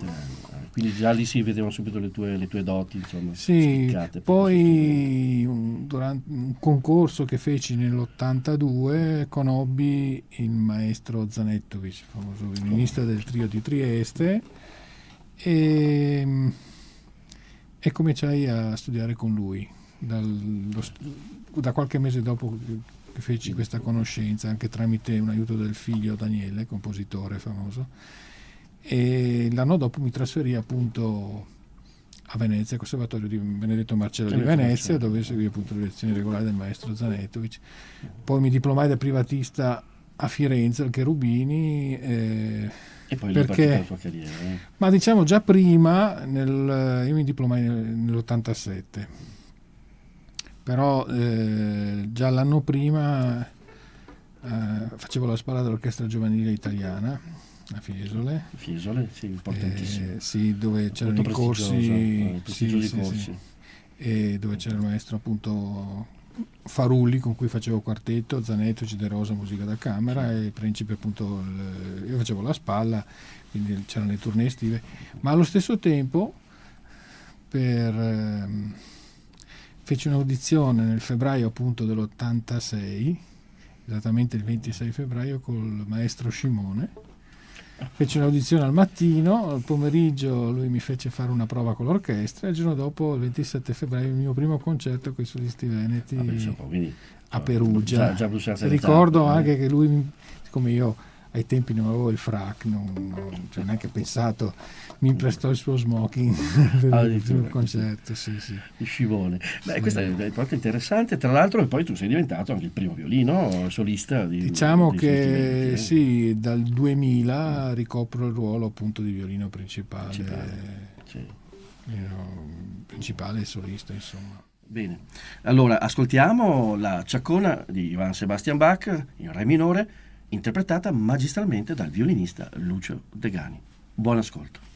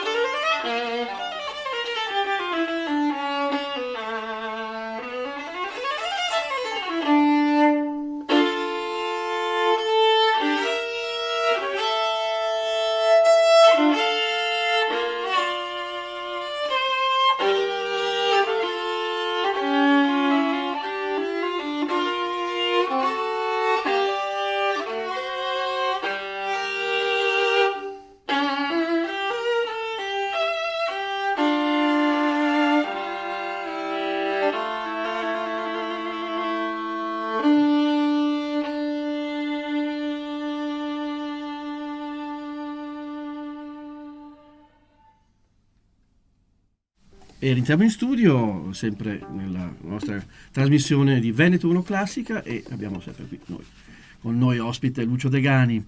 Insomma, tanti racconti, tanti aneddoti, tante cose, però anche tanta carriera, anche a livello insomma discografico. So che tu hai veramente un gran numero di CD registrati. Beh, diciamo recentemente appunto la Bon Giovanni ha pubblicato un mio disco appunto dedicato alle trascrizioni di Jascha Heifetz, e il titolo è War Concert, concerti di guerra. Praticamente Heifetz durante il secondo conflitto era capitano delle forze alleate americane, e venne appunto anche in Italia, sicuramente a Parma e forse anche a Gorizia, e lui praticamente faceva concerti per allietare, diciamo così, gli americani, e la maggior parte di queste composizioni spesso sono originali dei compositori americani, quindi abbastanza quasi nostalgiche per l'esercito. E in questo disco io appunto ho inciso quasi tutte queste trascrizioni, tipo Deep River, Jenny with the Light Brown Hair di Foster, Estrelita di Pons, che un brano per chitarra poi, perché ha scritto molto per chitarra. Era messicano, ma Heifetz era spesso in Sud America o a Cuba, quindi poi pezzi di 2 brani di Castelnuovo Tedesco, che era molto amico di Heifetz, e C. Marmors, il tango. Beh, Heifetz, vorrei ricordare che è stato sicuramente uno dei più grandi violinisti della storia. Sì, credo, l'imperatore Paganini, del violino. Sì. Diciamo che quando Heifetz entrò in carriera, quando venne conosciuto, fece terra bruciata di tutti gli altri. Basta menzionare i suoi cachet. Quando Heifetz, quando Milstein o Stern prendevano $5.000 a concerto, Heifetz ne prendeva 30. Quindi una grande star. Sì, infatti Chrysler quando lo sentì dice qua è meglio far valigia, perché era un grande violinista, che alla fine poi è morto solo anche nel 1980. Infatti sembra quasi la fine di una star importante, finiscono sempre. Sì, lui viveva a in Beverly situazioni Hills, un po' drammatiche. a Beverly Hills, era uno dei primi a aver avuto una macchina elettrica in America. Però infatti c'è anche un libro sulla vita così di Heifetz, di Alberto Cantù, che si intitola L'imperatore solo, perché era un imperatore del violino, ma nel fondo della sua vita è stata abbastanza solo, nonostante avesse avuto due matrimoni alle spalle così finiti malamente, però era un grandissimo violinista.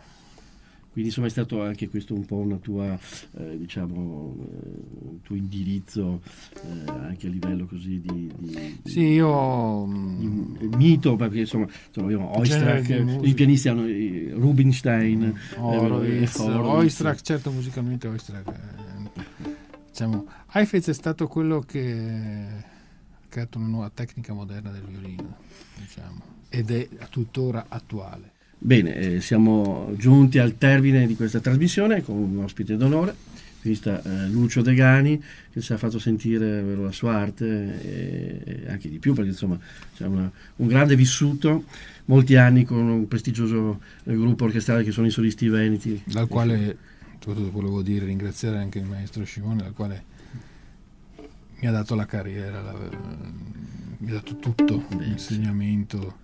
Lo studio che io ho fatto prima è servito certamente, però nella vita è stato un maestro anche di vita lui. Certo, allora possiamo dedicare un brano che vorrei prendere dal nostro concerto che abbiamo fatto a metà gennaio. Lo dedichiamo un bis che mi era stato chiesto da una signora tra il pubblico, una scelta quindi che io non avevo minimamente preparato, che è stata una cosa così abbastanza simpatica da eseguire. Cioè, un diavolo, no? Mi ha chiesto un trio del diavolo. Noi, non avendo appunto preparato il trio del diavolo, io ho suonato la cadenza che Fritz Kreisler ha scritto per quella sonata. Benissimo. Allora, intanto, grazie ancora. Grazie. Spero a te, ancora di poi tornare qui con noi sempre. Senz'altro. Sarà un con la tua grande arte. onore e piacere. Il piacere nostro. Bene, allora ascoltiamo nelle magiche note di Fritz Kreisler della cadenza del Trillo del Diavolo, e lo ascoltiamo sempre nella magistrale e artistica e forza interpretativa del violinista Lucio Degani. Buon ascolto e arrivederci alle prossime puntate di Veneto 1 Classica.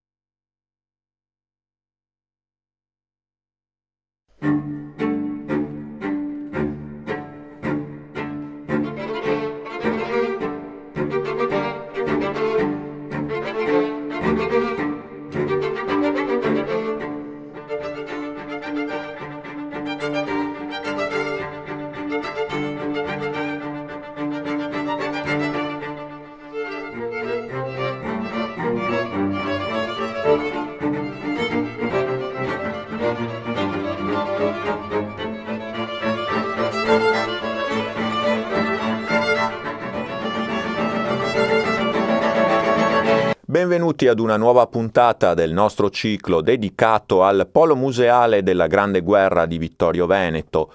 Insieme a me, come sempre, l'architetto Maria Cristina Scalet, direttrice del Museo della Battaglia di Vittorio Veneto, che ci introduce all'argomento di questa puntata, una delle collezioni, possiamo dire uno dei fiori all'occhiello del Polo Museale. Certamente.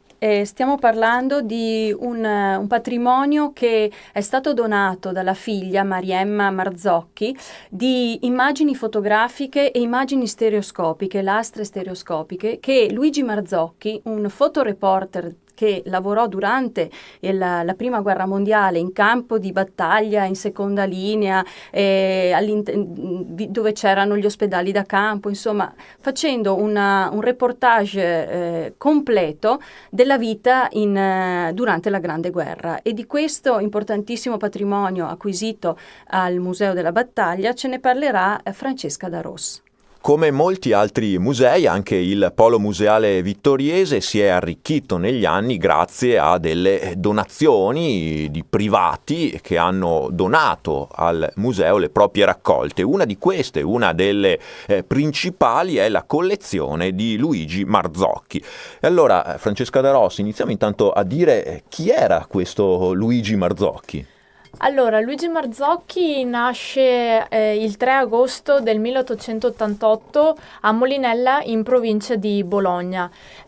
Intorno al 1907 venne arruolato per svolgere il servizio militare e lo porta a termine proprio come addestramento, in quanto non c'era ancora la guerra. Venne nuovamente richiamato nel momento in cui scoppia la guerra, quindi nel 1915, proprio perché l'esercito italiano si stava organizzando, e venne richiamato con un incarico molto particolare, perché venne assegnato a Luigi Marzocchi l'incarico di organizzare il reparto fotografico ufficiale del Comando Supremo. Cos'era questo compito? Il compito consisteva nel produrre immagini fotografiche che rappresentassero il territorio sostanzialmente, ma anche aspetti di vita quotidiana e di qualsiasi cosa che potesse portare un'informazione in più ai comandi. Quindi era un ruolo innovativo, perché nasce proprio in ambito militare, e assolutamente interessante a livello informativo. E quindi poi di tutta questa sua attività, parte di questo materiale che Marzocchi ha raccolto l'ha donato al Museo di Vittorio Veneto? Esatto, per me è proprio un onore parlare di questa donazione, in quanto io, insieme alle altre 2 ragazze del servizio civile, stiamo studiando questo fondo. Questo fondo è arrivato al museo nel 1987 su donazione della figlia proprio di Marzocchi, Maria Emma, la quale ha deciso di donare l'intero lavoro che ha fatto il padre in ambito di guerra. Questo fondo raccoglie 11 album fotografici, di cui il primo contiene dei documenti che raccontano proprio il lavoro di Marzocchi. Gli altri album invece raccontano di vari luoghi e anche di varie situazioni che Marzocchi ha immortalato proprio negli anni, nell'anno di guerra dell'occupazione, quindi dall'ottobre del 1917 al novembre del 1918. Ecco, visto che lo state studiando, lei e le sue colleghe, approfonditamente, proprio per portarne a termine la catalogazione, cosa raccontano queste foto scattate durante la guerra da Luigi Marzocchi? Allora, queste foto, inizialmente c'è da dire una cosa, che oltre ad avere questa funzione a livello militare, c'è da ricordare che la fotografia nasce anche come aveva la funzione propagandistica.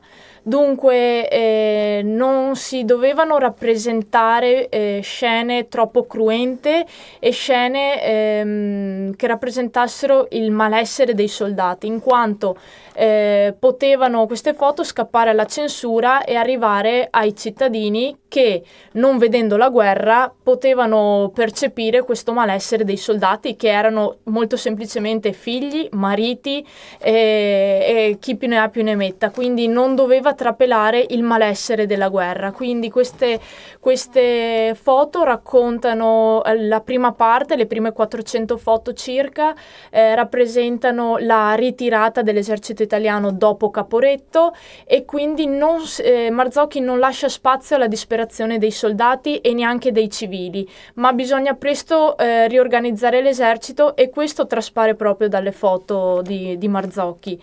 Nella seconda parte viene raccontata sostanzialmente quella che è la battaglia d'arresto dell'esercito austro-ungarico, e anche qui c'è una piccola parte riservata al reparto degli Arditi, per poi concludere con i festeggiamenti, la fine della guerra, arrivando proprio ai festeggiamenti e alle celebrazioni del 4 novembre, quindi si vede anche la parte più gioiosa, se così si può dire, della fine della guerra. Quindi un patrimonio davvero interessante, quello costituito dalle foto scattate da Marzocchi, dai suoi collaboratori, foto che sono visibili al museo?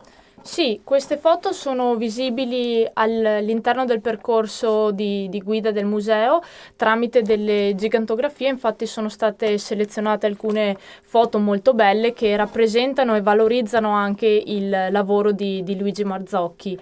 Una parte invece non si vede, è quella, il museo nascosto lo chiamiamo noi, e rappresenta una serie di stereoscopie che rappresentano proprio questa tecnica utilizzata e nata in periodo di guerra, che praticamente rappresentava la visione dell'occhio umano, e tramite queste foto e un apposito apparecchio si possono vedere queste foto in versione tridimensionale, quindi anche questa è un valore aggiunto a quello che è il fondo Marzocchi e la donazione arrivata al Museo della Battaglia.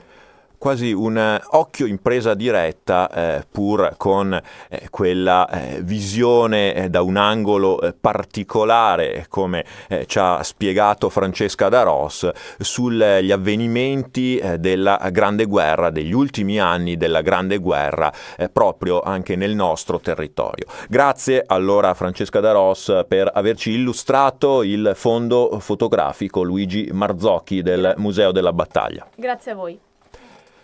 Grazie anche da parte mia per averci seguito fin qui. L'appuntamento è con la prossima puntata del nostro ciclo dedicato al Polo Museale della Grande Guerra di Vittorio Veneto.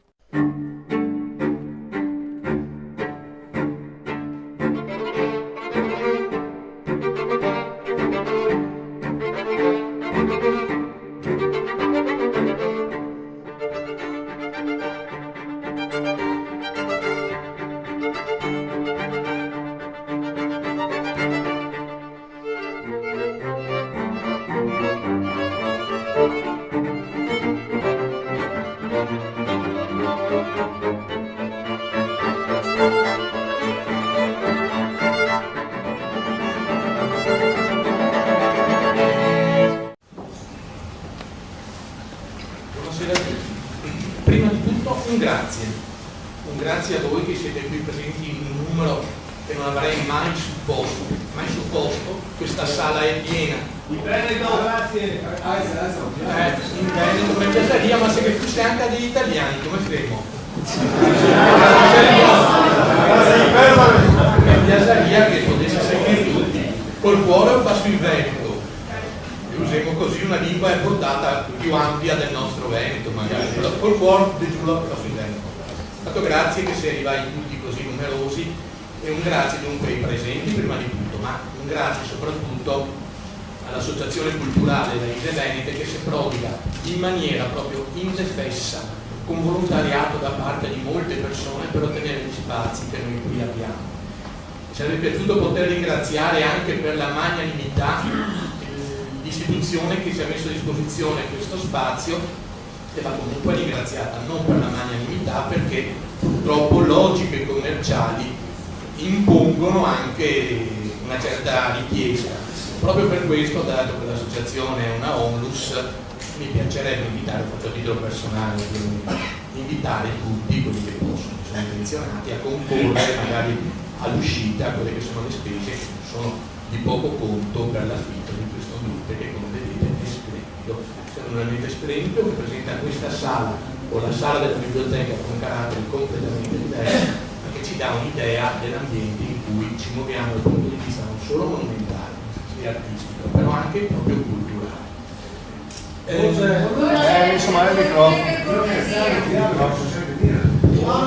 Non si sente? E così? Vabbè, allora parlerò con la bocca vicinissima al microfono.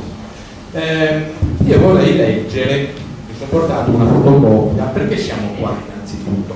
Ci sono tante occasioni in cui si parla di storia veneta, eccetera, però io vorrei tirare fuori una fotocopia che mi sono portato da casa di un testo che si usa nella scuola del liceo classico al penultimo anno per dare un'idea di come venga valutata la storia veneziana e comunque della nostra patria, tra l'altro in un modo che risponde purtroppo ad una logica, ad un punto di vista che non è il nostro e che quindi è inevitabilmente limitativo.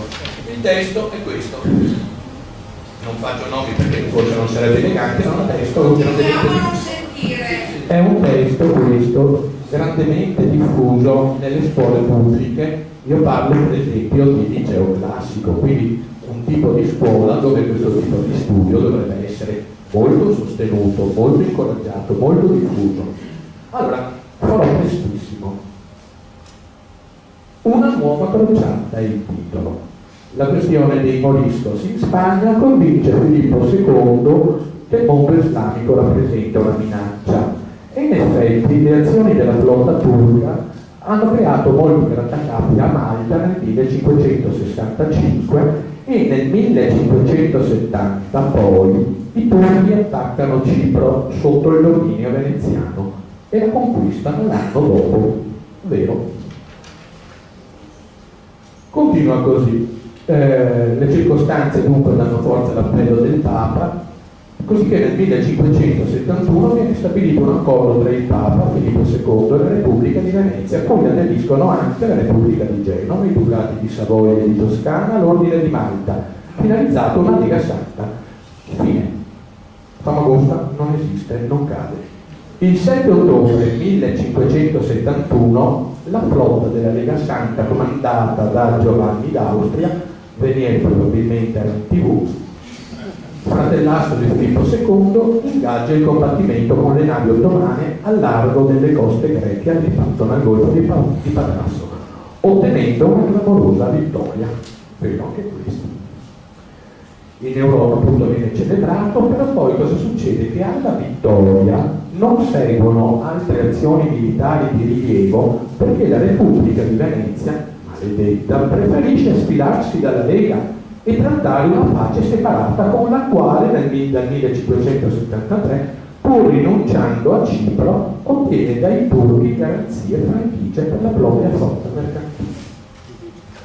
Mi pare che sia sufficiente come trattazione di un evento come quello che ha rappresentato appunto la battaglia di Lepanto e il confronto tra mondo cristiano e mondo islamico, tra Europa e Venezia in primis e il mondo turco? A me parrebbe di no. Certo, risponde a un punto di vista, un'esigenza di chi si governa in questo momento, di chi determina le scelte culturali, la storia da raccontare, e io sento molto diverso. Proprio per questo sarei qui per fare rapidamente una scorsa del mondo europeo e mediterraneo intorno al XVI secolo, almeno sino a Lepanto, e poi vederlo dal punto di vista veneziano, cioè come Venezia si relazioni con questi grandi stati che sono sorti non come piccolo stato o piccola potenza, la Repubblica di Guastalla o la Repubblica di Amalfi e le famose repubbliche marinare, ma come uno stato di pari grandezza, cosa che non si coglie da nessuna trattazione storiografica di quello che è il Miculpop di oggi. cioè quello che ci vogliono far passare. E quindi io ritengo che la storia vada anche sottratta, senza voler nulla togliere alle persone del mestiere, a quella conventicola di accademici che ritengono una cosa loro, ma debba diventare piuttosto, se non il dominio, almeno vada in mano a persone che la sappiano affrontare anche in termini più semplici, meno cattedratici, magari anche più partecipati. Allora, passerei direttamente a vedere quelli che sono gli elementi più significativi della storia europea, della storia del Mediterraneo, a partire dal 1500, anche perché si assiste ad una ridefinizione degli equilibri e quindi delle situazioni di possibile conflitto di relazioni completamente diverse rispetto al secolo precedente. Basti pensare che un punto importantissimo è la conquista, la caduta di Costantinopoli e quindi l'imposizione dell'impero turco su quello che era stato il resto dell'impero romano d'Oriente. Si creano in Europa delle grandi monarchie nazionali che quindi hanno delle possibilità in termini di risorse, di uomini e di estensione territoriale che sono di gran lunga superiori a quelle degli stati italiani tradizionali. L'equilibrio nel Mediterraneo risente di un altro elemento molto importante. Con il crollo dell'impero bizantino, anzi dell'impero romano si dovrebbe più correttamente dire, il mondo islamico si affaccia direttamente da Istanbul sui Balcani. E dopo c'è un altro elemento importantissimo che sarà determinante per la storia del Mediterraneo nel XVI secolo, come rilevava un grande studioso come Brodel, che è quello della caduta nel 1517 dello stato dei Mameluchi in Egitto nelle mani di Selim, detto il Selim I, il feroce, quindi vi lascio intendere che personaggi. Selim il feroce cosa fa? Dopo aver abbattuto lo stato dei Mameluchi, che pochi anni prima aveva garantito a Venezia casualmente il riconoscimento dei diritti di proprietà di Cipro in perpetuo, quindi non soggetto ad alcuna ridiscussione nel futuro. Ma la caduta di Alessandria e quindi dell'Egitto comporta anche l'estensione del mondo ottomano su tutto quello che è il Nord Africa, e noi sappiamo che di lì a pochi anni il mondo islamico, il mondo ottomano arriverà fino alle colonne d'Ercole. Questo è importante da considerare perché richiama la Spagna, che ha appena terminato la riunificazione, ad un problema che non è soltanto europeo, perché noi vedremo tra poco che la Francia sarà impegnata in una lunga lotta per l'egemonia in Europa con la Francia, prima Luigi XII e poi Francesco I, ma avrà aperto anche un fronte mediterraneo, perché dal Mediterraneo, precisamente dai cosiddetti stati barbareschi, ci sono delle incursioni piratesche lungo la costa della Spagna meridionale e si creerà un ulteriore legame che impensierirà moltissimo prima la Spagna e poi tutte le potenze cattoliche, di un collegamento solo pochi decenni dopo, a partire dalla fine degli anni 20 del Cinquecento, tra uno dei due contendenti per la supremazia in Europa, Francesco I, che ratificherà un rapporto prima segreto con la Turchia e si costituiranno nel Mediterraneo intorno al 1530, due grandi poli di aggregazione di potenze. Da una parte abbiamo il polo franco-turco, anche se concretamente la Francia non invierà una propria flotta, ma garantirà le basi, tipo la base di Tolone, alla flotta turca, per esempio, per poter svernare. Voi vi rendete conto che la base di Tolone significa che con una breve navigazione sia su Barcellona e sulla costa mediterranea della Spagna. Tutto questo avviene perché? Perché questo tipo di contrasto si colloca in un contrasto molto più ampio, che è il conflitto tra la Francia di Luigi XII prima e la sua morte di Francesco I e la Spagna di Carlo V. Carlo V è una, senza dubbio, delle grandissime figure che improntano di sé il secolo XVI. Nasce nel 1500 a Gand, nelle Fiandre, e per questo è noto prima di ricevere il titolo di Carlo V come Carlo di Gand. E un'altra delle grandissime figure che improntano di sé questo secolo sarà la figura di Solimano il Magnifico, che coprirà buona parte della seconda parte della prima metà del 1500 e morirà combattendo nel 1566, quindi proprio pochi anni prima della vicenda di Cipro. Dall'altro abbiamo un grande sconfitto che è la monarchia francese, prima nella persona di Luigi XII, poi nella persona di Francesco I, e abbiamo anche un grandissimo progetto che Carlo V, che ottiene appunto questo suo titolo a metà degli anni, non ha ancora 20 anni e diventa imperatore di Germania, perciò vi lascio immaginare, lui è del 500, nel 1520 lo diventa, ha un fratello che è imperatore d'Austria, diventa addirittura signore suo fratello di Ungheria e lui della Repubblica dello Stato Ceco, perciò della quella che si chiamava Boemia, quindi voi potete facilmente comprendere che l'intera Europa centrale viene sotto un'unica grande famiglia, la famiglia appunto d'Asburgo. In questo caso l'obiettivo che si prefiggeva Carlo V era quello di una renovatio imperi, cioè un rinnovamento del potere imperiale in chiave di ripresa del potere carolino di Carlo Magno e una parallela renovatio ecclesiae. Perché si sente bisogno di un rinnovo anche della Chiesa in Europa? Perché nel 1517 si è verificato un altro avvenimento importante, che è iniziato lo screzio con Martin Lutero, la pubblicazione delle famose 77 tesi, e quindi buona parte della Germania, soprattutto i principi tedeschi, colgono questa opportunità come l'opportunità per sganciarsi da Roma, dal mondo cattolico, sosterranno le nuove idee protestanti di Lutero, e quindi anche l'Europa diventa un grano subbuglio, iniziano le lotte di religione. Delle lotte di religione ne sentirà tutta l'Europa centrale e si protrarranno fino alla prima metà del Seicento, ma ad esempio un altro Stato che inevitabilmente uscirà da una politica di grande potenza in Europa dopo la morte di Francesco I e di Enrico II di Francia sarà la Francia, perché anche lì si crea il problema delle lotte di religione con gli Ugonotti. L'episodio più famoso, la famosa notte di San Bartolomeo, e si arriva in cui vengono fatti fuori per le strade, prima a Parigi, poi in tutto il resto del paese, tutti gli Ugonotti, i supposti tali, cioè seguaci della confessione calvinista che passavano, e si arriverà fino alla fine di quel secolo, del XVI secolo, quando solo con un editto, il dito di Nantes, si arriverà a definire che ciascuno ha libertà di professare la religione che crede. Però dopo la metà del secolo, del XVI, la Francia esce. Pare possibile che si possa realizzare questo grande rinnovamento imperiale di Carlo V, ma non andrà a buon fine. Le forze dei protestanti, dei luterani nel nord Europa non daranno tregua, addirittura spossato, malgrado avesse solo 56 anni, Carlo V si ritira e morirà poco dopo, addirittura in posizione di eremitaggio in Estremadura. Quindi quali sono le condizioni che a noi interessano? Noi da veneziani dobbiamo vedere quale sia stata la politica che Venezia, la Repubblica Veneta, adottò di fronte a queste grandi insorgenze di nuove civiltà, di nuovi rapporti politici e anche militari all'interno d'Europa.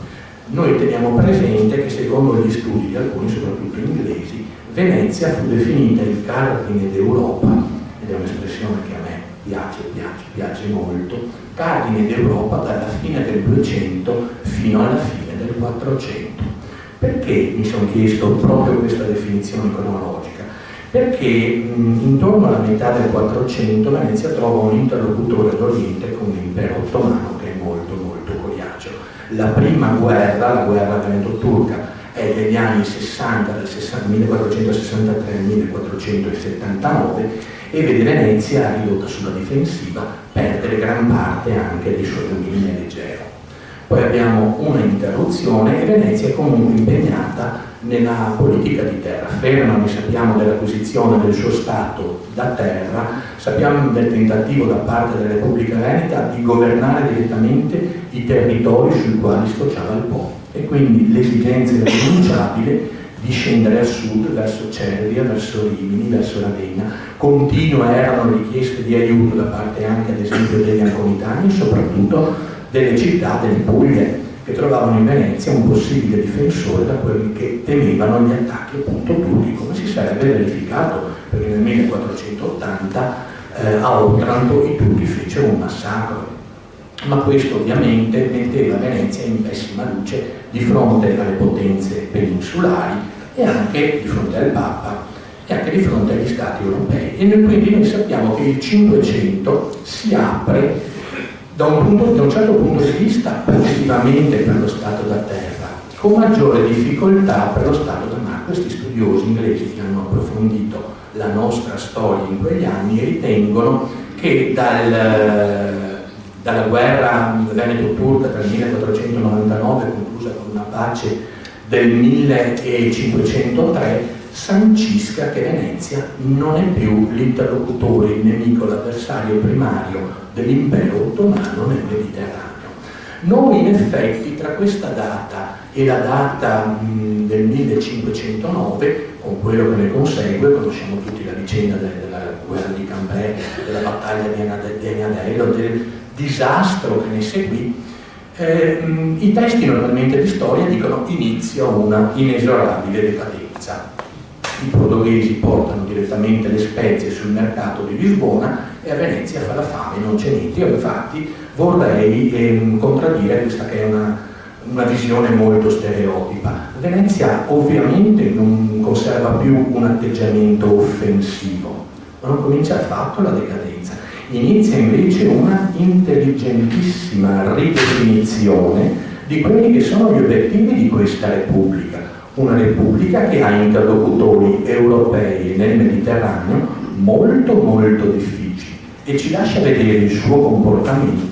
Ce ne ho più avanti in un lampo anche all'uscita dalla Lega Santa dopo la battaglia di Lepanto, che non può che farci vedere quale fosse l'intelligenza della classe di governo veneziana di fronte alla realpolitik che lei si presentava davanti.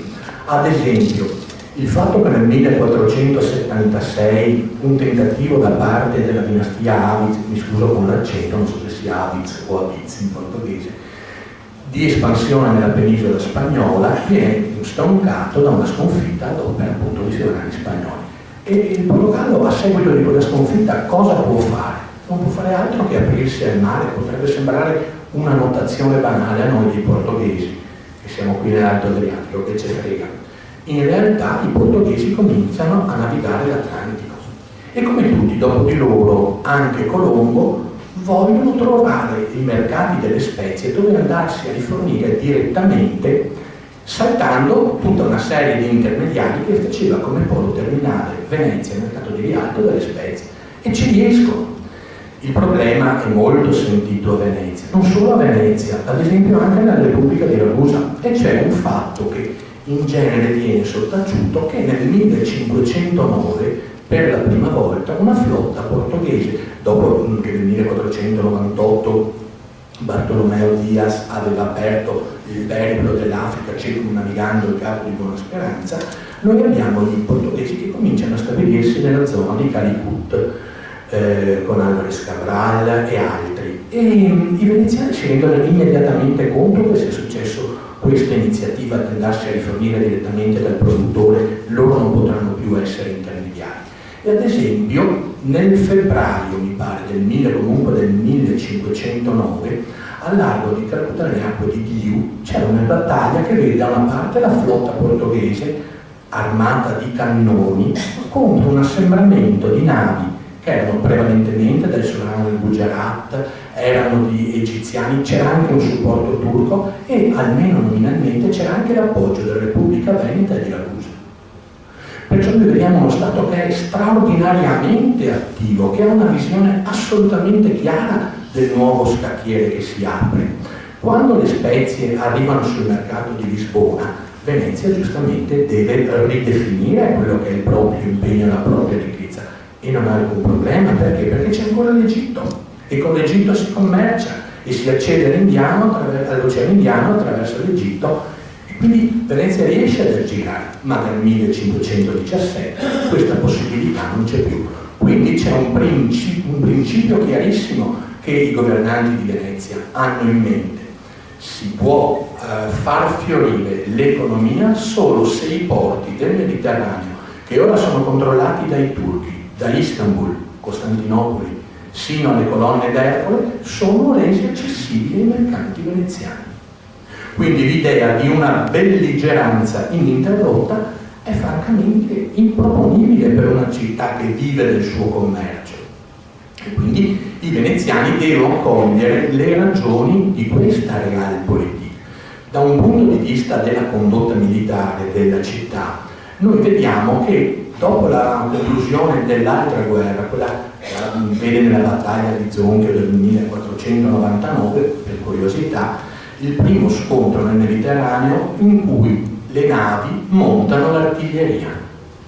Ci sono anche delle riproduzioni di stampe che ingenuamente riproducono i primi fucili e si vedono delle strane aste con un pennacchio di fuoco. È il primo scontro in cui si monta un rudimentale uso di cannoni e soprattutto di archibugli.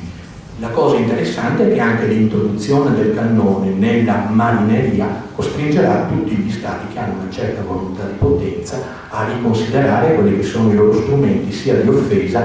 La Repubblica Veneta non considererà più ormai elementi di offesa, sia soprattutto di difesa.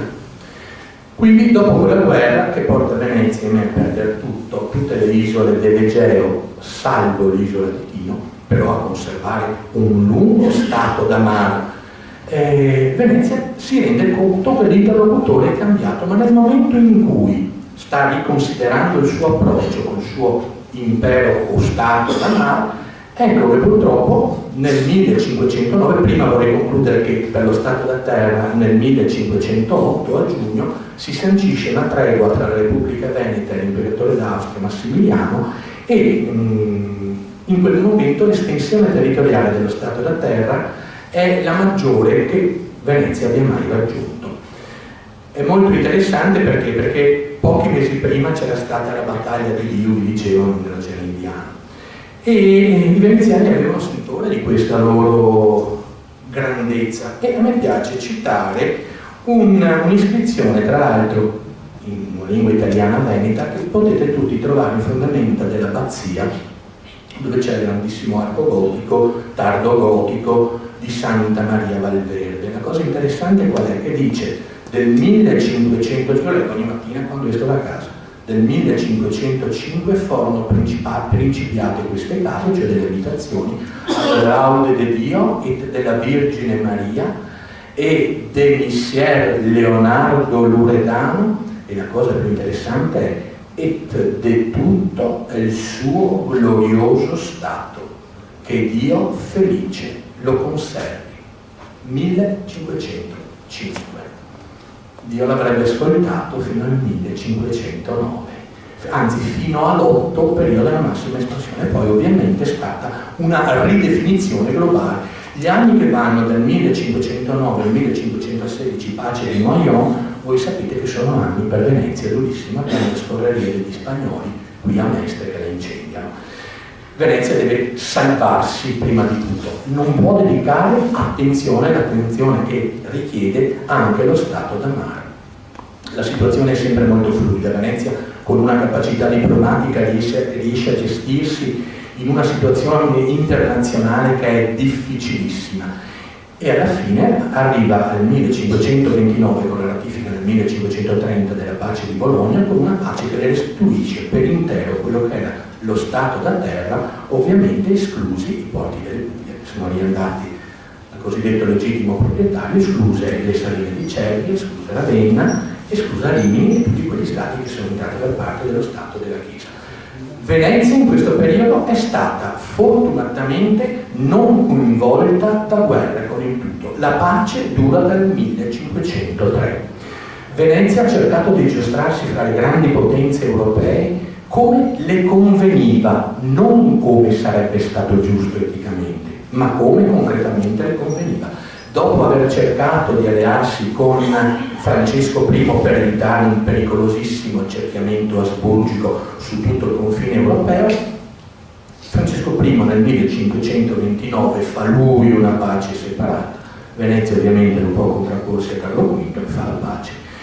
Gradualmente comprende che di questi due belligeranti il più capace, il più forte è Carlo V e va con Carlo V. Ma ecco che inizia un primo problema, il problema della nuova guerra veneto-turca, quella che si conclude con Prevesa. Venezia farà tesoro di questa esperienza, perché al largo di Prevesa la flotta di una Lega Santa, sono tutte sante, si trova in grande superiorità numerica. Quindi tutti si aspettano che vinca facile, 2-0, e invece viene sconfitta. Addirittura vi è quell'episodio del ritiro dal combattimento delle navi genovesi dell'ammiraglio Andrea Doria, del resto erano sue, perciò se avessero ricevuto qualche ammaccatura bisognava anche farle riparare. Fatto sta che Venezia ne esce scornata quando si dice nel 1571, anzi 72, Venezia si ritira dalla Lega Santa. Chissà come mai.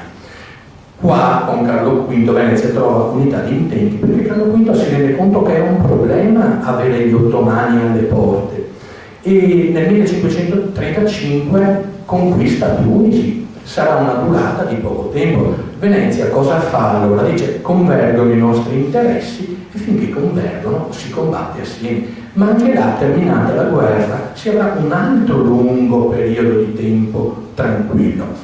La guerra riprenderà sempre nel Mediterraneo, non per Venezia ma con una ripresa offensiva turca, nel 1565. Noi sappiamo dell'impresa del tentativo di conquista da parte dei turchi dell'isola di Malta, della resistenza eroica dell'ordine dei cavalieri di Malta guidati da Jean de la Valette, e non riesce, ma è uno scorno. A questo punto cosa accade? Che Selim, stavolta è un altro Selim l'Ubriacone, c'è tutta una rassegna di personaggi che potrebbero essere quasi rappresentativi del nostro stato odierno italiano. Comunque Selim l'Ubriacone si è messo in testa che vuole Cipro, lo vorrà probabilmente per rientrare dalla sconfitta, lo vuole anche perché suo padre, che era appunto il grande Solimano, è morto combattendo durante l'assedio della città di Stiget ai confini tra Ungheria e Austria, perché voleva ripuntare su Vienna, ci aveva già provato una volta. È una situazione molto dinamica quella, e Venezia si trova impelagata in questa nuova guerra. Voi sapete tutto dell'ultimatum, ma a questo punto, poi non vi annoio più a lungo, per potervi dimostrare che lo Stato Veneto era realmente uno Stato europeo, non una piccola repubblica, vi cito soltanto alcuni dati.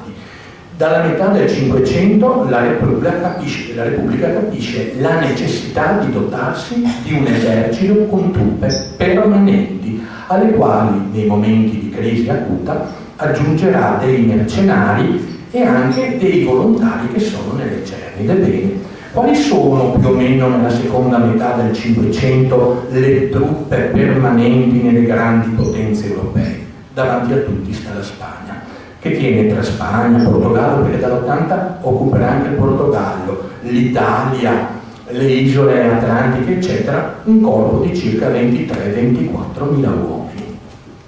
Poi facciamo riferimento alla Francia. La Francia tiene stabilmente un corpo in armi di circa 12-12.500 uomini. L'Inghilterra elisabettiana, che tutti noi conosciamo, tiene un corpo stabile di circa, dai dati che possediamo, di circa 2.000 soldati permanenti.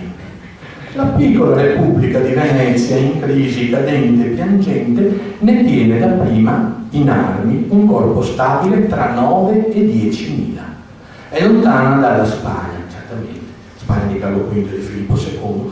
Direi però che si avvicina molto ad un altro Stato, che è quello del Regno di Francia, che per dimensioni non è paragonabile alle nostre repubbliche, circa 10.000 uomini.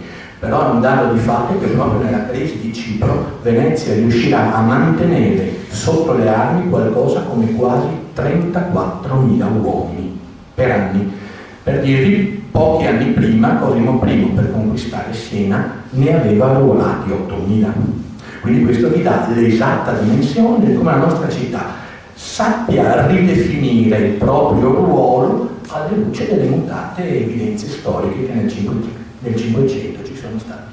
Grazie per la pazienza che avete. Intervista in musica. Prima dell'aperitivo, una chiacchierata con i protagonisti della nostra scena musicale.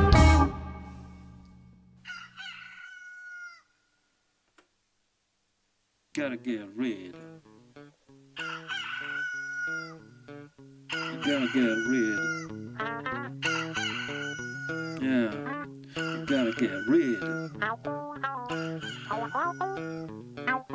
Gotta get rid.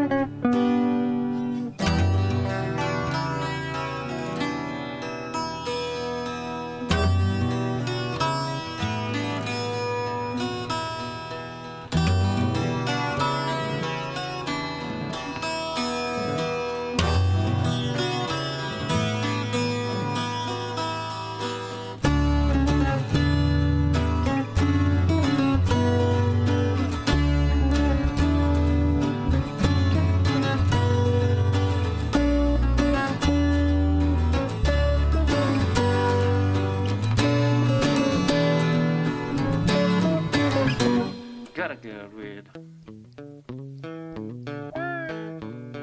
Gotta get rid.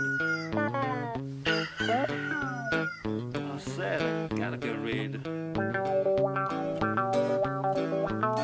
Gotcha, get rid.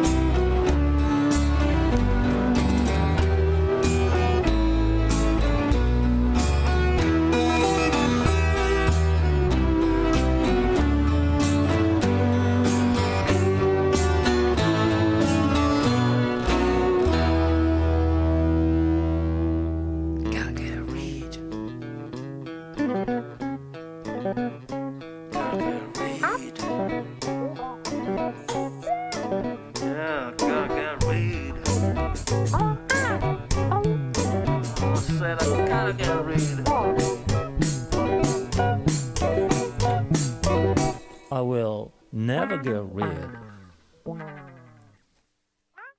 La musica non è molto diversa dalla vita, come nel vissuto. Ci sono attimi di felicità, incertezza, serenità, angoscia, mistero, dubbio, relax, demoni, imprevisti. Ecco, mentre tutto è calmo e si sta gustando una situazione ideale, può capitare qualcosa che cambia tutto in pochi istanti. Non l'avevamo previsto. È così che immagino la musica. Bene, ben ritrovati ai nostri ascoltatori e anche a chi ci sta guardando sul web, sulla nostra pagina Facebook e nel nostro sito internet Veneto 1. Benvenuti da Roberta Ghizzo e diamo il benvenuto anche caloroso a Tolo Marton. Buongiorno. Buongiorno, grazie dell'ospitalità. Fa molto piacere essere a Radio Veneto 1. E a noi fa molto piacere averti qui in studio, siamo anche emozionati e... Io di più. Vabbè, faremo a gara dopo, insomma. Beh, io sono contenta di inaugurare questo spazio in musica proprio assieme a Tolo Marton. Tolo, che poi, insomma, sei un po' un inauguratore degli spazi di Radio Veneto 1. 4 anni fa, ben 4 anni fa, avevi inaugurato Garage Music, le nuovissime stagioni, e poi oggi in questo spazio di intervista in musica alla sera prima dell'aperitivo. Non ci facciamo mancare niente qui a Radio Veneto 1. Oggi tutta un'altra storia, tutta un'altra cosa. Sono passati 4 anni e adesso sentiamo che cosa c'è in questo disco. Ecco, infatti le parole che ho letto all'inizio sono tratte aprendo il disco My Cup of Music, questo nuovo lavoro di Tolo Marton che ha scelto anche Radio Veneto 1 proprio per presentarlo. Però avete ascoltato il primo brano I Gonna Get Rid in sottofondo, cioè avete ascoltato e avete visto anche online delle immagini scelte proprio tra le immagini che ci ha inviato Tolo per raccontare un po' questa sua carriera, perché è davvero davvero enorme, è davvero grande.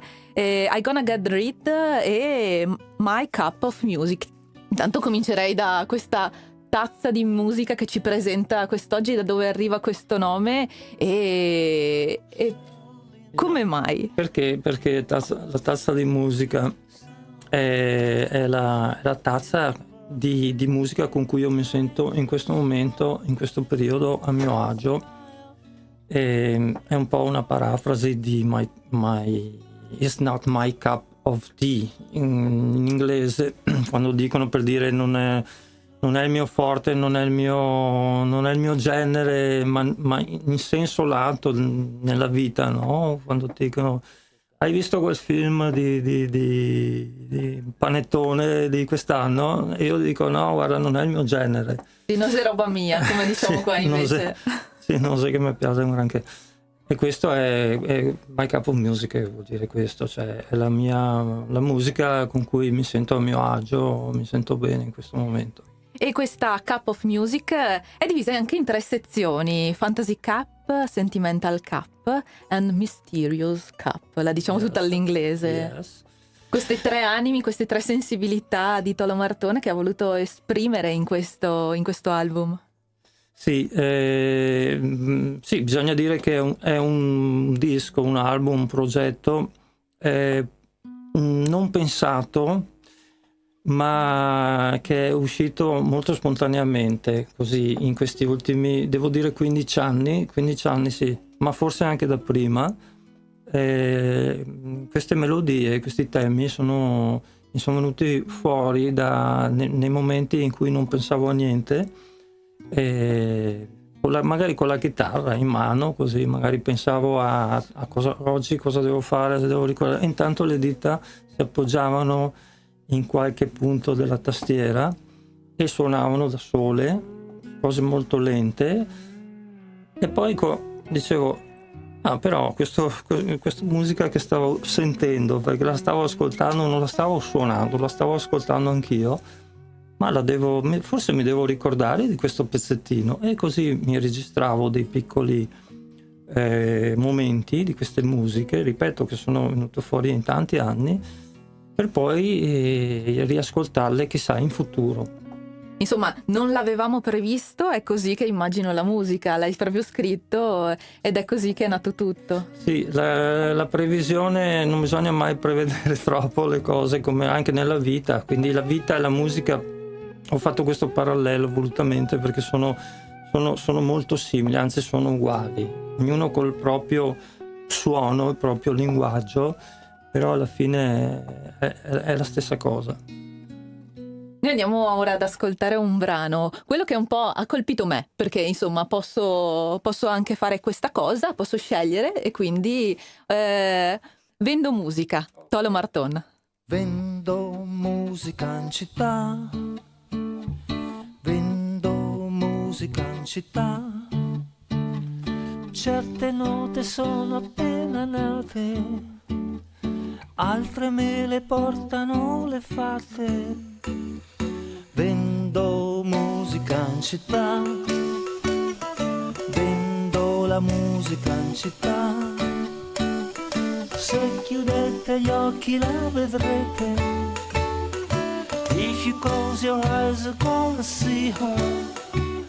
I found this guitar al mercatino, and I always keep her close to me vicino. Selling music in the city, selling music in the city. Price is small, it's just a smile. Price is small, it's only a smile. Vendo musica in città, selling music into town. I got my guitar al mercatino, I always keep her close to me vicino. She can imitate un violoncello. If you want to, I'll make her sound like a violino. And by the way, il mio lutaio dice che io sono un poco matto, ma lui non sa che io con lei ho stipulato un certo patto. Noi ci siamo accordati.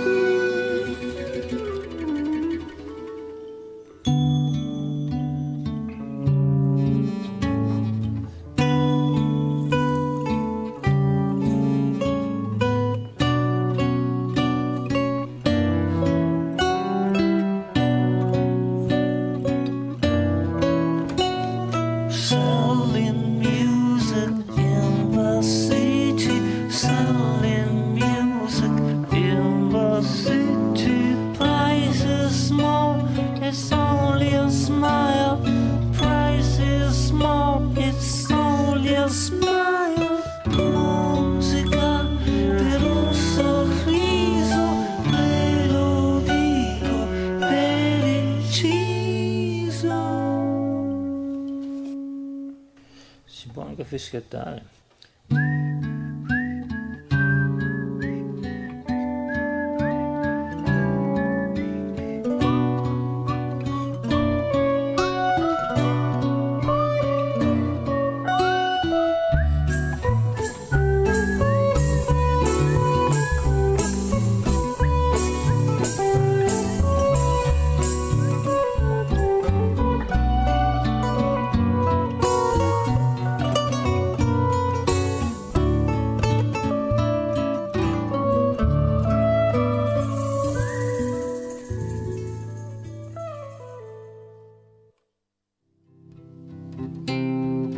E noi torniamo in studio assieme a Tolo Marton che ci ha fatto ascoltare appunto questo brano dal suo album My Cup of Music. Questo era Vendo Musica e era una filastrocca, un brano dolcissimo, insomma, però insomma ricorda tante cose, perché poi ci ricorda quando cantiamo le canzoni, quando pensiamo a chiunque, insomma, nella sua vita è venuto in mente una filastrocca, un qualcosa, inventare le parole ad una canzone e metterci magari delle parole inglesi, mettere le parole in italiano, un po' tutti noi, e quindi è per questo che insomma mi emozionava. È molto spensierata questa canzone.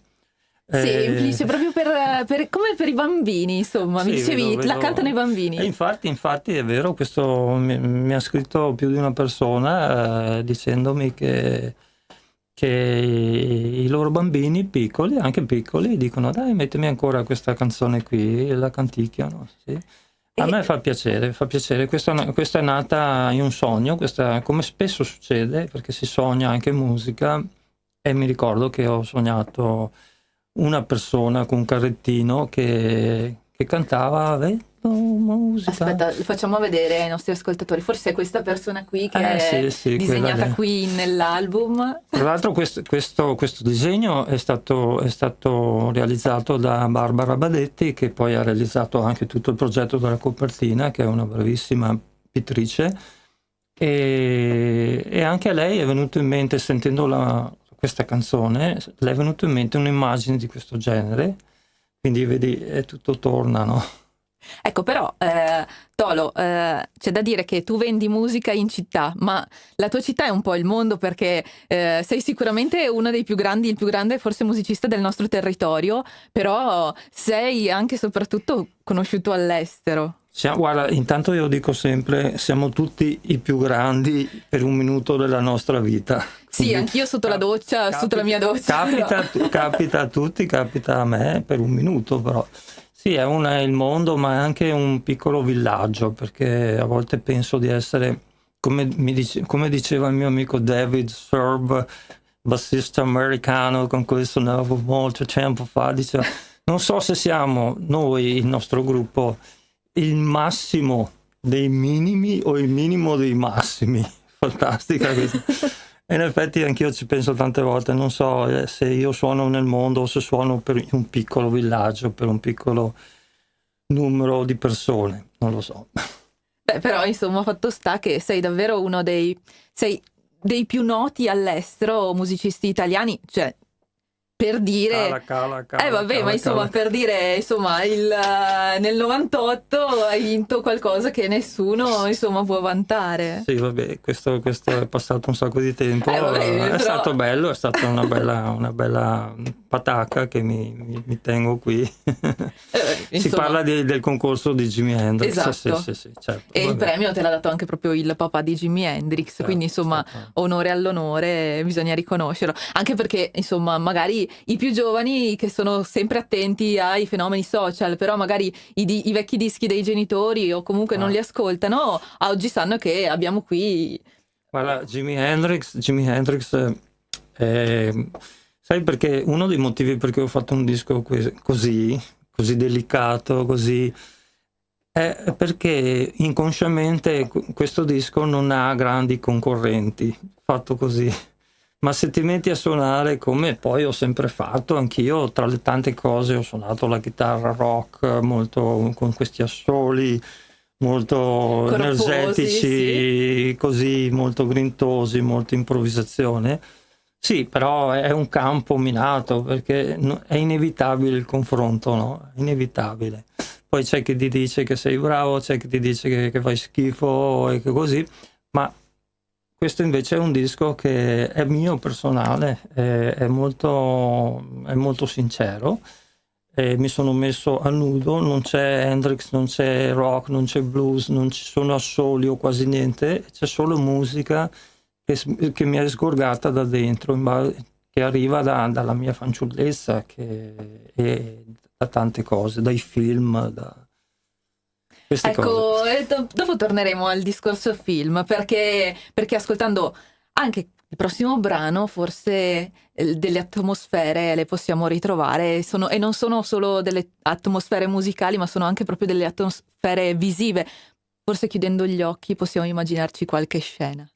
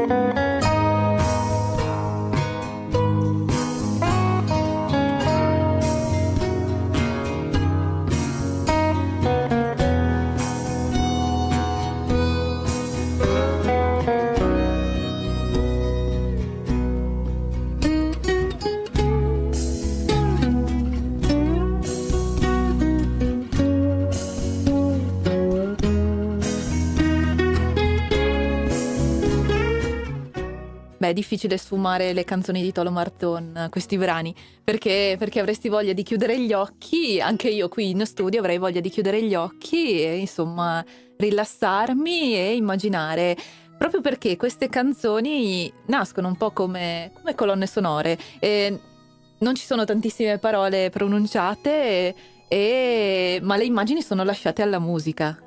È nato proprio così il progetto? Sì, avevo in mente da tanto tempo di realizzare un disco di brani solo strumentali e niente, l'ho fatto, è stato fatto anche questo. Musica da film, un po', sì, certo. Il disco si doveva chiamare Music for Movies all'inizio, poi perché tanti brani sono un po' evocativi. Tante persone mi dicono che ascoltando questo disco si fanno un loro film, si immaginano dei panorami, delle situazioni, dei paesaggi, ma poi anche si ricordano di esperienze vissute loro ascoltando questa musica. Mi viene in mente qualcosa del loro vissuto, è incredibile, è bellissima questa cosa. E poi penso che il fascino di riuscire a essere un artista, insomma, sta anche nel trovare un modo di comunicare qualcosa diverso, perché non tutti, appunto, io probabilmente non avrò le stesse immagini che Tolo voleva dare con questo suo brano, non avrò le immagini che il nostro tecnico sta ascoltando, però, o i nostri ascoltatori, appunto, però avrò delle mie immagini e questa musica è potente, la musica è potente anche proprio per questo. La cosa bella della musica è che provoca in ognuno di noi delle cose simili, nel senso che si possono mettere nello stesso contenitore, ma ognuno ha la sua personale, che sia un ricordo o un momento molto importante della propria vita vissuto. Ecco Tolo, un'altra domanda che volevo farti quest'oggi, visto che insomma siamo in radio e noi siamo analogici per radio, però siamo anche in digitale perché in video funzioniamo anche appunto sul digitale, mi chiedevo insomma qual è il tuo rapporto con tutto quello che invece è digitale, perché immagino per registrare questo, visto che l'hai fatto tutto tu, insomma, visto che hai suonato tutti gli strumenti, ti sarai messo anche con, non so, il computer, può essere? Guarda, non ho usato mai il computer per registrare, uso un vecchio registratore che ho a casa. Quindi proprio analogico. Sì, non è digitale, però per me non cambia nulla. Una volta registravo coi nastrini, coi primi registratori, col geloso, col Philips a bobine. Cioè, l'approccio è sempre lo stesso, ovviamente la tecnologia va avanti e io non sono molto tecnologico, però cerco di sfruttare al massimo lo strumento che ho a disposizione, che sia un registratore o che sia anche una chitarra classica, acustica, elettrica. L'approccio è sempre di cercare di ottenere, di far venire fuori una potenzialità che ha quello strumento, che dia il massimo. Lo strumento va proprio, è un mezzo per ottenere uno scopo. E con quest'album tu hai voluto tirare fuori delle emozioni, tirare fuori delle immagini, dei racconti senza raccontare. Sì, sono molto contento di questo album, forse sono più soddisfatto di questo album qua di quelli precedenti. Mi rendo conto che è anche spiazzante, tante persone che mi conoscono rimangono un po' perplesse, molto perplesse. Ad alcuni non piace perché si aspettano delle altre cose, però se poi si mettono ad ascoltarlo con calma in momenti diversi questa musica comincia a entrare. Tornando sempre sul discorso digitale, visto che appunto noi siamo in internet, Tolo, tu magari ti rivedrai questa sera su Facebook, su YouTube, ma Tolo, quando vai online, cosa vai in cerca? Vai in cerca anche di ispirazione, vai in cerca di paesaggi, vai in cerca di fotografie, contatti, recensioni? Le ultime due cose che hai detto, sì, anche perché è un mezzo sociale, ma anche un mezzo per lavoro. Certo. Ma anche vado a scoprire su YouTube, ecco, vado in cerca su YouTube di cose, musiche che una volta non si aveva la possibilità di ascoltare o vedere, perché adesso ci sono i video. Io sono un grande appassionato della musica della mia giovinezza, io sono nato nel 1951, quindi in più ho fratelli e sorelle più grandi di me e mi hanno fatto loro ascoltare le prime musiche, sia musica classica che rock and roll. Quindi vado anche a vedermi dei vecchi video di rock and roll, anche poco famosi, è una grande soddisfazione, oppure musiche nuove. Oh, non sente più. Come non senti più? Ok. Ecco, sì, ok. È finita forse il brano, ecco, sì, mi sembrava che la mia voce stesse progressivamente, ma sono io. No, è il bello della diretta, poi dai Tolo, per favore. Sì, poi ci sono i Facebook, eccetera, ma è diventato, secondo me i social networks, se sono usati con discrezione, anche con un po' di buon senso, sì, si può instaurare dei contatti, delle conversazioni interessanti, eccetera. Ecco, il mondo è vario. E una bella scoperta che hai fatto sui social di recente, su YouTube, o che sei andato a vederti con gioia, possiamo, non so, c'è qualcosa che ti viene in mente? Non mi viene in mente niente adesso. Siamo un po' impallati tutti e due. Non mi viene in mente niente adesso, scusatemi. Vabbè, non c'è problema. Direi di concludere un po' quest'oggi con gli appuntamenti di Tolo per quest'estate. Sta cominciando l'estate ed è il momento più bello per tutti i concerti che ci sono, soprattutto in zona, speriamo. Ci tengo a annunciare queste serate, le prime qui nelle nostre zone. C'è Vascon, festa d'estate per prima, che sarà il 24 di giugno ed è una seratona. Ed è il 30° anniversario della festa, siamo tutti di Treviso, cioè è dedicata, quella sera del 24 giugno è dedicata ai trevigiani. Ovviamente sarebbe bello che ce ne fossero di più, musicisti di più, ma i tempi sono quelli che sono, per cui abbiamo 4 gruppi di Treviso. C'è Radio Fiera, c'è Giorgio Barbarotta, c'è Giulio Casale, esatto, e ci sono io. Esatto. E poi è una formazione, quella di Giulio Casale, che sono tra virgolette gli extra, ma non si possono chiamare extra da quello che avevo sentito, però c'è Tolo Marton e quindi che questo si può chiamare Tolo Marton. Potete chiamarmi Tolo Marton. Grande Tolo. Bene, noi siamo però ci hai detto solo una data e questa era il 24. Poi a luglio abbiamo il 7 luglio al festival Brudstock a Fontana Fredda di Pordenone, che è un festival molto vintage, mi dicono, è la prima volta che ci vado. E il 14 c'è Al Vapore, suoniamo Al Vapore di Marghera, anche quello è un locale storico del Veneto. Il 15 siamo a Crespano di notte, in piazza, Crespano del Grappa. Il 16 siamo a Conscio di Casale sul Sile, la festa la sagra di Conscio.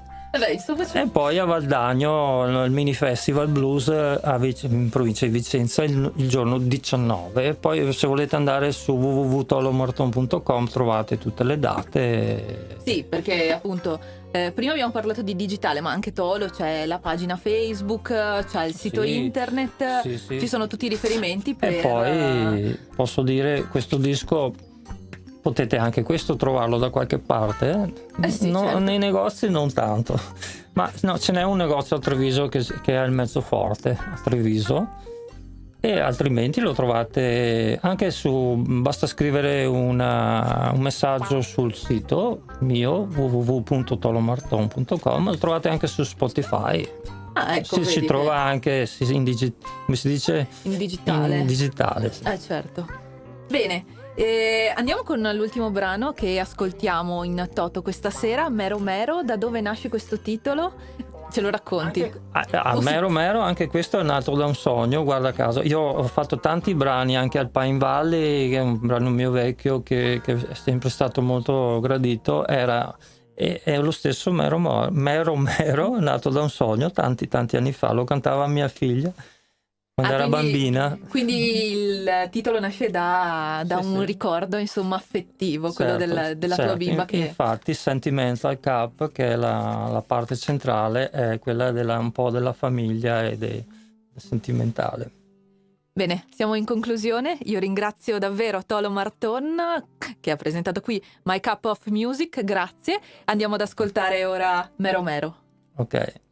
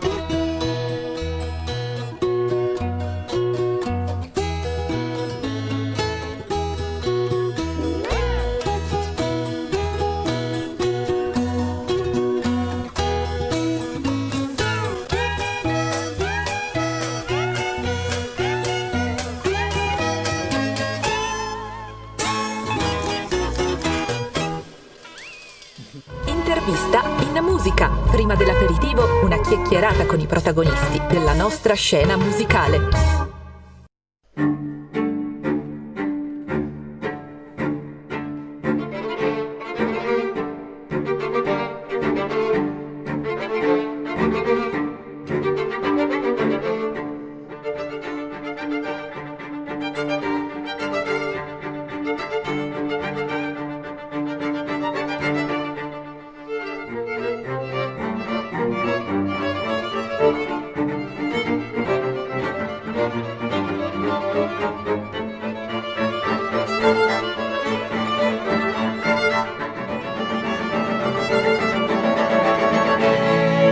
Benvenuti ad una nuova puntata del ciclo dedicato al Polo Museale della Grande Guerra di Vittorio Veneto. Con noi la direttrice del Museo della Battaglia, l'architetto Maria Cristina Scalet. Di cosa parleremo oggi? Allora, oggi partiamo dal Museo della Battaglia di Vittorio Veneto e quindi la storia di questo importantissimo museo dedicato alla memoria della Grande Guerra. Ce ne parla la dottoressa Martina Dorigo, laureata in Storia dell'Arte all'Università di Venezia, una delle volontarie del Servizio Civile Nazionale. Entriamo nel vivo della prima puntata di questo nostro ciclo dedicato al Polo Museale della Grande Guerra di Vittorio Veneto e partiamo proprio da uno dei cuori del Polo Museale, il Museo della Battaglia. Martina Dorigo, come è nato questo museo? Allora, noi oggi vediamo il museo in una veste nuova e rinnovata, ma la sua storia è molto più lunga. Il museo è stato inaugurato nel novembre del 38, ma per capirne veramente l'origine dobbiamo ritornare ancora più indietro ai tempi della guerra e far riferimento a una figura importante, quella di Luigi Marson, che ne è stato poi il fondatore. Luigi Marson era un ragazzo vittoriese, un ragazzo del 99 che negli anni della guerra studiava al liceo a Belluno. Nel 17 si arruola come volontario tra i granatieri di Sardegna e combatte subito a Zenzon di Piave. Nel 18 vive dei mesi in trincea a Caposile. E questa fu un'esperienza che sicuramente lo segnò moltissimo, perché visse la guerra in prima linea, in trincea, quindi una guerra di posizione, logorante, anche da un punto di vista soprattutto personale e psicologico. È in quegli anni, in quei giorni, che Marson raccoglie dalle mani di un soldato ungherese morto un rosario che questo soldato stringeva tra le mani.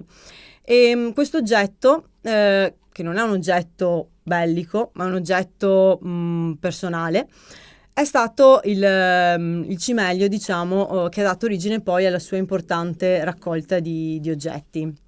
Infatti, alla fine della guerra, Marson si iscriverà all'università a scienze naturali e lavorerà poi nella ditta del padre.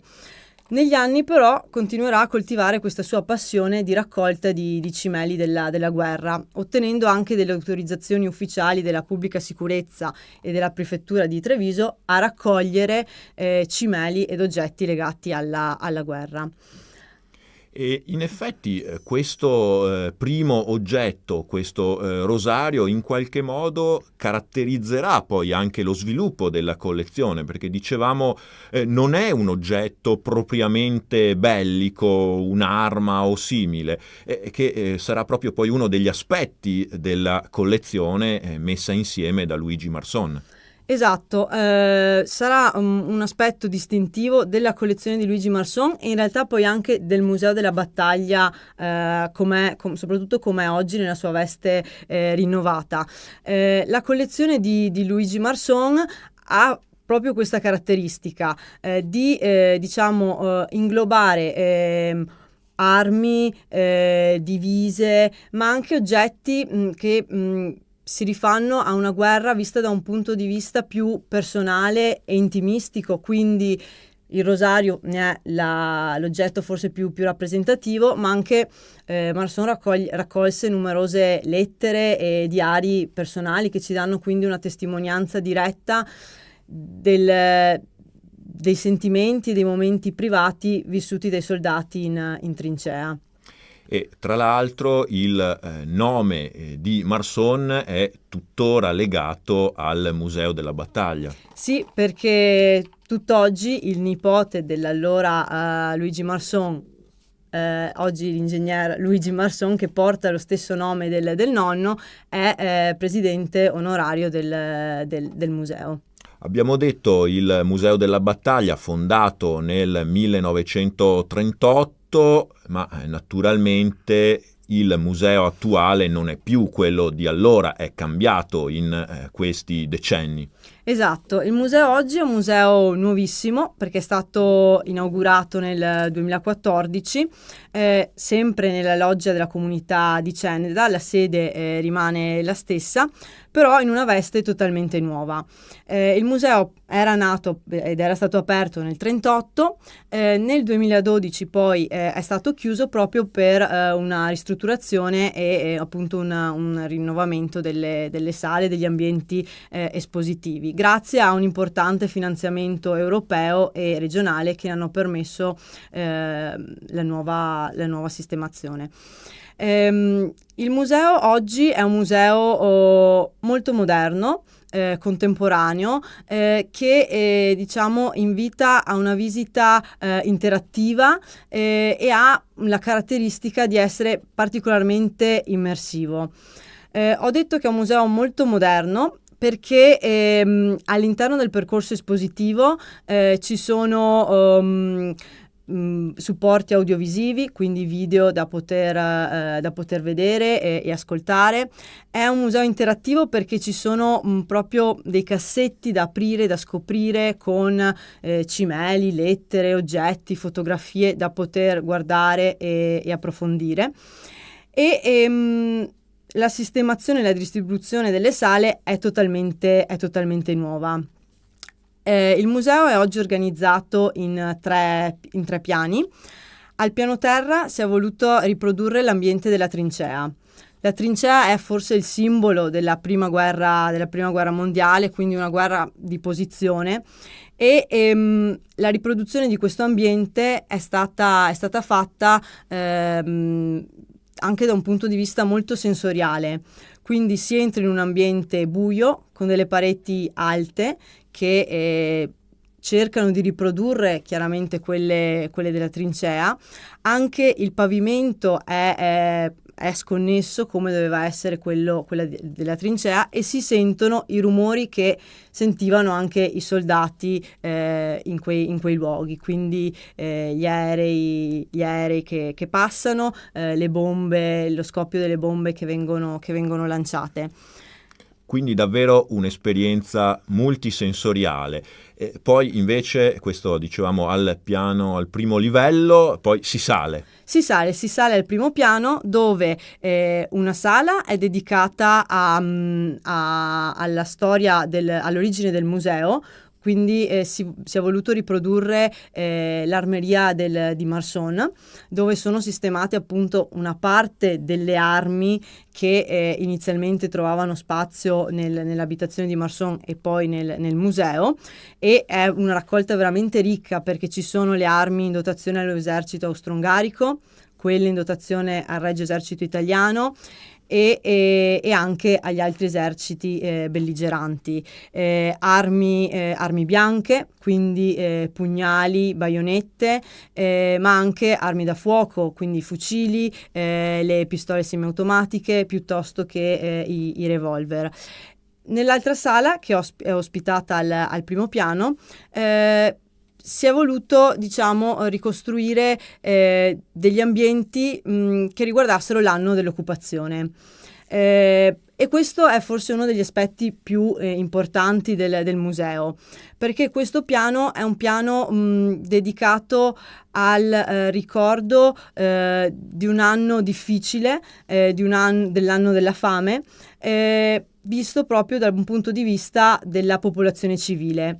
Quindi all'interno di queste sale, attraverso principalmente i documenti audiovisivi e i documenti cartacei, si ripropongono le tematiche legate a quell'anno difficile, quindi la fame, le requisizioni, le difficoltà anche di comunicazione che c'era a Vittorio Veneto, perché arrivano i tedeschi e quindi anche i documenti nella doppia lingua testimoniano questa difficoltà anche semplicemente di comunicazione a volte. Quindi ecco, poi parleremo anche di questo aspetto nel corso del proseguo. Davvero tanto da vedere in questo museo. Sì, tanto, anche perché poi oltre al primo piano c'è un secondo piano in cui si è voluto conservare l'aspetto del museo originario. Ossia, il museo è nato appunto nel 1938, in un momento anche importante di propaganda, diciamo, fascista molto forte, quindi era nato in un momento storico in cui il mito della Grande Guerra era particolarmente sentito. E si è voluto nelle sale del secondo piano conservare l'allestimento originario, quindi le bacheche originarie e anche l'aspetto che aveva il museo alle origini. Quindi troviamo la sala dedicata alla vittoria, quindi una sala dedicata interamente alla battaglia di Vittorio Veneto, con le copie dei bollettini che giorno per giorno venivano venivano emanate, e nelle altre sale, soprattutto attraverso i supporti, diciamo, cartacei, vengono celebrati gli eroi della Grande Guerra, da personalità meno conosciute come Ernesto Artico a foto di personaggi importanti come per esempio D'Annunzio. Sempre al secondo piano importante è l'aula civica, che nel nuovo allestimento è stata, diciamo, spogliata della funzione museale e è ritornata un po' alla sua funzione originaria. È un'aula che un tempo ospitava insomma, nelle origini il consiglio della comunità di Ceneda, e che oggi è riservata a incontri, convegni o conferenze. Tanto da vedere, tante sale, tanti aspetti, ma in questa nuova concezione che il Museo della Battaglia di Vittorio Veneto ha acquisito in questi ultimi anni, in linea con i moderni principi museali, poi ci sono anche tante attività che, per così dire, escono dal museo stesso. Sì, allora il museo, le persone che vengono a visitare il museo possono farlo in maniera autonoma. Il museo è aperto tutti i giorni ad esclusione del lunedì dalle 9:30 alle 12:30, e nel weekend, quindi il sabato e la domenica, dalle 10 alle 13 e dalle 15 alle 18. Oltre però alla visita autonoma, il museo offre molti altri servizi. È possibile su prenotazione svolgere delle visite interattive, quindi con l'accompagnamento degli operatori, poter diciamo avere un supporto per visitare il museo usufruendo di tutti i supporti, diciamo, audiovisivi, video che il museo ospita. Poi il museo offre delle proposte didattiche per le scuole di tutte le età, quindi dai bambini delle elementari ai ragazzi delle medie fino alle superiori. Organizza delle visite guidate, ma anche dei laboratori specifici calibrati proprio in base alle specifiche esigenze degli utenti. Oltre a queste attività, il museo ospita anche conferenze e convegni sul tema della Grande Guerra o comunque della storia locale, e anche delle mostre temporanee. Infatti un ambiente importante che fa sempre parte del museo è quello della chiesetta di San Paoletto, dedicata proprio alle esposizioni temporanee. E insomma, l'invito, se non l'avete ancora fatto, è di andare a visitare il Museo della Battaglia di Vittorio Veneto o di tornarci, perché, come ci ha raccontato Martina Dorigo, ci sono sempre nuovi aspetti e nuove curiosità da scoprire. Grazie intanto alla dottoressa Martina Dorigo.